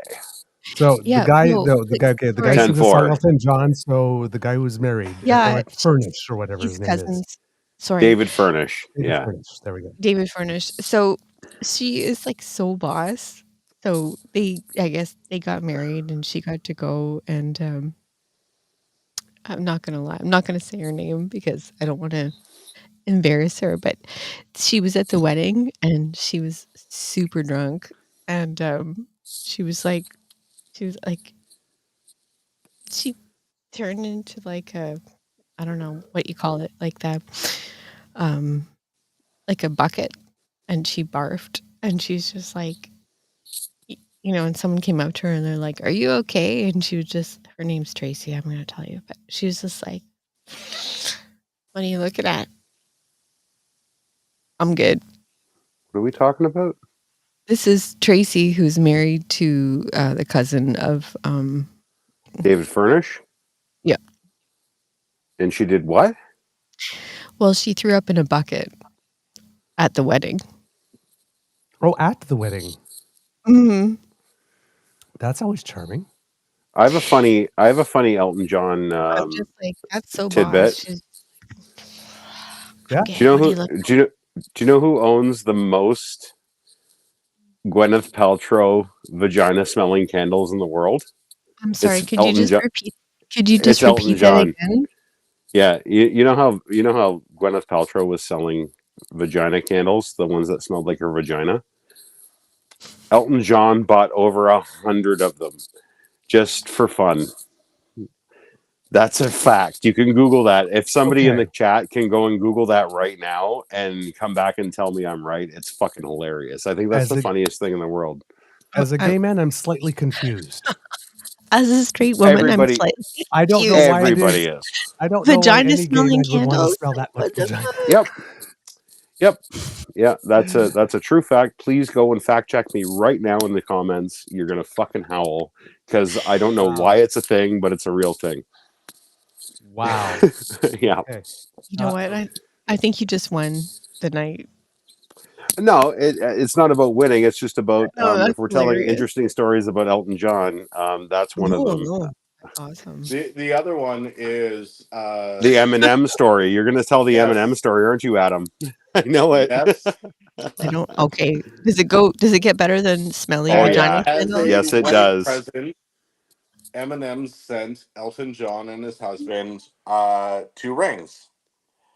Apparently they were diamond coated and they would not fit on your finger. No, it was for other appendages, apparently. Another true fact you can Google and you can fact check Adam right now, and you can see that even said, "Fuck yeah, I did." You can see that the right side of this screen is full of facts tonight. It's fantastic. Are you referencing a penis right now? A I'm not diamond really sure. encrusted. Yes. He did The indeed. 1015. Yeah, diamond encrusted cock rings. Oh, see now. I understand the delicate touch, and I can understand the classiness of the affair, but the problem is that diamonds are hard on teeth. I would imagine they'd scratch your dick too. Just saying. I'm just saying. It's like you don't. Word to the wise, if you are going to be using those types of rings for any types of purposes like this, do not use the metal ones anywhere around activities where teeth or mouths are going to be used. Or possibly other areas that might come into contact with it that are kind of sensitive. If you Yes. think about why you would be wearing one. Yes. And don't ask me how I know. Right. I wasn't going to go there. But here we are. I got here 2 minutes ago and I'm already in the gutter with you, you asshole. Douglas, I love you so much. You're my favorite podcaster I in the guess, world. and next time you get like really close to me, do not check out my teeth to see if any of them happen to be chipped. I'm going to check for chips. I'm checking for chips. These are the only chips we got. There was nothing cool about that ranch that night. There's nothing cool. I was going to say, metal and diamonds are worn on wedding rings that are not abrasive in other situations. I have no idea what you're So- talking about, Adam. I'm getting schooled. I'm trying to be as PC as possible. I'm trying You're to doing be a great like- job, Adam. You're doing an awesome job, just so you know. You might have a wedding ring on where fingers might I don't. not You know what? scratch. You're gonna have to break that down because I think she don't- I think she wants a picture. We're gonna have to change No. the rating of this show. Yes, no, I'm we're gonna not. We're not going to go to whatever it's called, A-, A+, C. I don't know. We're rated X for extra fun. I'm a Yeah, I was good just girl. I'm a good girl from Manitoba, and I don't know what you are talking about. You're not a good. You're not Oh a no! good. You're Wow. not a good girl. The ring sits at the base. And You're if hanging that is around with me. You're scratching not a you- good girl. Nobody believes that. Okay. all of those rings sit down here. Okay. There's a lot of this part that can be involved without having to scratch or chip teeth or Jesus. anything. No matter what the ring is wrapped around that has metal and diamonds. Okay. Well, just to clean things up, I will tell you, I went to Montreal with one of my children. This is gonna make you laugh. I hope, Adam, Brian, Mr. Beaver. Saucy is just really offended by all of us right now. Well, I don't blame her. You guys just make me want to put weird things in my search bar. I love how people. How about put your weird search bar in weird places? So I love how people that have been around us for like the last 3 years are just finally realizing we're just absolute pigs. I'm not gonna go there. Okay, I'm gonna keep this. Okay, it was not me. It was my friend.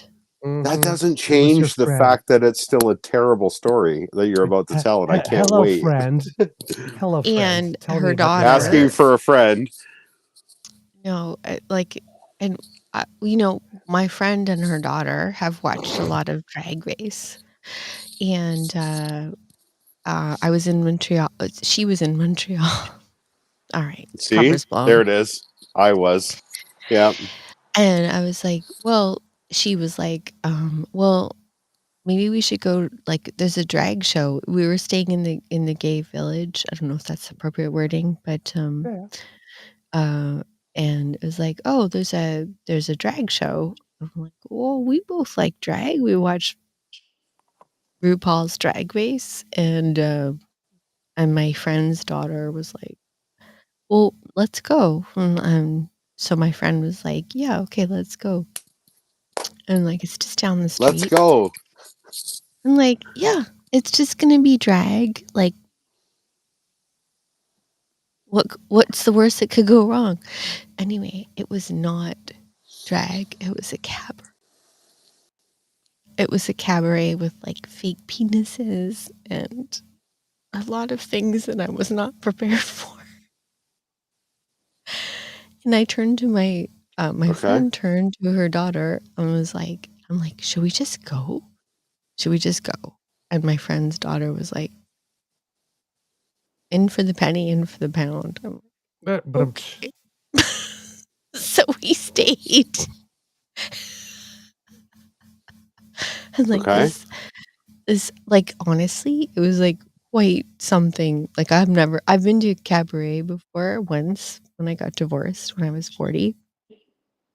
I did not intend to go to a cabaret with my 18-year-old daughter, who was like, she was just like, yeah, let's go. I'm like, we should go. And she's like, no, it's fine. Don't worry about it. And I'm like, oh,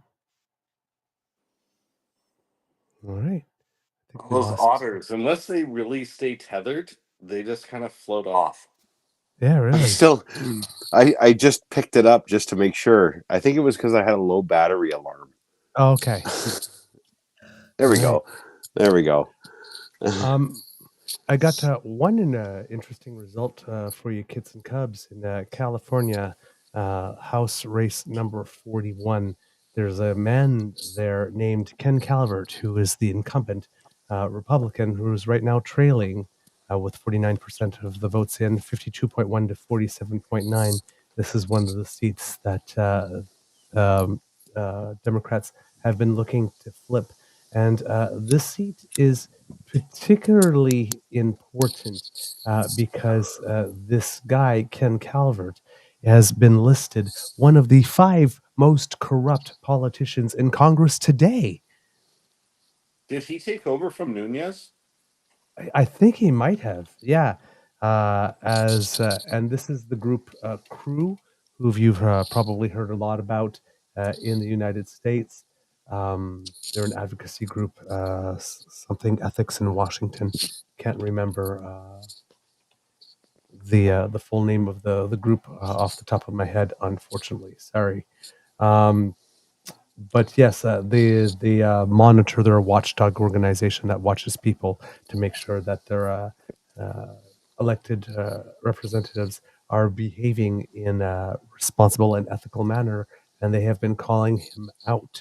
And right now, he is losing, as he should. So hopefully, he gets the constituents of that district send him packing. But I would like to see that man lose. If I as can well. also, if congratulations to Colorado for actually like putting it into their state constitution, the right to abortion and the right to choose. Yes. That happened tonight as well. I don't know if we brought this up, but I'm really, I get the states' rights arguments that everybody keeps making, but I also really need to hold on to the fact that the states are actually keeping those rights, and they are really turning out. Florida fucked up, yeah, 100%. But you know what? The rest of them are going to make it up. And you know what? If we can get every state that's on the border of Florida to make sure that everything's okay, it won't be that far of a drive for you to go and actually exercise your right as a fucking human being to get health care, ladies. I'm fucking proud of you, and keep fucking fighting. This is tonight has been as dire and doom posting as everybody has been on about what's going on. America is doing the right thing. You just need to look at the micro, not the macro. Look at the micro, and you're going to see that America is actually starting to actually do the right thing in a lot of places that they used to not, or it used to be very contested. Colorado being one of them. So good for you guys. Yeah, as Linda pointed out, every state other than Florida has passed the ability to enshrine the right to abortion in their constitution. Yep. Florida, the fact that they hit 57% instead of the 60 they needed, yet the motion that required a 60% didn't require 60% and only got 40 to pass. Yeah. So that They was tried. another gerrymandering of the districts. One thing that's been really underreported, though, is almost every single state that has had a thing supporting expansion of public transit has actually passed. Okay. Cool. I'm looking at So some ballot bus measures. lanes, productive bus lanes, protected bike lanes, expanded protected pedestrian lanes, everything like that has passed in all the states that they were running, except for one of them, I believe. Then that was hours ago. All right. Hey, Well, Doug Ford. yes, I'm looking at the measures with regard to abortion right now. In Arizona, Proposition 139, the right to abortion, which provides the right to abortion in the state of Arizona before the point of fetal viability, right now has 62.9% for the yes, 50% of expected votes in. In Colorado, Amendment 79, the right to abortion and health insurance coverage, creates a right to abortion in the state constitution and allows the use of public funds for abortion. This has been declared passed in Colorado with 61.4% of the vote and Fuck yeah. 70% of votes in. In Florida, as we mentioned, Amendment 4, right to abortion, provide a constitutional right to abortion before fetal viability or when, quote, necessary to protect the patient's health as determined by the patient's healthcare provider.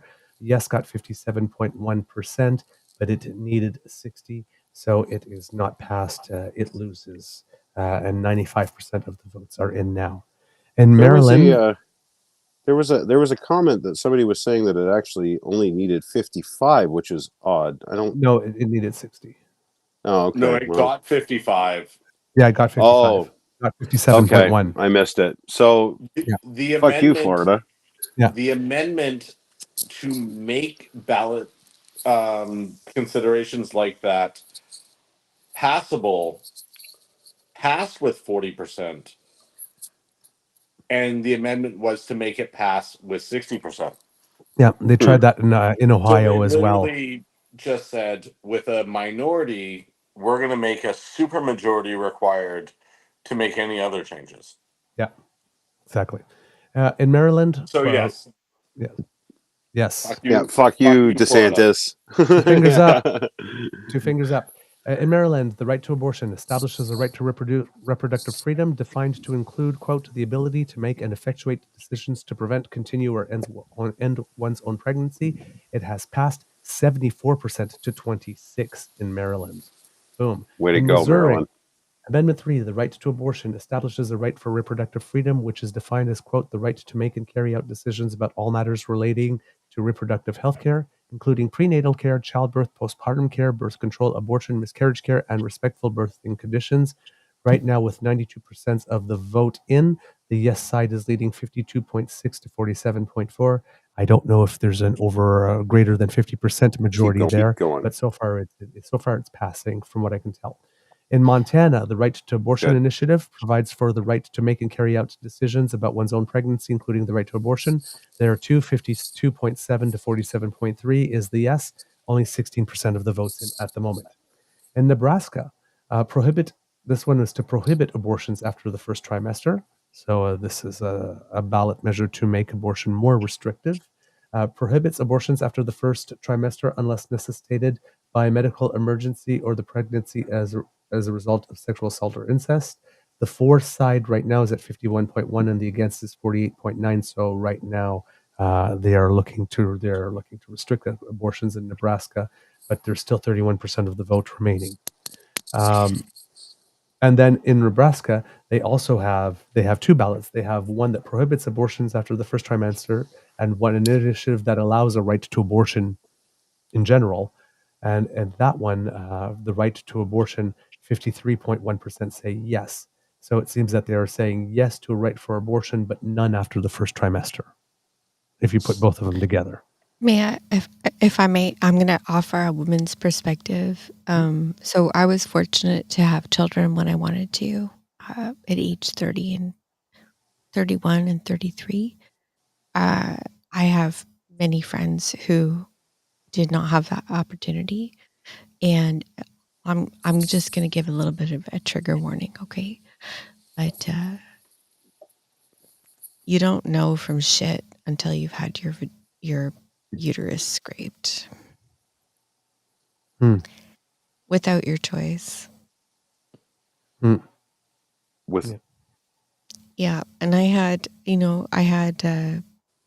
quick and easy access to abortion. I've had many friends who've had the procedure, but it's go home, you bleed for a few days, and you don't talk about it again.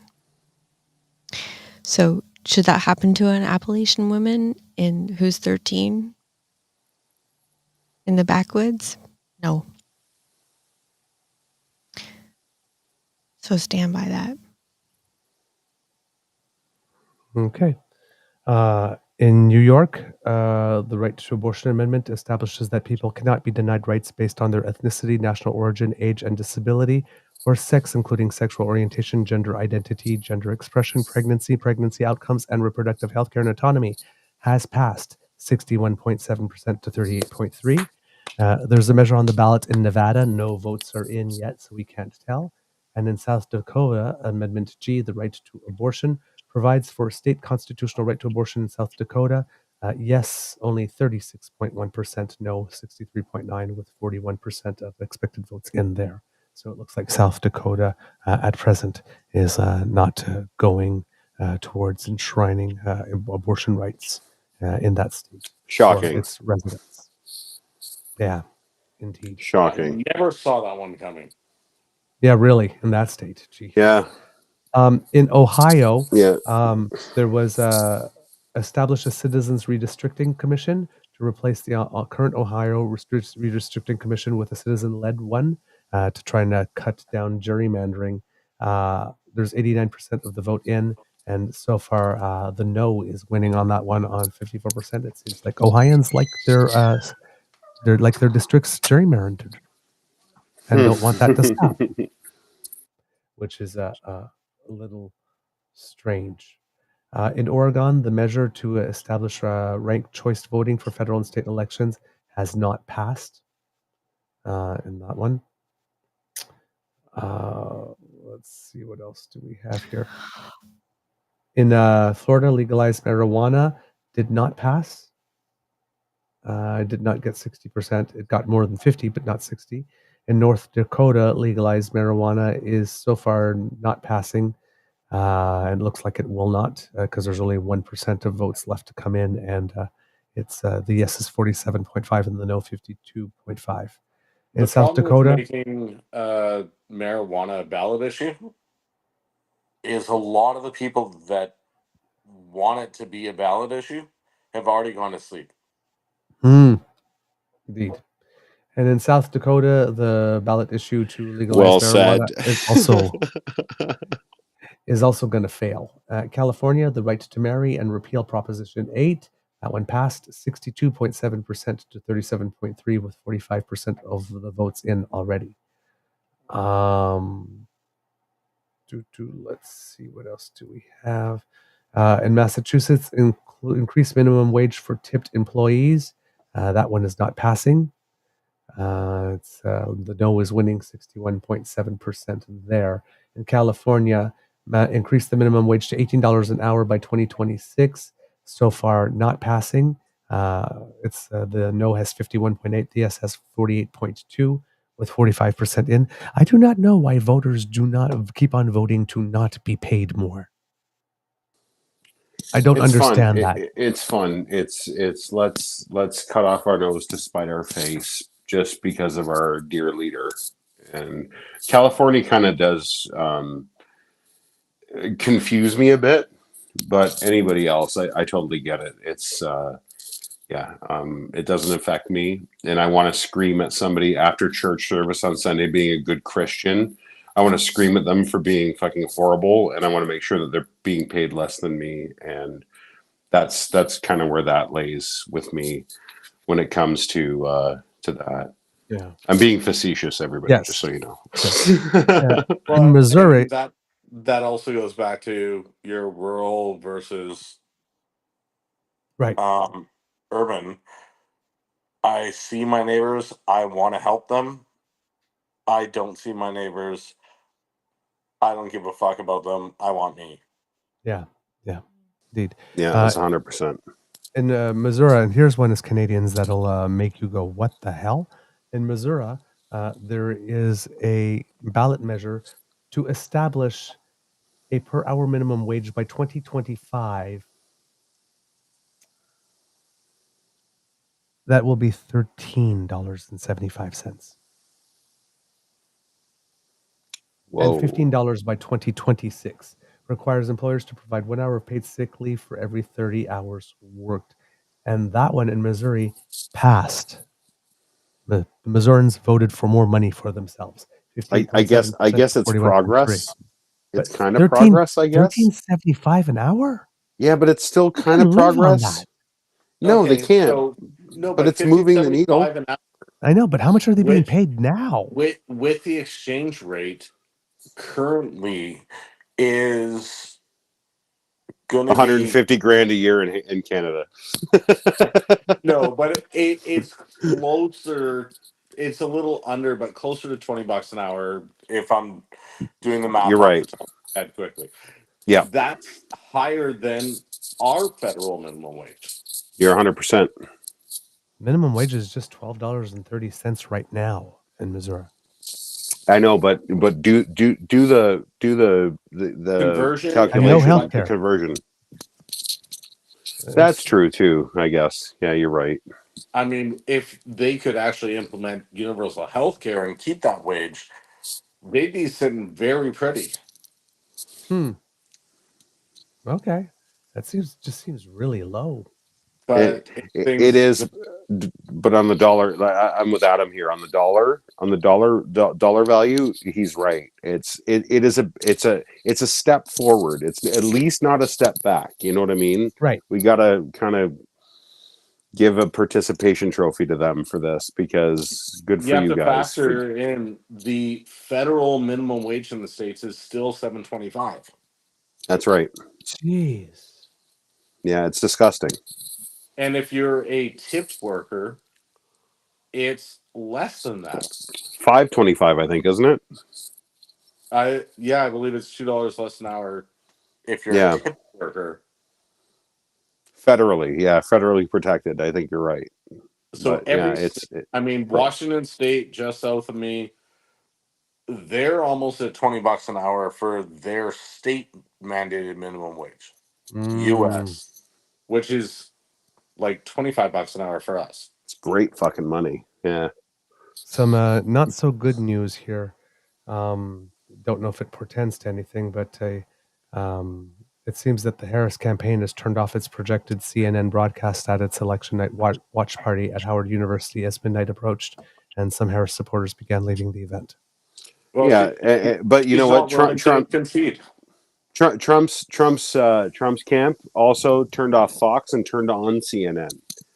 CNN has been nothing but a trash heap all night. If you look at every other projection, it's been way ahead of CNN. And I swear to CNN is doing it on purpose, and I get it. And it's horse race. It's clicks and fucking eyeballs, guys. That's all we're doing. We're basing this on what they're feeding you. We're seeing the real numbers come in. You're watching the real numbers come in. Google has the real numbers coming in. Like the places that we like the independents are getting it from. Even CBC's numbers are better at this point, and we're not even in the same fucking country. Like we need to seriously take a step back and look at where we get our information from and who we trust when it comes to stuff like this. I love John and I love his fucking magic wall. Don't get me wrong, it's really fun for facts and tidbits of past elections. But you know what? They're baiting you to keep watching because they have ads to run and they need you to watch the ads and buy the things so that they stay on the air. That's why that was my only reason for coming here tonight was to tell the like our normal viewing populace that follows us on Twitter and we all have interactions with. The henny penny sky is falling bullshit is being it's done that way. It's developed that way for you to be here at I can't see the clock. There is no clock on my phone right now. At this time of the fucking night, for us to be still here telling you need to calm the fuck down. Everybody, I promise, go to bed right now, wake up in the morning, and you watch. Tomorrow's going to be okay. We're going to be okay. I mean, we just had an appearance by Half Naked Paul. Did I miss Naked Paul? Father, stop in and say hi to us.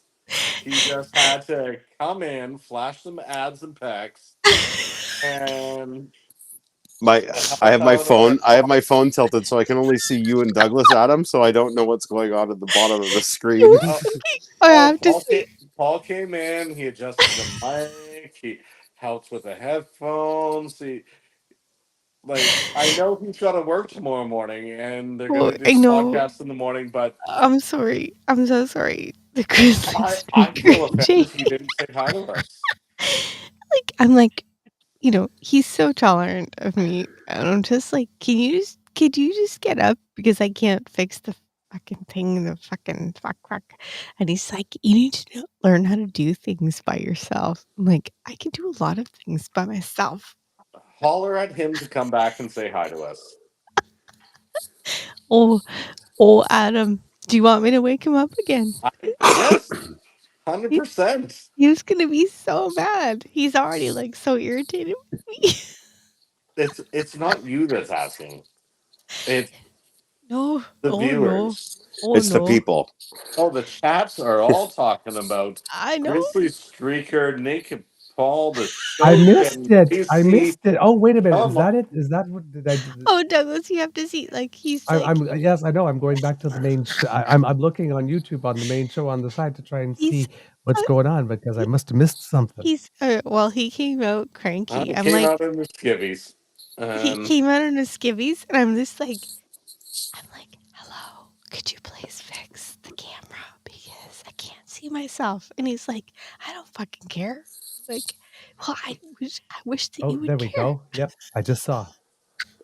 I just saw. There's the skin. There's the flash. Yeah, yep. There's the hair. Okay, I see it. It was you remember the other day when Paul wasn't feeling well and I jumped in Yes. and I think it was Linda M. Like, I'm sorry if I'm not getting that right, but it was like, is this OnlyFans? Like, so he came in like 3 times with no shirt on, and I'm like, well, it probably should be. All right, we have another guest with us. Oh, good. Okay, sorry. I'll shut the fuck up. All right, Kits and Cubs, please say hello to Kit James, Oh who's joining my us. You're looking goodness a little washed gracious! out, my friend. Oh my goodness gracious! First of all, There's a James in the house. don't let anyone think that Paul didn't do that on purpose. He No wanted people to shit. see his triceps. He wanted people to see his fucking triceps. There's my guy. This was not an unintentional thing. I'm so tired. If I can get the opportunity for people to see my naked body, I'll fucking take it. That's what happened. Right? All Like right. let's we've not already kid ourselves. established he's willing to wear a Speedo whenever.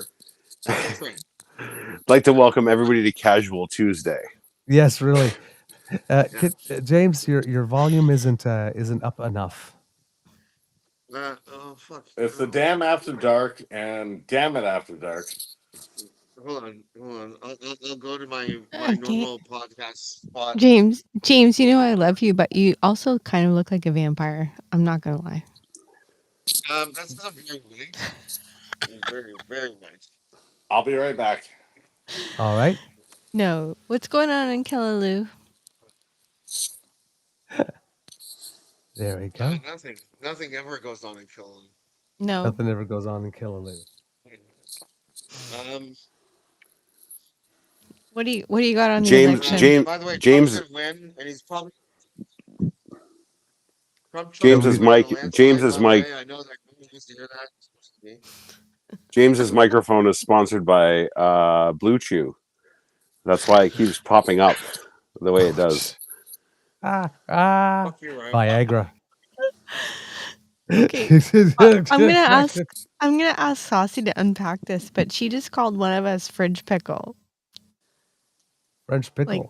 Like fridge pickle. I'm like, is that me? Is that Douglas? Is it James? Gotta be me. Honestly, That's probably gotta be me. okay. Got about 6% left on my phone, James. Hurry the fuck up so we can do this. Honestly, I envy anyone who's called fridge pickle. Why? Well, it's hilarious. First of all, it's the best nickname ever. Okay.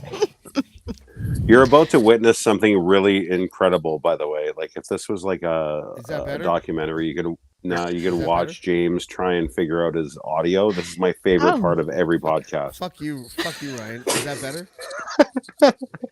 Well, It's a volume thing. It's really low. Do you want to talk about a quick pickle? Because honestly, like I'm a really good quick pickler. Keep talking, DiFiore, so we can hear you. Check. No, it's the same microphone. Check 1, 2, 3, 4. I don't know. It's something podcast. You sound like you're 1,000 miles away. Well, he basically is. Actually, I like James like There you this. go. He's very muted. Whoops. Check.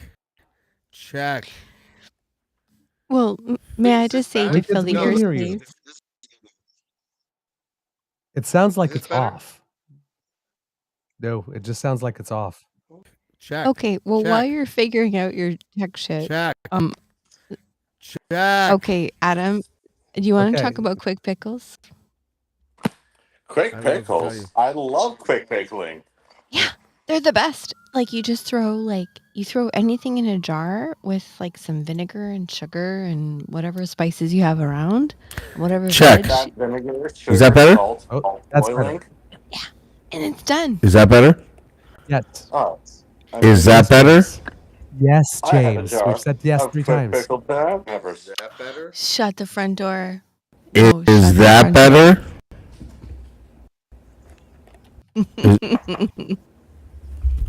I have homemade hot sauce. Is that No, better? you do not. You do not. Yes. In the fridge, I've got a jar of quick pickled, spicy cauliflower. Really good for Caesars. All right. Okay, can we Good talk about change. your recipe? Like, I'm sorry, people want to talk about politics, but Nick your paw. Which So, recipe? what kind of peppers do you use? So these are mostly banana peppers, some Portuguese peppers, some Thai chilies, a little bit of peppercorn, garlic, pickling salt, vinegar, sugar, and Like, to get political, do you boil or you just throw them in the jar? I actually took the time with that batch to boil them shut. Because like I'm afraid of boiling. Like I don't boil. I just throw things in the jar. If you're doing a quick pickle that you are going to use quickly, you don't have to worry about boiling the whole jar shut. You can actually leave that. You're going to use it in the fridge within the first couple months. Well, I thought they only lasted for like 3 weeks. But tell me I'm wrong. I've been told a quick pickle is like 2 months. So you got 8 weeks-ish. Okay. I've had quick pickle stuff I've used like almost 6 months later. Well, okay, this is appreciated because okay, James is back in now. I've used just very basic pickle juice from a pickle jar, and I empty out the pickles because they're done, and then I put the quick pickles in there, and they turn out. Pickle juice is amazing. Yeah. Yes. Okay. Let's talk about. Yeah, I mean, I wouldn't get rid of the it. pickle juice. That's a chaser for your Jamesons and everything. You keep the pickle juice, and then make Pickle your juice own is pickle fucking juice again. amazing. Pickle juice is like better than apple juice. It's really good. I have to tell you. I have to tell you one pickle juice story. When I was running it. Of course you do. Yeah. No. Shut the front door, James. So I ran an ultra marathon, and I was like tanking, and I went into an aid station, and they're like, "You are tanking." I'm like, "Yes, I am." And they're like, "Sit down we're going to give you some gummy bears, like not alcohol, sorry, not drug gummies, but they're like, I want you to sit here and have like pickle juice. And they're like, chug it. I'm like, okay, I'm gonna chug it. It was pretty awesome. And I perked right up and I finished my race. Well, the salt in the pickle juice is going to help you with Yeah. your electrolytes. No, You're yeah, absolutely. going to help get rid of the lactic acid that you built up through the beginning of the run. And it's why pickle juice is used to prevent hangovers. Well, I wasn't hungover, but I was very grateful for the pickle juice, and I also had a salmon burger and some chips. Wait, you're running the Vancouver BMO Well, no, I run was race? running the Lethbridge Ultra 50K. Lethbridge had salmon burgers. That's Honestly, like it was basically running between snacks. Like honestly, it was one of the best supported races I've ever been to. So you're basically running between aid stations where it's just like, do you need a sandwich? Do you need some pickle juice? Do you need like a massage on your legs? And I've crewed it before too. So it was incredible. Like Lethbridge, Alberta, shout out. It was I mean, amazing. I would run longer distances if I was getting snacks and massages all the time. Right? 100%. Yeah. Like, yeah, massage my body and feed me snacks. Sounds awesome. I mean, now you sound like my wife on the Saturday morning.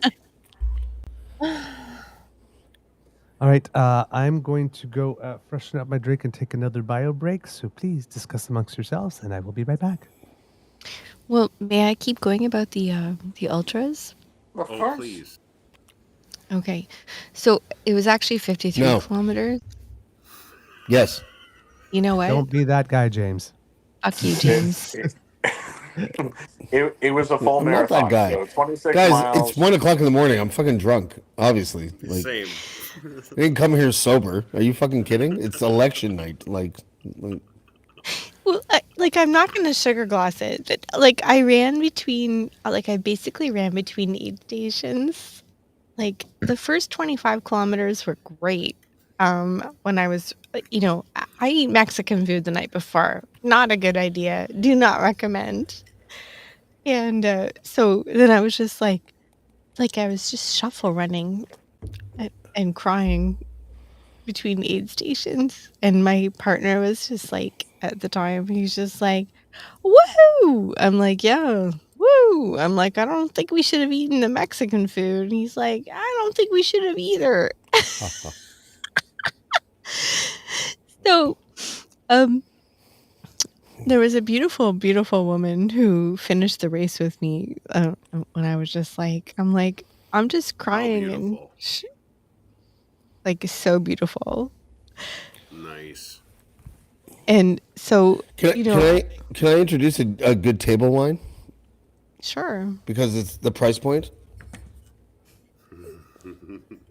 It's like $10.50, and I swear to God, it goes down like a $40 wine. I'm just saying. I got That's lovely. Gretzky Baco Noir. It's fantastic too. Gretzky's actually good wine. It's good wine. Great wine. Well, I mean, I ran dry on that earlier. You just took it up a level. There you go. Gretzky or good vodka too. By the way, his vodka is fantastic. So how are you guys dealing with a inevitable Trump victory? No, honestly, I You can't. guys okay? I can't.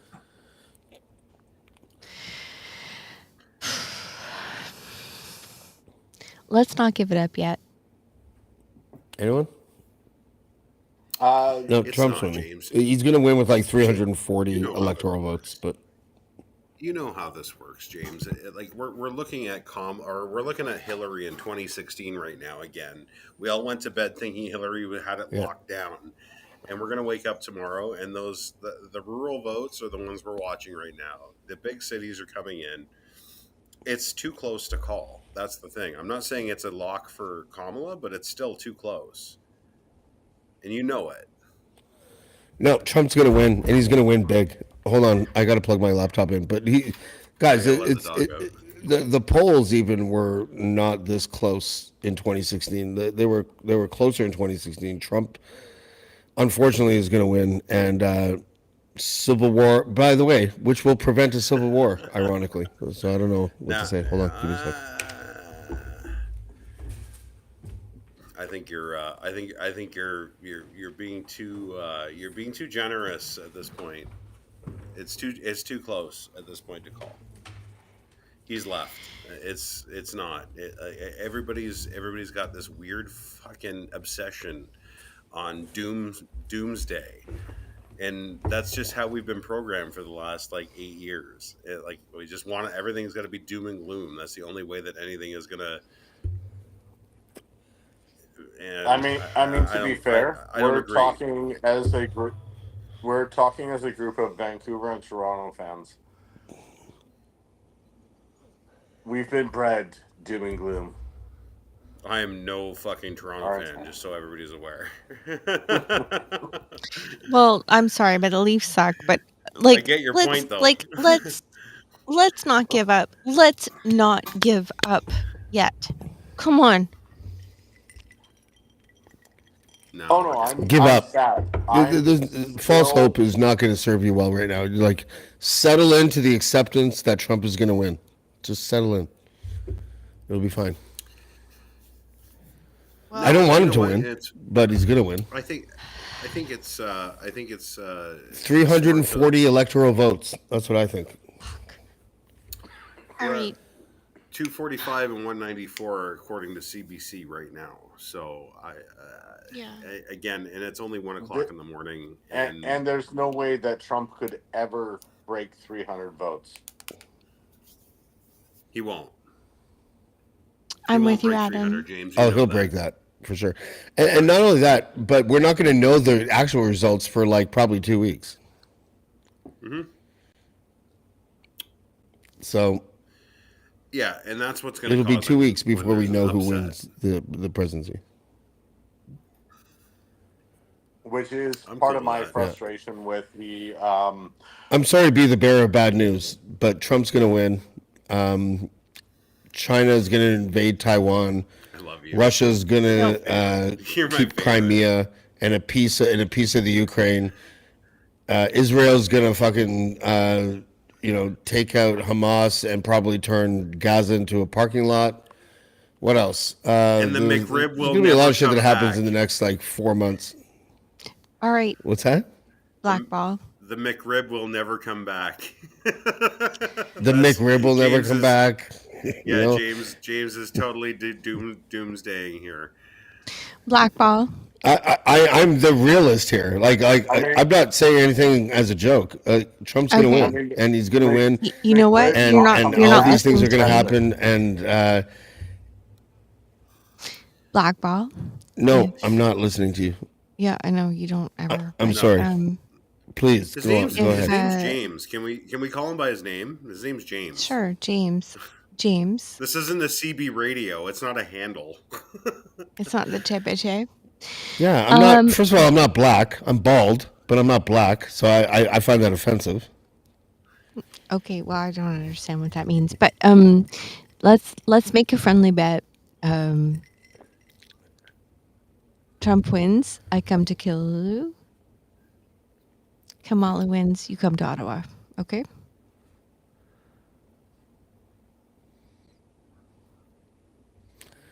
Last time I came to Ottawa, there was shit happening in my life that shan't speak of that. Made it a little awkward. But this time I'll come to Ottawa with an orange wig and a red tie, and I'll be like, I told you, because Trump's gonna win.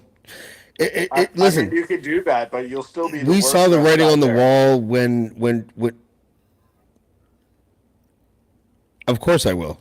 I agree with you, Adam, 100%. Adam, I've never met you. Nice to meet you. But Yeah, You as well, same. sir. By the obviously, way, I'll be the worst dressed guy there. If I lived in the United States, I would have voted for Kamala Harris. But there was something that happened like 2-3 months ago where you could see the United States just being like, "Fuck this, Trump. Fuck it, Trump." And I don't know why it happened because I don't live there. There's a bunch of reasons actually I could probably rattle off the top of my head, but that is where the direction of the country was going. And funny enough, it had nothing to do with him getting shot. It really didn't. It was about Kamala Harris before is that. very fake. It's like Hillary Clinton all over again. And Trump, whether you like him or not, is not really fake. He's the asshole you think he is. And the United States would rather vote in a narcissist than a liar, than a fake. Like, and I'm not saying he's not a liar, but they'd rather vote in a narcissist than a fake fucking candidate. And that's what's happening. That's what's going to happen. He's going to have like 340 electoral votes by the time this is all over and done with. And we're all just going to have to take it. No one should move out of the country. What? 340, James. Seriously, come on. What is? 340. That's a My whole delusion. fucking thing fell. Everything cat. is falling around about you. Your narrative is falling apart. That's my cat. My cat just did that. Okay, anyways. Your narrative just fell down, James. Listen, Your cat that was the Trump literally just presidency. said, that's bullshit. That was the Trump presidency, right there.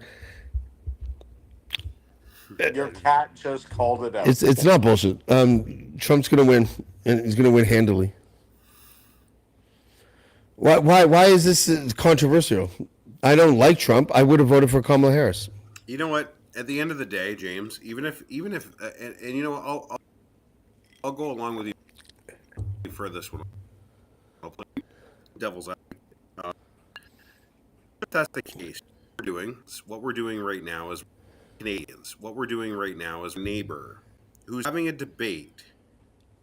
They're debating, and we can hear the argument about a 4-year lease on a car. And if that's the case, the husband or the wife wins. Who cares? And you know what? In 4 years, they're going to re-sign it anyway. And that's kind of where we're at. Yeah. And this is what drives me crazy about Canadians watching American politics. And it's so gross and it's so fucking unhealthy for us to get so engrossed by it. I get we do take a lot of cues from it, and we do, like, our parties do kind of follow. We're always kind of just behind the either the good or the bad, 100%. But at the same time, we have 4 years. What happened in 2016 when we all woke up and saw that Trump beat Hillary Clinton? Nothing. We all had coffee and eggs in the morning, and we went on with our fucking day. And you know what we're going to do Ryan, this time? Ryan, you're so exactly right. Like when Stephen Harper was eating babies, yeah, and had his hidden agenda, we didn't die. Like nothing happened. We just went through a laundry list of fucking states that ratified fucking laws into their state constitutions to make sure that women were protected. Yes, there are some that were battleground states that didn't fucking get that. I understand 100%. But you know what? If you don't see progress, even if Kamala Harris doesn't win, which I don't agree with you on your projection, but I understand where you're coming from. We need to stop pretending this is the end of the fucking world, everybody. We need to, because that defeatist attitude is what will get you defeated in this fucking world. Keep fighting. Dude. Keep doing your thing. Go ahead. You're Sorry. exactly right. No, You're exactly right. Yeah, just there's something about the sky is falling that I never find appealing from any it's side. disgusting. It's gross, and it's gross, and everybody, we're gonna be fucking. All of a sudden, tomorrow morning, we're gonna wake up in a fucking some Nazi Germany fucking encampment. Like, stop it, everybody. Like, stop. Think of it like people that hate Trump should think of it like this.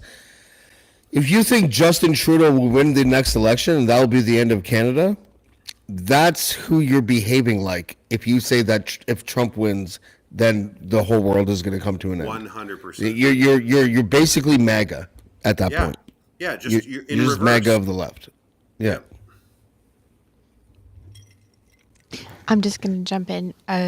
Yeah. So I really appreciate what you're saying, Ryan. You've talked me down off. What about James? No, I don't. James. What She'll about get James? to you next. All right, James too. Fine. But you know, like it's, yeah. No, James is. You're both wisdom. But you know, my curtain falling, was that like funny at least? Because it was awful. Oh no, it was fucking hilarious. My cat just literally like. It was apropos to you saying that I think it was Trump is going to get 340 fucking electoral votes, but okay. I really want to see you. So if he does get 345 electoral votes, and since the curtain fell, will the curtain now be like a litmus test for things that are true? Like every time the curtain falls, it'd be like, oh fuck, it's true. When the like I'll be like, my ex-wife was gonna die. The curtain falls, and I'll be like, fucking this. Yeah. Okay, if you gentlemen wouldn't mind speaking over me. There, I'm gonna go to song. I'll be right back. I'm more than willing to sit here and listen. All right. Well, no, Adam, you're very kind and polite.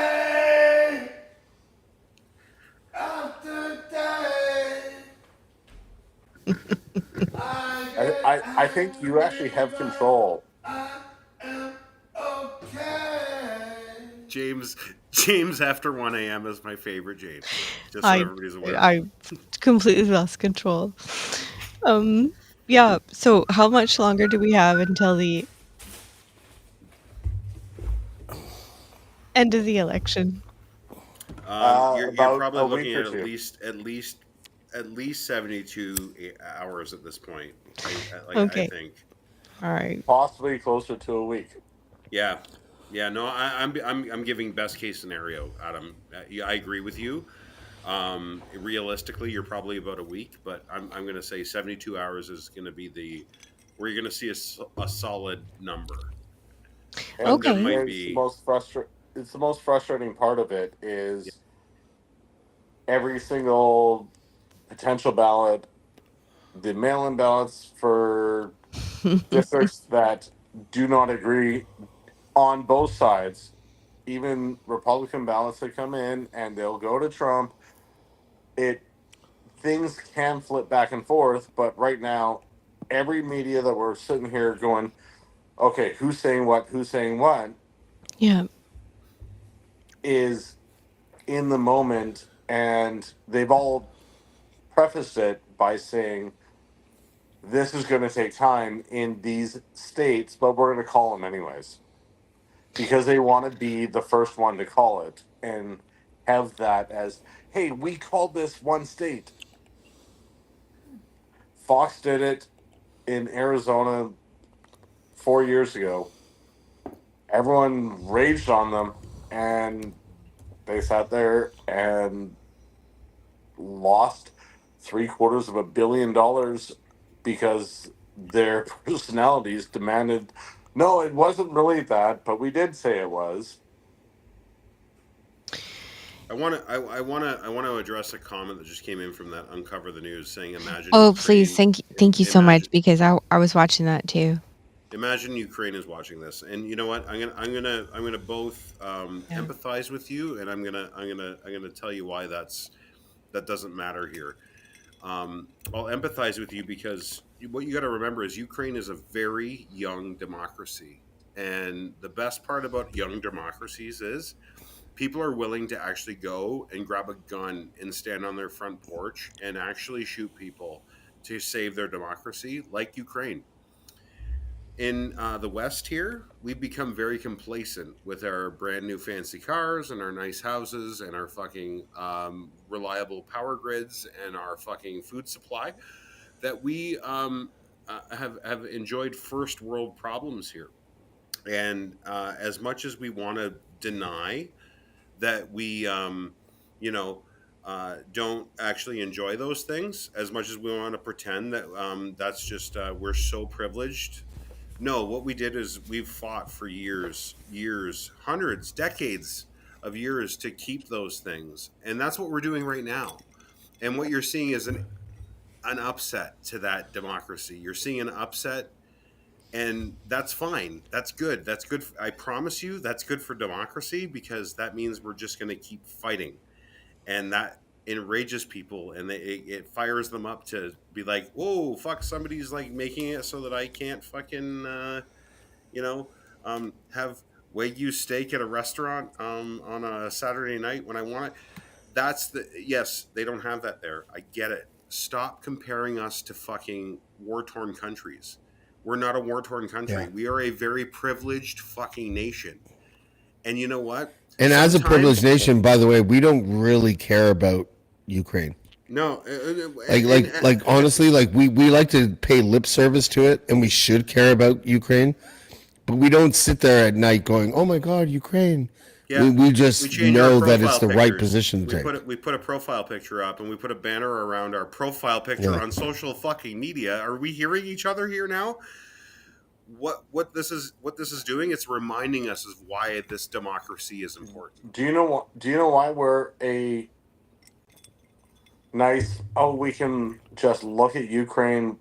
We don't need to worry about women overseas, what they're dealing with, anything like that. Because we have two fucking oceans between us. That's right. We are completely isolated from the rest of the world. It's great, isn't it? And do you know who gives us that comfort? Do you know who gives us that comfort? By the way, sit there and go, United States. That's right. A fascist comes into power here because he can't actually force a global land war against everyone else. I love everyone else that has to deal with that. We're like, hey, love you. Yep. Thumbs so up. Much support. Yep. But we're actually gonna let the guy that's oppressing you, his puppet. We're just gonna let him try it over here. Yep. Yeah, and the best part is exactly, and I love watching the comments explode in anger while they all deny the fact that they enjoy those privileges that we're talking about right now. It's my favorite. All right. I'm jumping in. I'm sitting across. Can I? No. Let me just say something. Sorry, really quick. No, Mademoiselle Fox. No, really quick. No, you're gonna go second because she just asked if she was gonna go first, and she beat you to it. So thank you, Adam. So right now I'm. Yeah, oh, thank you so much. Thank you, Andrea. Okay, go ahead, Mademoiselle Fox. Okay, so right now I'm standing in Paul's apartment at Metcalf Street, and I'm standing across from the Ukrainian embassy. Yeah. So sorry. I'm like, I watch people going there every day, every fucking day. Doing what? To get their passports. Okay. So take a moment to think about what that takes for them to do that. Okay? Feet? Yep. Opening a door. In a free country where they're protected. It's pretty easy. No. It's not that difficult. No, I don't understand what your point is. Like, okay, my point is... Okay, sorry. Adam, you go. I was going to say, because in their Oh, own country, Adam, you go. Even though I was next slated to go, but go ahead. in their own countries, it's not that easy. Listen, nobody in Canada truly has an idea of what it's like to be in a war-torn country. We pay lip service to our support of Ukraine, but that's all it is. We don't spend our time thinking about Ukraine. And whether these people go in to get their passports or not, or whether people like post comments on social media or not, whether we have Alex on our podcast who talks about how his newborn baby is impacted by the Ukrainian struggle or not, that's all things that happen. But we do not spend a bulk of our time thinking about Ukraine. We just like to say that we do. And I'm not trying to say that we're bad people. I'm just saying we live in a very amazing country. And how much of your time, percentage wise, Adam and Mademoiselle Fox, how much of your time do you think that you spend really pining and struggling and really like caring and thinking about Ukraine? It's nothing except You when know we have what? conversations like this. I'm going to shut you down. I'm going to put this to Adam because I think he'll be more Sure. articulate than I am. Go ahead. Well, I spend time thinking about my former coworkers who lost uh, family members on the airplanes that were bombed coming out of Iran uh, by that government. I think about my neighbors that live 20 doors down from me who had to bring in their parents from the Ukraine to rescue them. I think about my Iraqi friends that have had to deal with things from Ukraine? back in the 90s. No, I'm thinking about We're talking about the every Ukraine single. right now. Let him make. He's going I'm somewhere. thinking about It's every all connected. single So let him go. fucking family member who has had to deal with a war torn country, with a country that has come in oppressing them. That I have had multiple accounts. Myself, I am 92% Scottish. I'm a white Canadian guy. I have never had to deal with it myself. I've only been able to do that through interacting and experiencing life through countless people in our country that have had to escape oppression, who've had to escape war zones, and had their families killed. I want to be here to support them. And Sorry. okay, you Sorry, laugh. no, not you. The comment that just showed up on the screen. Like I'm not dismissing anyone. I missed Anyway, it. Sorry, my bad. Sorry. Go ahead. Yeah, it was Douglas, out of I'm, I'm, I'm, context hi, of what everyone. Adam was I'm going saying. to, I respectfully, I'm going to take control back of my show because I'm not liking where it has gone. Yeah, I was no, watching while I took I a break, and apologize. that is not what we do here, my friends. I'm stepping back. All right. Thank you, Adam. So, thank you, Adam. By the way, I think the Thank point you, everyone. was democracy, and it was talking about how we are a very privileged democracy here in the West, and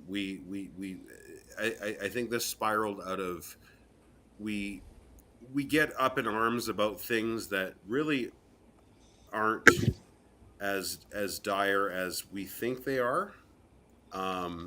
Just out of this is what we're reading is telling us to do and to be angry about. And I don't know why it spiraled into this, but I get what you're saying, Douglas. But it's true.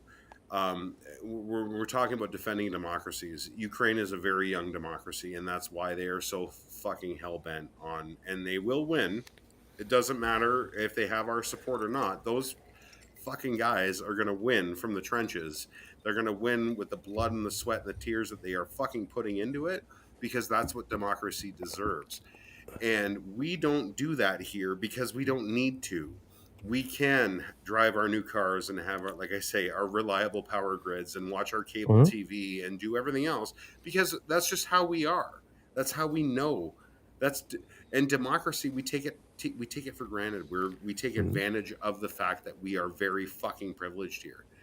And at the same time, I'm not going to feel guilty about it. I like the fact that we have fucking fought for literally over a century to make sure that we have this fucking thing. So when we have an upset like Trump and we have an upset like these fucking fascists down the south, yes, you know what? You know what that is? That's a fucking wake-up call for us. That should be a fucking wake-up call to be like, hey, take your heated fucking weighted blanket off. Take your sound machine out of your ears. You know what? Stop listening to your ASMR to fucking go to sleep and relax while somebody else is listening to fucking bombs going off in their fucking house. And realize there's a reason why we have what we have. And fucking defend it when it comes to fucking defending it. Don't be complacent in democracy because that's where you will fucking lose it. Yep, I agree with you. I mean, that's why we keep on saying on the show, because democracy is something that you do. It's a spectator sport. You got to be involved. You got to work to preserve it. You got to work to enrich it. You got to work to include more people in it. You got to, when people want to, are telling you, no, let's try this. Let you try to get ahead by standing on someone else's head or pushing them down. And you have to say, no, that's not the kind of person I am. It's not the type of country we are. It's not the type of people we are. That might be okay for you where you come from and what you do, but that's just not what we do here. What it is that drives me nuts is when I have somebody or a group of people, your comment section included, telling me that I'm just disregarding that. Shout out to the Saucy Sea Witch. Yeah, I'm not. I promise you I'm not. I promise you I am the biggest fucking defender of what we have here because I'm the one that fucking benefits from it. I'm a white male in a fucking Western democracy. I get the best of all of it. And you know what? I do. I own my fucking privilege and I fucking give it back when I can, wherever I can. And you know what? I'm not afraid to fucking actually speak the reality of my privilege and tell you about it and tell you how fucking privileged I am because I have this fucking democracy that fucking feeds my fucking entire being and my existence. And so if I can actually use a voice to fucking say something to be like, you know what?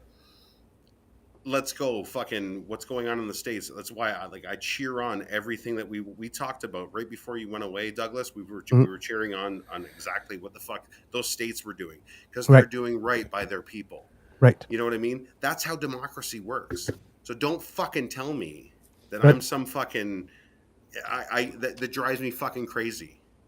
But you have to also consider, like, this is not necessarily only just the states doing right by other people. This is people taking their democracy in their own hands. It's the people that mobilize to get the signatures, to do everything, to put these things on the ballot in the first place, and then they're showing up to vote for it. That's all the people. That's all the people. Yep. Yes. No, I agree. I agree. That expression, never doubt that a small group of people can change the world. In fact, that's all that ever has. That's a perfect example of it right there. Going on, happening. Anyway, 1:30 in the morning. I love you guys. I gotta go. Oh, okay. I do have to work in the morning, and this is gonna be a fucking ugly morning tomorrow. Again, another privilege. Good to see you, my Mr. Wolf. What did we say? Oh, Mr. Wolf. Mr. Wolf. I like it. It was great to see you, Adam. Take care, man. Great to meet you, and I look forward to future conversations. Yeah, let's talk. Yeah, for sure, 100%. Love you guys. All right. You too. I'll see you tomorrow in a Harris government, everybody. I said it before James came back. Maybe I should say it before. Hang on. I'll wait till he comes back. James, I gotta go. I have to work in the morning, but I will see you tomorrow when we're all saying Madam President. We'll see you later. All right. Hi, my friend. We're not going to say that. Okay. I love you. I love you. Thank you for popping in. See you, pal. All right. Okie dokie. All right. House rule for this next one. No doom. No doom. All right. I'm regardless of the result. Regardless if it's Trump or it's Harris. Right? We're all Canadian, and yeah, but things need to be done. How would I put it? Regardless of who wins, there is going to be a mess. Right? If Trump wins, there's going to be a whole section of the country that's really not going to be happy. And that there's going to be protest and unrest and all that kind of stuff. And if Harris wins, there's going to be a whole section of the country that's not going to be happy. And we're on this hamster wheel of, if I vote and therefore I expect to win. And it's like, no, sometimes you are going to be told no in a democracy, and you have to put on your grown-up pants and deal with the fact that this time it's going to be about someone else and not you. We are all told no. Yes, sometimes you lose. You just do. Right? And we seem to be, even in the discussion about proportional representation, a lot of the way that it is framed is my vote did not count. It's like your vote was counted. You just didn't get the result you wanted from your vote. Right? So there seems to be this thing that because I participated in democracy, I am owed the result that I wanted. And people seem to get very, very, very upset when this time, hey, it didn't pan out for you. We need to come back from that somehow. We can't be creating a society where every time something doesn't go our way, like this, we just throw a tantrum in the cereal aisle. Right? So how do we move forward? How does a nation move forward from that type of stuff? first of all, you bring Blueberry back to Canada.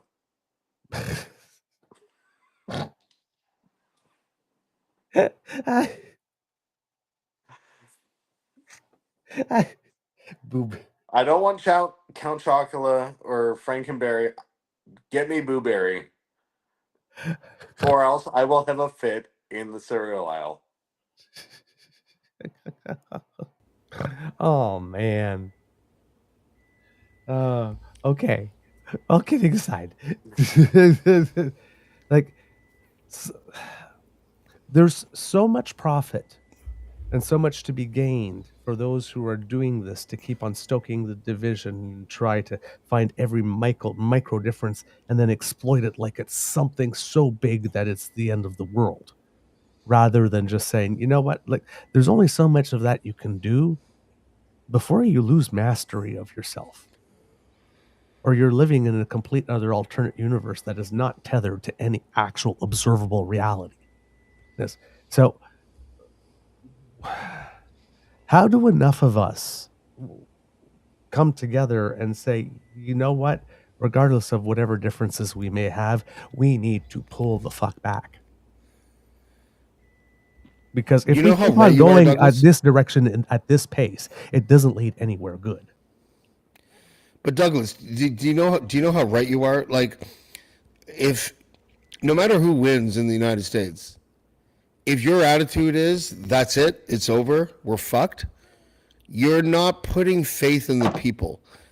It's not that you're saying that this person is awful. However you feel about Harris or however you feel about Trump, however you feel about the damage that either one of them could do to democracy or whatever, you're actually saying to the people, you are going to fail us because Trump wins. If Trump wins, in 4 years there'll be another election and then there'll be a different president.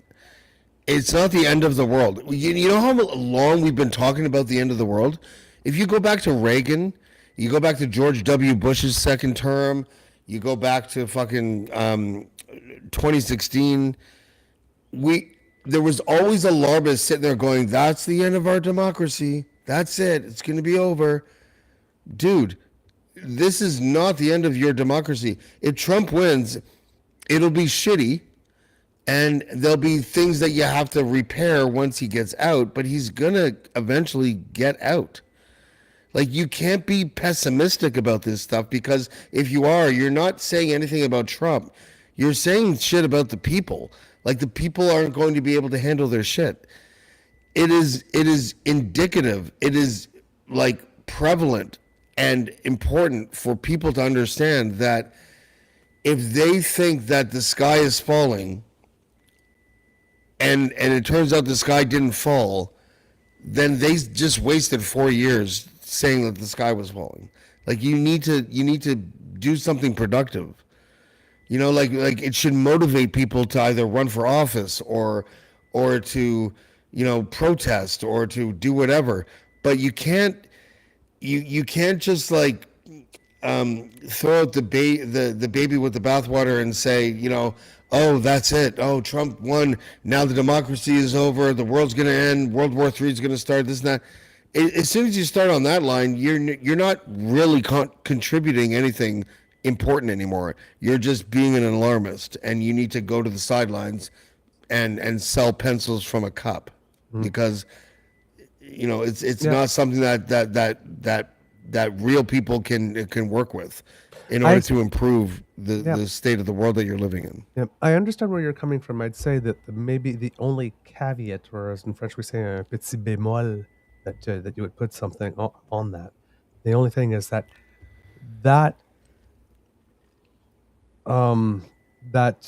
hypothesis works on the premise is that there will indeed, in 4 years, be a transition of power as we have come to know it. And that's all we've ever known, so we assume that is the default, and that is always the case until it is not. Right?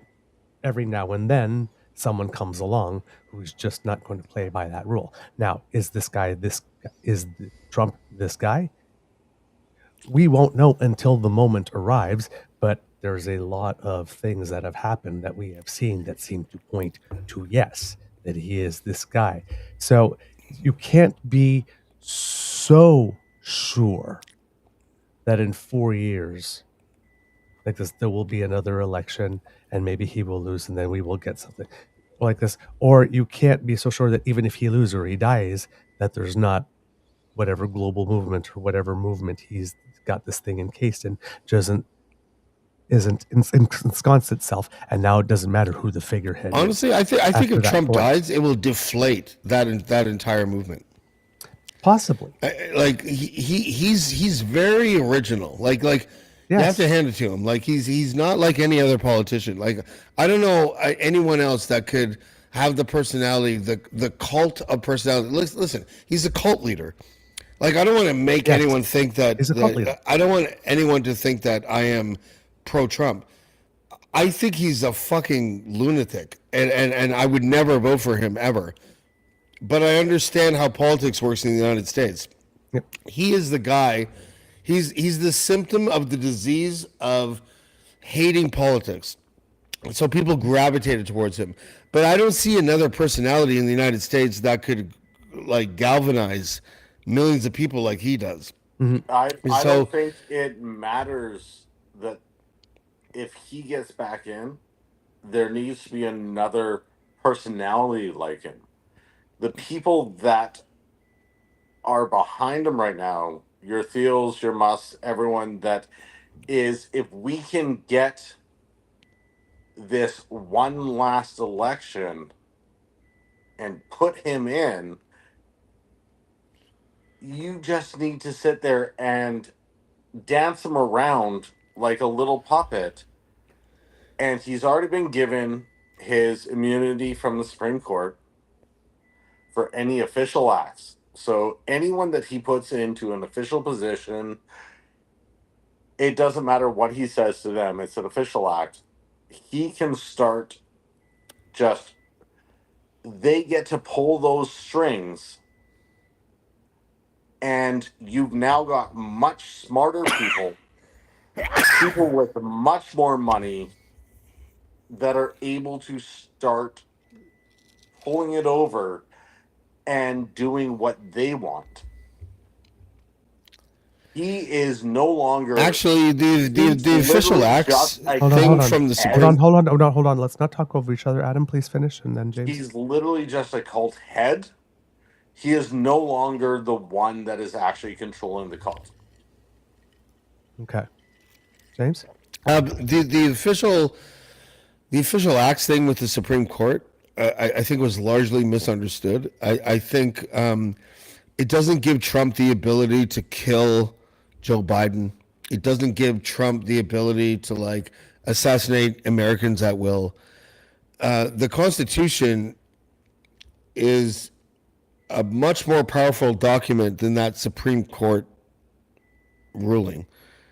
I think that what what you will find is that if Trump does something that is completely unorthodox and what seems completely illegal, he's not going to be protected by a Supreme Court ruling. He's going to be put in check by the Constitution.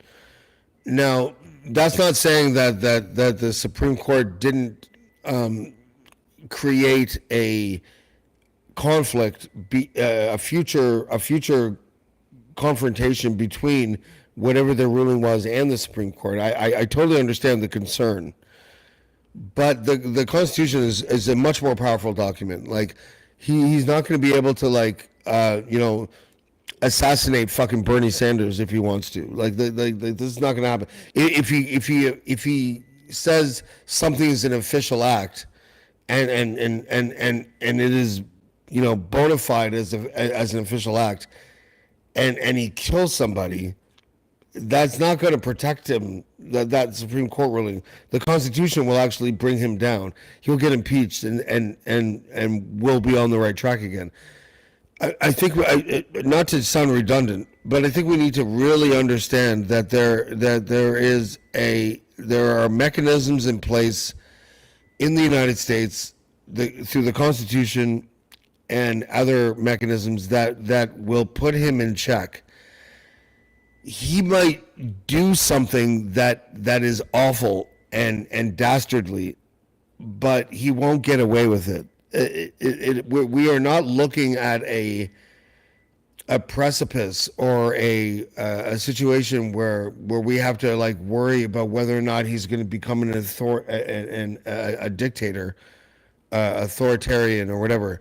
Like, it's not going to happen. Like, and the reason why I feel that way is not because I don't think Trump wants to be that.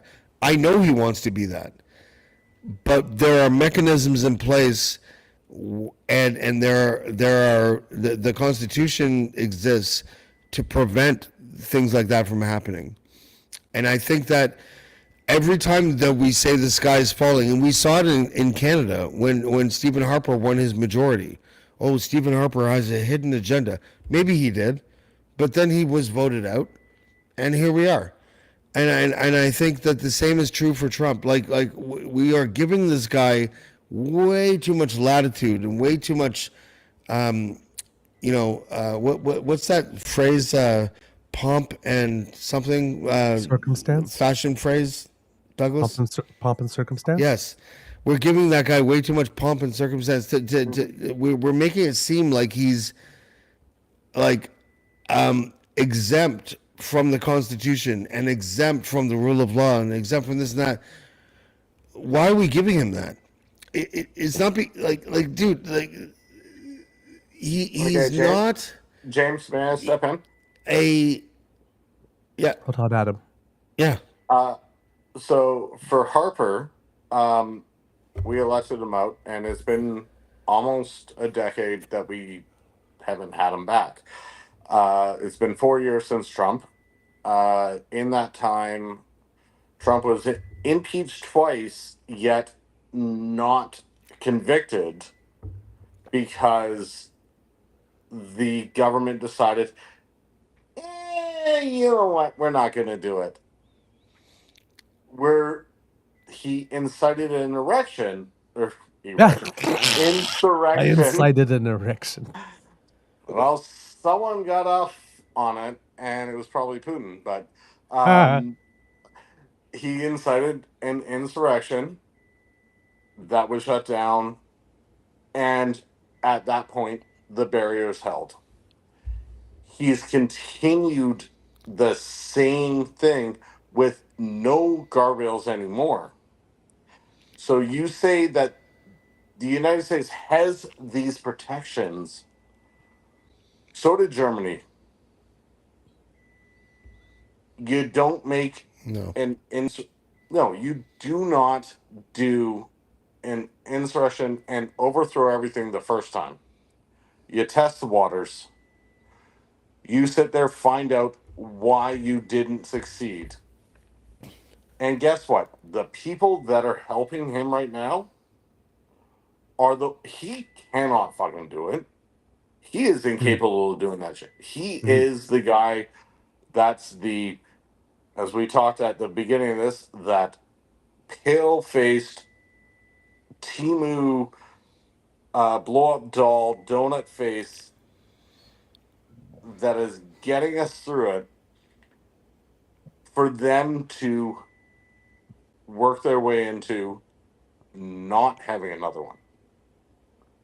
Yeah. You've got, even tonight, how many bomb threats and Democrat writings from Russian email addresses happened tonight? There was not a single one in a Republican one. It was literally Putin going, hey, guess what? We're going to fuck with you in the open. We don't care. Because you didn't do shit last time.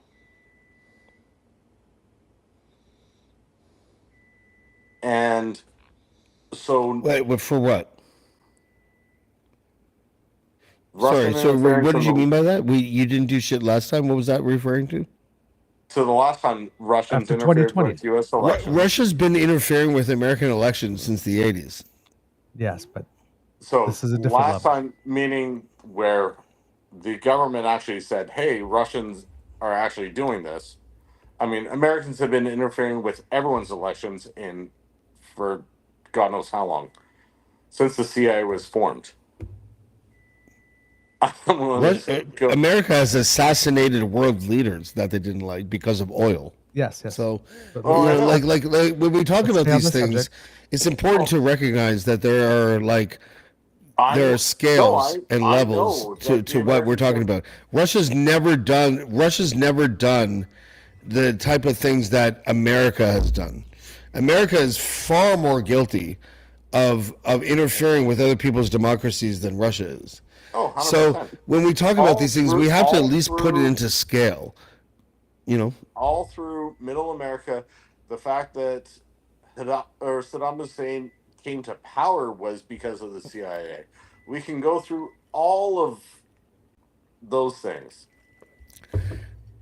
Saddam Hussein wouldn't have been able to gas his own people if it wasn't for the United States. He wouldn't have had any power if it wasn't for them. They Yes. literally shut down the Shah, exiled him, and put him in power because they wanted Kuwaiti oil. And then when that didn't work out, they went against them. This is established things. But we're talking about that same democracy, and we're acting like Donald Trump is like the linchpin for that democracy to fall. No, when not really that at the end of the day, Donald it's not Trump that he's the Sorry, go linchpin. ahead. It's not that he's the American linchpin. politics. It's not that he's the linchpin. It's that he's not alone. He's the Is Saddam that he's no Hussein longer of the alone. American politics. but is he better or worse than what has happened in the past in the United States? Like when the CIA assassinated the Iranian president in, I think it was 1953 or whatever it was. Are we saying that Trump is as bad as that? Because I'm not. I'm saying he's a blustering fucking idiot, but I am not saying that he has assassinated a democratically elected world leader. Like we have to really get back down to earth and calm down a little bit about this shit. No, He's a blustering fool. I hate him. You hate him. We all have to get on the. We're on the same page on that. He's not just But democracy is not going to to fall because of him. He's not just a Trump is blustering nothing- fool. He's a stochastic blustering fool. It's the stochastic part. That But makes he's him also a evil. symptom of the disease. He's not the disease. It doesn't matter, He's also though. It's nothing like more than a hammer. there's nothing he contributes to the social good. He He literally has the pumps political fentanyl into the bloodstream of the nation. It's literally what he does. Okay. So it's like there's nothing good that can come out of what it is that he puts out there. And he's literally a hammer. That's it. He's a blunt tool that is being used. I think It's he's not more that like he- a whoopee cushion. it's not he's that- more of a yes. whoopee cushion than a hammer. It's not that he alone, but there's so many people that find him useful and that they can use him as a human shield to run behind. Like this. And that's like this. Trump, at one point, he's going to be useless to all the people who have been using, all the people that made it so that the Supreme Court has the composition that it is, so that they can overturn Roe, and all the people that wrote the Project 2025 document who would like to all get in. What's like this? After that, Trump becomes disposable. He slips out a window, and then it's he's party he's time for that 24 group. electoral votes from being elected president. Yes, right and I'm not disagreeing with you. And I when think that it's happens, looking pretty good for him right now. Like but when that happens, what should the reaction be? Like we listen. I happen to think that a Trump victory, a landslide victory for Trump, is better for the. Even though I would never vote for him, and I agree with you, and both of you on all the things that you have to say about Trump that are negative. I most likely agree. But a slim Harris victory would be worse for the United States than a landslide Trump victory. Okay, I will ask you the one question. And the reason why I think that is because a slim Harris victory would create a civil war, and a landslide Trump victory would not. And I know that sounds counterintuitive and everything like that. I get it, but that's. What's that say about the supporters? Pardon? What does that say about the supporters? His supporters are not. He loses, and they political lose a people. civil war. Like she loses. It's not a civil war. You have to rally again. So what's that say about what? I'm looking at this as a his political supporters scientist or something like that. Not like a person that is invested in the victory or the defeat. I'm just saying, as the country would be thrown into violence with a slim Harris victory, and it wouldn't be with a landslide Trump victory. I'm not saying that I want Trump to win. If I had my choice, it would be a Harris landslide victory. But I'm just saying, like if you look at it pragmatically, if Harris wins by 10 electoral votes or whatever, So it's not going to be a. it increases the chances of that country sliding into civil war. Okay, guys. It is. Pardon? According to Uncover the News here, there's. Uncover the News says 2 a.m. update. Donald Trump is president-elect of the United States after victory in Wisconsin. So I'm not seeing anything on my feeds that are showing that. However, if I'm looking at the Associated Press, because I called for a Harris landslide. yeah, I'm looking at if I'm looking at the Associated Press thing here, Harris is leading in Arizona, Michigan, Maine, Minnesota, Nevada, and that will bring her to 251. Trump gets 10 in Wisconsin. That brings them to 258. It leaves Pennsylvania to be decided, which will decide who has the 19. And if I am looking here at the map from AP, it says that 94% of the vote is in, and Donald Trump at the moment is leading by 3%. That would be under 200,000 votes, but like between 180,000 and 200,000 votes. And I did some math. 6% of what's there leaves about just under 400,000 votes to be counted, which is enough to make up the difference. And that's what it all relies on. So, yeah. I mean, At the moment, based on the vote percentage, it does not look that there would be enough votes that are there to overtake Pennsylvania. So if it would be this type of win, it would be a win with Donald Trump with 270 on the nose. Not a landslide. 270, 268? Is that? 270 on the nose. Yeah. And that's the majority, 270. I mean, so this is one thing I brought up earlier is everyone's calling it. What happens with mail-in ballots, cured ballots, everything that... Yeah, that's what I'm saying. I don't understand how Donald Trump could be president-elect after the victory in Wisconsin when Pennsylvania is the one that's needed. And nobody's called Pennsylvania yet.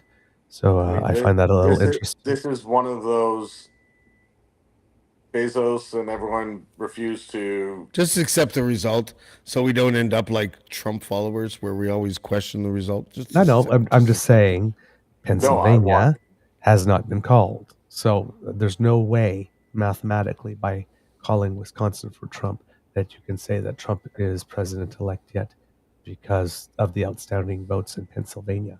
So that's the mathematics. Douglas, it doesn't mean that. Can I be the voice of optimism? James, hold on. Can I be the voice of optimism here? I just want to finish my sentence. James, I just want to finish my sentence. So Pennsylvania, again, quite possibly, mathematically, there are enough votes for it to flip to Harris at this moment, which would give Harris 270 on the nose. Yes, but said given which that is the to gain 3%, with 6% left. Yeah. Yes. Like this with not 6%. Yes, 6% of whatever polling stations or. Now we're also dealing with an 5%, American now 5% election. of votes counting. We're dealing with an American election that generally takes a week to actually count all the votes. Yeah. Last time we went through this 4 years ago, oh my God, I won this already. Yes. And shit yes. flipped. There's the time that it takes to count the votes, but there's also the number. There's just the sheer number of votes that are remaining. Trump's going to win. So all I'm saying... Can we just accept that Trump's going to win? James. And based on that premise, Douglas... What? Okay, I'll stop talking again. I would like to finish the sentence. Thank you. Right. So with Pennsylvania, I didn't know that you were. Yeah. So with Pennsylvania, the problem is that with the amount, there are enough votes in number still to flip it for Harris, but a higher percentage of those votes would have to go for Harris than has happened so far with the first 95% of the vote count, which seems rather unlikely statistically. It's possible those votes could be from a city or from a region in the state where it's predominantly Democrat. We don't know, but it's looking pretty bad at the moment if you are Harris. 2 weeks ago, so James, you would be right. And 2 weeks ago, we looked at BC politics. And when we finished the night, it looked like it was going to be a conservative majority. Mm-hmm. It's now an NDP majority. You know, like I'm saying, you got to count them all. But like I said, and there's still reason enough for hope. Yes, but James is just. But mathematically, mathematically, no. Mathematically, you're looking at something that is way less likely that We're Harris will turn around 2016 again. than will. Yes. We're 2016 again, and but it's not time to start panicking yet. Yeah, but it's not time to start panicking yet. It is, but yes, you should. We might be fine. It might be Harris, but if you really, really want it to be Harris, you should probably be getting ready for it to not be. It's that saying, if you're going to ask a question, like, do these pants make me look fat? Then you need to be ready to get whatever answer comes, not just the answer you I want to think hear. one of the biggest Right? things, no matter all the support for Harris, is there's enough misogyny in the States Mm. that it's not going to be. Yeah. Now, James, what is it that you wanted to say?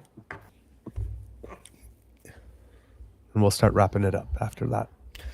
I just wanted to say that if Trump wins, that this guy's not falling. The democracy will hold. The republic will hold. And politics has created a excuse me a tendency for people to believe that the sky is always falling, and it's not. And even if you think it is, if you carry yourself in a certain way, if you really believe that democracy is in danger, then and you don't then run for office or donate or protest or whatever, then you're not a serious person. And we've gone through this so many times before. The United States went through this with Nixon. They went through this with Reagan. They went through this with George W. Bush. They're going through it now with Donald Trump. And I totally understand how he's a different animal from all the rest. I get it. But the likelihood of a democracy or a country becoming a failed state because of a presidential victory of a undesirable person is so remote. I don't think people understand. I think people romanticize the idea of, oh, Trump's going to destroy the United States. It's a romanticized idea. Like, you just need to chill the fuck out. Don't be apathetic, but don't go overboard in your desire to prove yourself right that this is going to be a failed state because of this person that's leading the country. James, you realize globally, the U.S. was actually classified as a failed state last time Donald Trump was president? That doesn't mean it's true. The entire world decided that the U.S. was a failed state. That sounds like fallacy. Like a failed state is a state where their dollar is diminished to the point of being valueless. And when Trump was president, that wasn't true.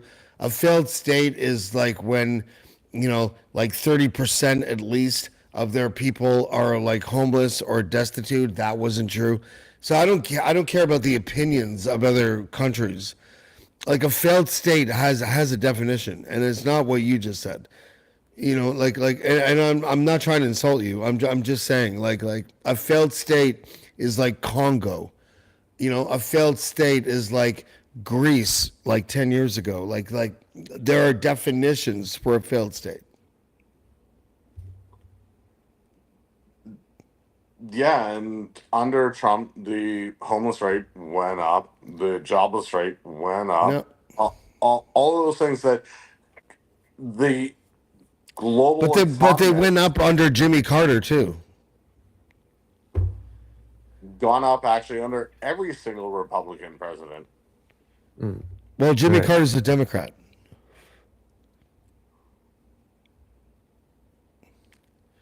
So, listen, failed state has a definition. It's when the government no longer has control over society, and society is so destitute that most of the people are deemed to be poor and unable to like sustain a living. Like a failed state has a definition. So I don't care if between 2016 and 2020, when Trump was president, that there were people that said statements that said, oh, it's a failed state. it wasn't a failed state. The United States has not been a failed state since forever.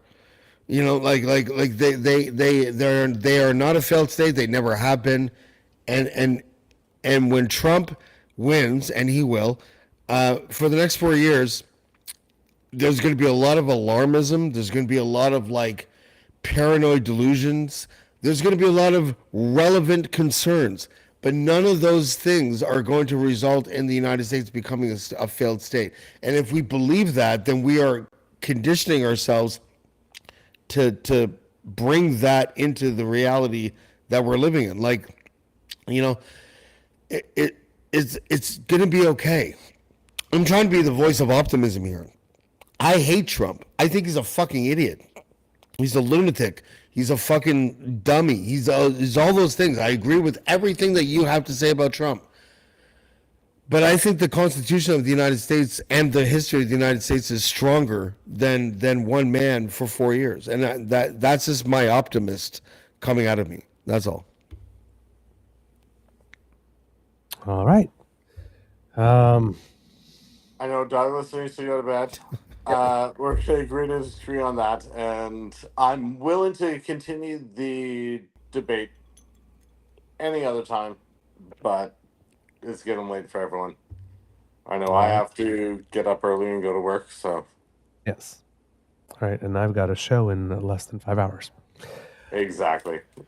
All right, kits and cubs, that's the end of this episode of the Daily Beaver Morning Show. Nights. U.S. election results special. We hope that you love listening to us because we love making this for you. Remember, sharing is caring and word of mouth is priceless, so please tell your peeps and poops all about us. If you do not want to miss an episode, you do not have to. Thanks to the Ray Girl. She is fun, she is fly, she is fabulous, and she also sponsors our pod page. If you scan that QR code, it brings you right there. Podpage.com/The True North Eager Beaver, lowercase letters with a hyphen between each one of those words. And if you go there and click subscribe, when we have something fresh off the bandwidth, it comes directly to you. Voila. Just comme ça. There you go. Now, if you'd like to help us out in other ways, then you need to make like Kit Lane and surf yourself on down to the True North Eager Beaver Media Incorporated YouTube page, where we have 3 buttons for you. We have like, we have share, and we have subscribe. Subscribe. Yes, we do. And if you click them, hey, if you have a cowboy, you might make him happy. Ask Kit Cassie about that. I'm a cowboy. On a steel horse I ride? That's right. Wanted, dead or alive, motherfucker. That's right. All right. So, like, share, subscribe, click them, lick them, flick them. It's fun for the whole family. Depends what kind of family you have. But hey, if you got the right kind of family, it's fun. All right. Now, if you like to help the family, the best damn fam in all of podcasting. Now, if you would like to support us in other ways, and by that we mean with a little cha-ching, bling bling, then the QR code that is going to appear right up there, boom, which has been there all throughout the show, brings you to our coffee page, which is our tip jar, or I like to call when Mr. Grizzly's not here, the Beaver Lodge Emergency Hydration Fund, because, you know, this is 6 hours. This doesn't stay moist on its own. Need some help. So if you like our product and you would like to encourage us to do more, then just leave a little bit of a donation in there. And we would be very grateful if you did that. Now, if you're not able to leave a donation, please do not worry, because the gift of your attention and participation is the one that we cherish the most. And we love to hear from you. So please write to us at truenortheagerbeaver@gmail.com. Douglas, how many donations do you get? Just out of curiosity. Enough to cover internet fees and a couple of subscriptions. I'm just curious. Yeah, we're not ridiculous amounts, but enough. Because I never do that. I never ask for money, and like, I feel like I should. You should. You put on a good product. You put on a product. You should. I know I've donated. I've donated to the Eager Beaver Lodge. Yeah, you should. You absolutely should. But yeah, and it grows every year. I mean, Alright. your YouTube thing, Mhm. there's probably some money from that now because you have enough subscribers for that as well. If you've given the information, but I think you have enough viewers, enough subscribers for some of the monetization things that come with the YouTube channel to be activated for you. Yes, so yeah, you should look into that. But yeah, coffee, it doesn't cost anything whatsoever. Thanks for having me, buddy. Yeah. Oh, my pleasure, my friend. But coffee Thanks for doesn't coming charge out. anything like this. It's just the service fee from PayPal that you get, and then the rest is yours. So it's a pretty good service. Bum. Okay. So yes, we love to hear from you. True North Eager Beaver at gmail.com is our email address. At True Eager is our Twitter feed. True North Eager Beaver on Facebook. And if you're listening on Facebook, well, our comments section is right down below. So just leave us a little something. We read everything. We're not always able to answer, but we do read everything, and everything you say helps us to improve Thank you, the Douglas. show and make it. So thank you so much. We really appreciate that. Because democracy is something that you do. If it is indeed a Trump win, please Don't riot. buy yourself a lot of caked goods, a lot of baked goods, and eat your feelings. Yes. I recommend lots of eating your feelings. And take care of your mental health. Sheet cake, a whole one. Eat it all. Just If that's what it takes. slam your face in there and motorboat it. No pride, no shame. No pride, no shame. But always take care of your mental health. Yes, indeed. Always take care of your mental health. Reach out to any of us. Yes. Thank you to everyone. Thank you to Mr. Grizzly who came in to start the show. Mademoiselle And Fox, who showed was up a here little twice. half naked later. Yes, it gave us a dinner and a show. Woohoo! Thank you, my friend, for being a lovely and very helpful co-host yet again. It's been a pleasure, and I'm looking at maybe getting some kind of setup so that I'm not just running off my phone and a Bluetooth keyboard to respond to comments and enjoying more. And Yes. I mean, I don't know if I'm going to get up early enough to partake in 7 a.m. is Oh, much on 7 a.m. Eastern is much on the West Coast. yeah, my alarm goes off at 5:45 Pacific. Yes. No. Sometimes Well, I wake up before that, but I'm not logging on to. don't worry. I do not begrudge anyone not getting up at 4 o'clock in the morning for me. That's okay. I understand. I understand that the sun does not rise until I wake up, but I will I not thought that make. was my son. He thinks it rises when he gets up Yes. and comes flying ass over tea kettle into our bed. It's like, I'm here. Oh, time change. We forgot to change the time on his Oh. clock. He's like, it's 6:30. Like, no, it's 5:30. Oh no. So Oh, really? Let me just get elbows, knees out to everyone, and I was like, okay, I'm going downstairs. I cannot sleep like this. So yeah, all the good stuff. Democracy, something that yeah. So take a day off, except if you're in Nova Scotia, because you got a provincial election going on. So if you're there, research candidates of choice, help some out, go knock on some doors, stuff some envelopes, make some phone calls, make your plan to vote, bring some friends with you. The early voting information is not out yet, but keep an eye out for it so that you can plan your vote. All Should right. be out by Friday. I believe so. Yes, I think they said it would be out this week at some time. Kids and cubs, it could be a tough world out there, and it might be an extremely tough world for the next 4 years and possibly more. If you got American friends, be the supportive Canadian for them. Yeah. For anyone in the LGBTQ community, we're here to support you across the Yeah. board. And it's going to be hard. We'll get through it. Reach out to any of us. Really reach out to me on social media. AceMacG across the board. And the True North crew are phenomenal.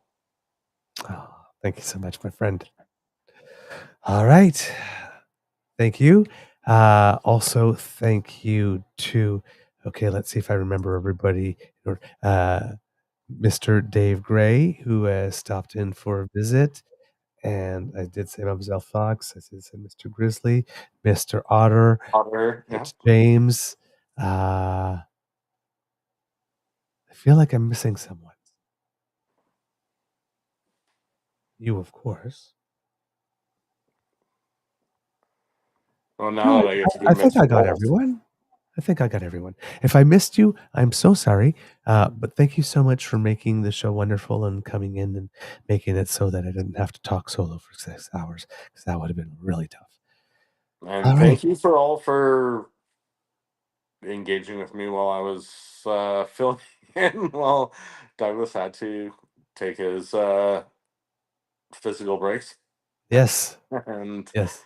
I just love being a member of the Beaver Lodge and starting to engage more as I can, and let's keep it going. All right. I think it's time that I need to cue the cock. Oh, by the way, Kit, uncover the news. Welcome to the Beaver Lodge, and thank you so much. You've been very, very helpful in the chat tonight by giving us Yes. those updates. Very much appreciated. You get our chat MVP. So there you go. All right. I got to click the design tab here, and then I got to look at all these groovy graphics. And hey, how about you say it? Have I say Mr. Beaver, cue the cock? Mr. Beaver, can you cue the cock? I think I can do that. You are listening to a True North Eager Beaver Media Incorporated podcast. The True North Eager Beaver podcasts are proudly brought to you by our founding sponsors, the Misfit Mysteries from Corvid Moon Publishing, your source for science fiction, fantasy, and cozy mysteries featuring a broad diversity of characters. CanadianTarot.com, their uniquely Canadian online eclectic tarot community, and The Peppermaster, hot pepper sauces made from farm-fresh ingredients to thrill your taste buds and expand your mind. We are grateful to the Crier Media Network for its support, Pete Jarvis for our artwork, and Paul Joseph Something for our opening and closing sequence music.